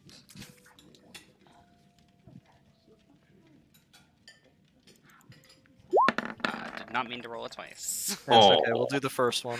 Oh, come on. I think it fits. 18's pretty good. I would like that very much, actually.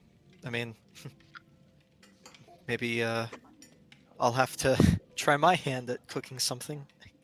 Can't guarantee it'll be good though. I can help you. Well, with how you made this meal, I will take up that offer on help. It's a date then, and I wink at her.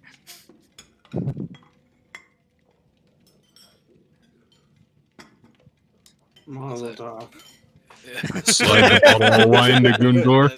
Yeah, and then I'll say, to kind of break the silence, I'll just say, on another note, I got a familiar recently. Ooh, a familiar? Oh, that's awesome. Yeah. No, I lost cards.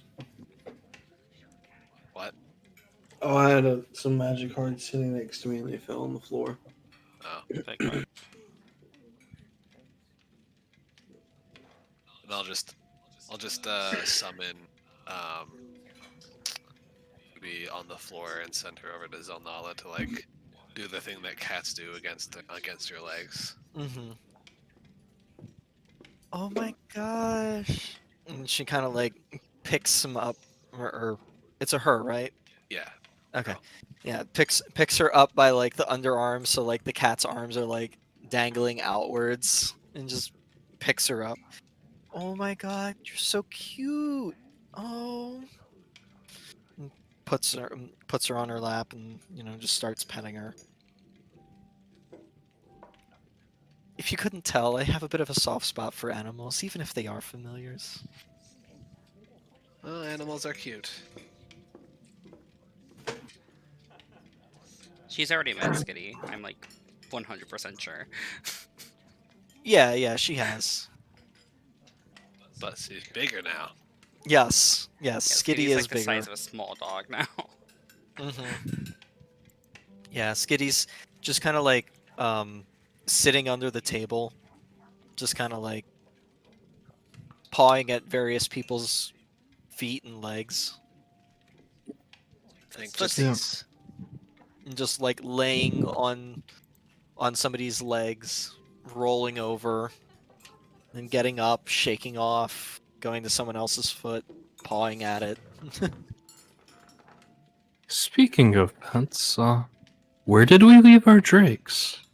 They are back in the village. at the tree, or I think they're at the tree. Oh no.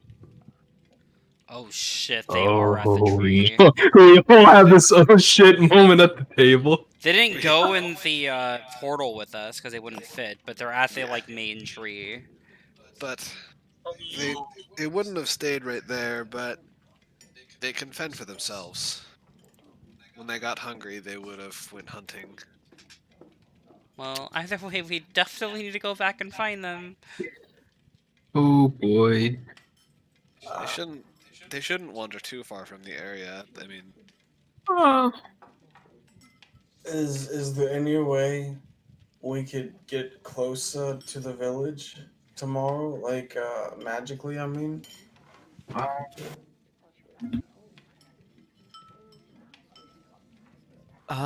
I mean, if you need, I mean, I could definitely help you out. Not to inconvenience you, but we would really appreciate it. No, that's fine. I mean, I know, uh, you kind of got thrown off on your journey, not expecting to have a portal closed behind you, but, yeah, I mean, definitely. As long as you could leave a few of those books behind them. I'm actually quite curious and into that one on the constructs as well as the storage of magic. Oh yeah. We're absolutely willing to lend you both of those. We just need to know what you find. Because it's Yeah, a bit beyond our certainly. own comprehension. Well, I mean, I understand it. Most, as well as I can. I mean, it's not something. The constructs that are in there, not something that I'm super familiar with, but we did pretty much see the prime example of them back in the city. Well, we don't have all the time, so now let us the research stuff. I'm more than happy to let you do research. Well, I mean, you do know where the books are, and they'll be in good hands. Don't worry. So we sleep and then drinks. Where, from my understanding, you're only able to teleport to some, right, Zelnala? Um, so I am able to teleport to anywhere, once a day. But I am able to use a teleportation circle. So if you guys needed, I could take you where you need to go, and then, or at least nearby where, you know, risk of failure might not be a huge issue. Uh, but then I can always just use my teleportation circle on the way back, so it shouldn't be an issue. So how, relatively speaking, how close could you get us to, Hoth, the surrounding area? Eva, Um, Vala, I don't Batkim. know. I don't know how accurate you can be. The tree with the that we left our drakes at.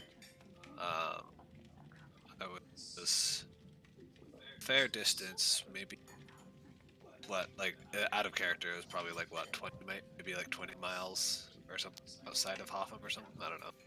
Oh, let's go tell her. yeah, it was about I would say 20 to 30 miles north of Hoffen. Yeah. Yeah. I don't know how accurate it would be, but the tree was about 20 to 30 miles north of Hotham. Um, well, I've never been to Hoffen. Um, I don't know if I've actually ever heard of Hoffen before. Um, but Oh, sorry. I have been to Overseer Castle, so if you have to go north, I could take you there. That's good enough. Find our find our way to the Well, tree from there. By any chance, have you ever been towards is it Vahokim? Bahuk. It's to the left of Hotham. Oh, Then Vodkeep. Batkim. Oh, Vatkim. Vadkin? Have you ever been towards Vatkim? Um, no, I can't say that I have. I typically I'm not in the mountain ranges area, but um, I do have a couple of people that actually treasure hunters and stuff like that that came from Vadkim. Well done. I was gonna say we could have gotten two things done there, because I believe that's where all that gold we need to retrieve is at. Well, Huh? we had to Don't pick you, up our don't you remember tricks the werewolf? first. The werewolf we encountered? We never got paid for that. Oh no, that's in Alvalia. Oh, it was? Uh huh. Oh. Yep. Well, Overseer's Castle would be close enough.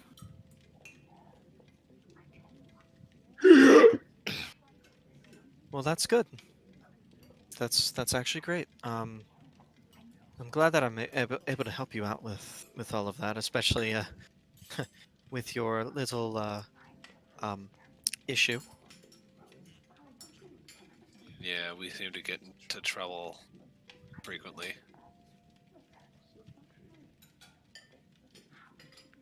Hard to know where you're gonna pop out when you're traveling planes, I guess.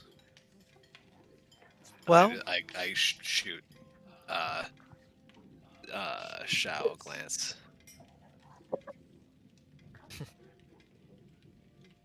I mean, We're still alive, aren't we? yeah, we're exactly. still alive. See? Just like Gundor said, you're just still alive. That's the most important thing. But I know you were all capable and whatnot, but I do understand what it's like to be outside of, you know, out in the deep, per se.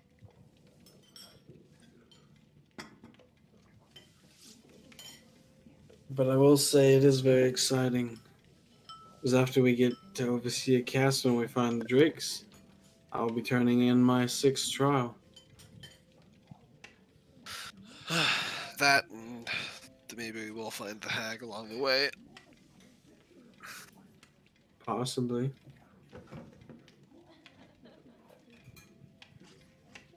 I wonder if I did finish my 7th trial, if I would still be able to travel.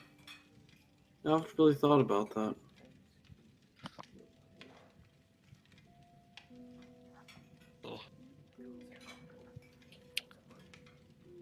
Well, there is plenty of time to think about that.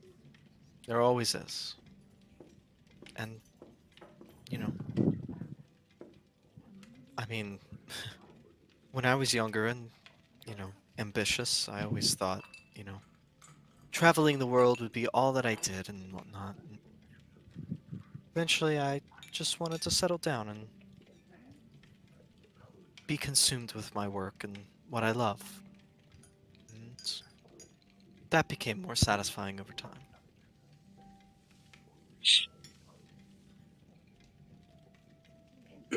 Every once in a while, though, I do like to go out on a little sprue and, you know, poke around some places. Yeah. I mean, I enjoy very much traveling, but I also have a long game that I'm playing. But you know what? Sometimes the longest games are the most satisfying.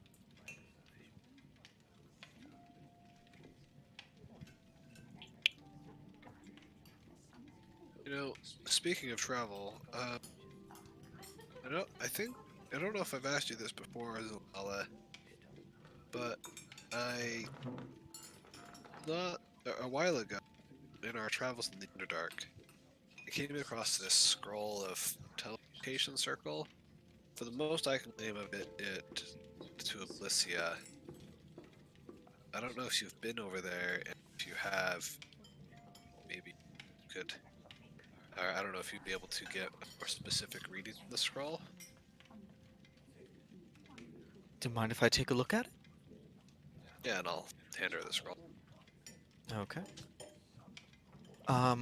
She kind of lays it out, opens it up, um, takes a gander at it. Huh, this is interesting.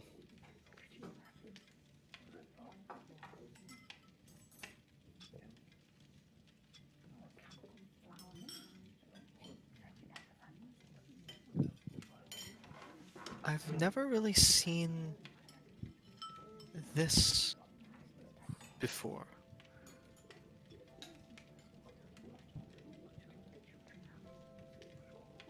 She kind of scratches her head a little bit. An actual map with a lock on a specific portal. That's interesting. Sorry, I care to explain. So, I mean, you know, teleportation circles. You've drawn them out all the time. I mean, you got here using one. But you know how the central runic impression is, or chalk lines are the key to a certain location that you're trying to get to.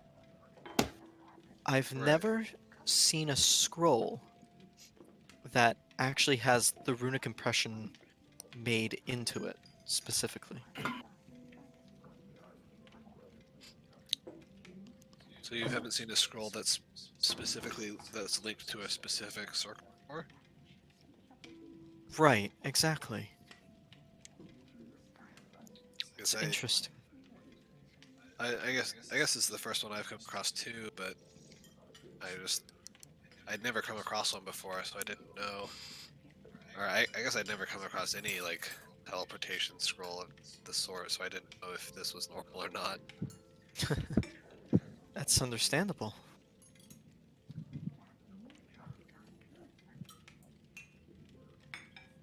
Let Kind me. of, I've been kind of saving it for worst case scenario when you get out of a situation, but uh, if you're able to find out where exactly it goes, it might be worth going there and charting down the circle for later use as well. Or we could just go there and see what happens. That is very true, Shell. We could. Well, you. That's probably not a good idea because you probably don't know exactly where this is. And, I mean, for all you know, you could be teleporting yourself into a slab of rock. If it's in a collapsed building or something like that. But won't that just put us on the other side? Not exactly. If the entirety of the space is filled within the teleportation circle, then But then how is the teleportation circle there? Well, as long as it's if the circle itself is not disrupted or broken in any way, spell would still work. But if yeah. the entire area where you teleport is covered in something, you'll be teleported directly into that. No, does it not destroy the things that are on top of it? If only it were that easy. But it destroys on all its rug, doesn't it? That's the actual ignition of magic. It causes burns along the ley lines of the impression. If it can destroy more fragile things, but something as solid as stone would have effect. Oh, okay, I think I understand. But if you would like, I could maybe do some research on this specific rune to see maybe if I can find anything about where this might be. That'd be appreciated. I'd like Certainly. to know if it's useful. Hey, and if it's of anywhere of interest, I mean, I might be interested in visiting too with you. We got this one in the abandoned Calcifora thing in the Underdark. Oh. She kind of like peers back at it a little bit. Well, then it would definitely be a good idea to do some research on this. Because, well, if this is in Abyssia, then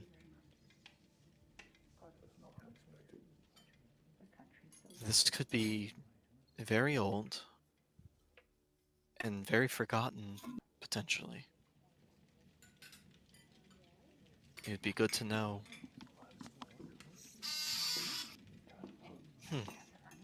She kind of like rubs her chin as she kind of like is reading it, almost like a newspaper. Let me do some research on this. See what I can find. Sure thing.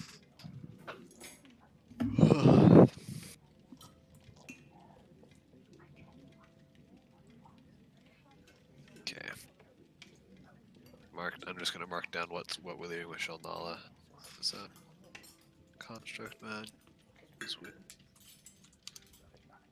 Isn't it Zilnala with his X, right? It's ZIL. Yes. ALA.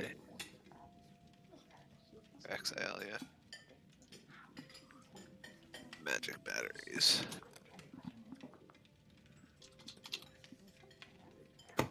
Also, I don't mean to be a party pooper, but are we ending the session soon? Yes, we are. I know Yeah. people have work.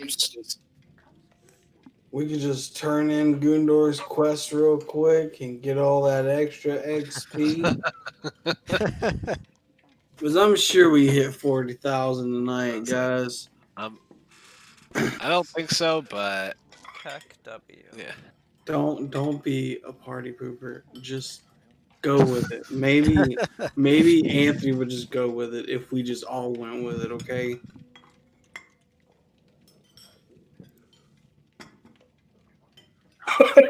Uh,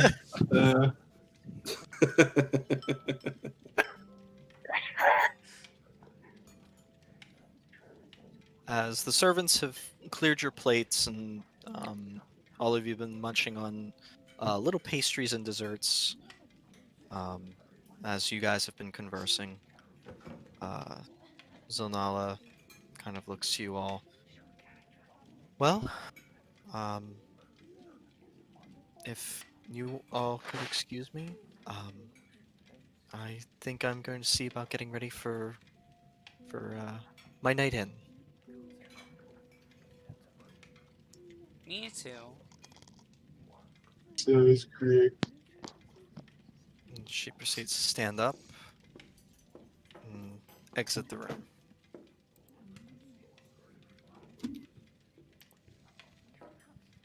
So, if you guys want, you can take your leave if there's anything you're interested in doing before your long rest in your guest rooms. What time is it right now? Right now, you guys were sitting down for dinner and conversing for probably about 2.5 to 3 hours. So it's like 8. More like 9, Okay. 10 o'clock. What time does everybody normally wake up? Usually you guys are up by about 6:37.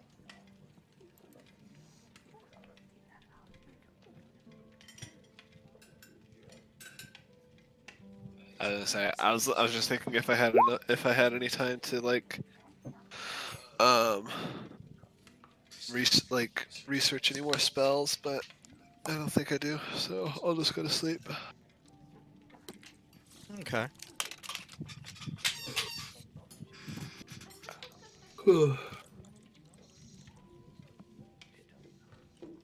Alrighty. I already did a long rest, but yeah. And I so want with to do a that- test, though. I wonder if there's a way. If I do it, is there a way to set that it resets your spell points on a long rest? You would have to. I would have to go through the API and set it up manually, which would be like a pain. And you would have to set it up as a resource on your. Well, I already have it as a resource right here. What you do? Yeah, spell points. Oh, let me just set up your token that way then. Rather than having it be like a custom bar, I can just set it up to use your resource, which would be so yeah, much that easier. would be a heck of a lot easier. Yeah, that'd be nice. I didn't even know you had it as a separate resource. Wow. Yeah, if he has Yeah, it as but- a separate resource, then I can just do this with this token, which is super nice. It's just your second other resource, right? Yeah, my first one's Bardic Inspiration. My second one is my spell points. Well, that makes it easy. And actually, that would be useful for all of you guys. Other resource right here. Did that do it? It was supposed to, but something happened. Alright, well, while you guys are working out your long rests, all of you turn in for the evening. Zanala wishes all of you good night as her guests. And to, let the servants know if you need anything. And she turns in herself. And that's where we're going to end our session tonight. Dope. That was a good one. G. Ooh.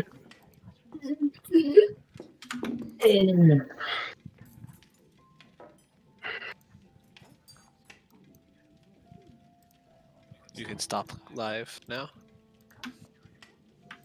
Yep. Just a sec. Okay, it's the end of the session, end of the stream.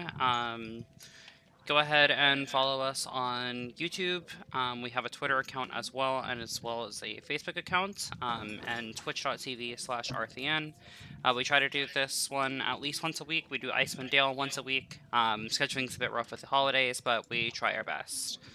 And we'll see you guys next time. Bye, guys. See ya.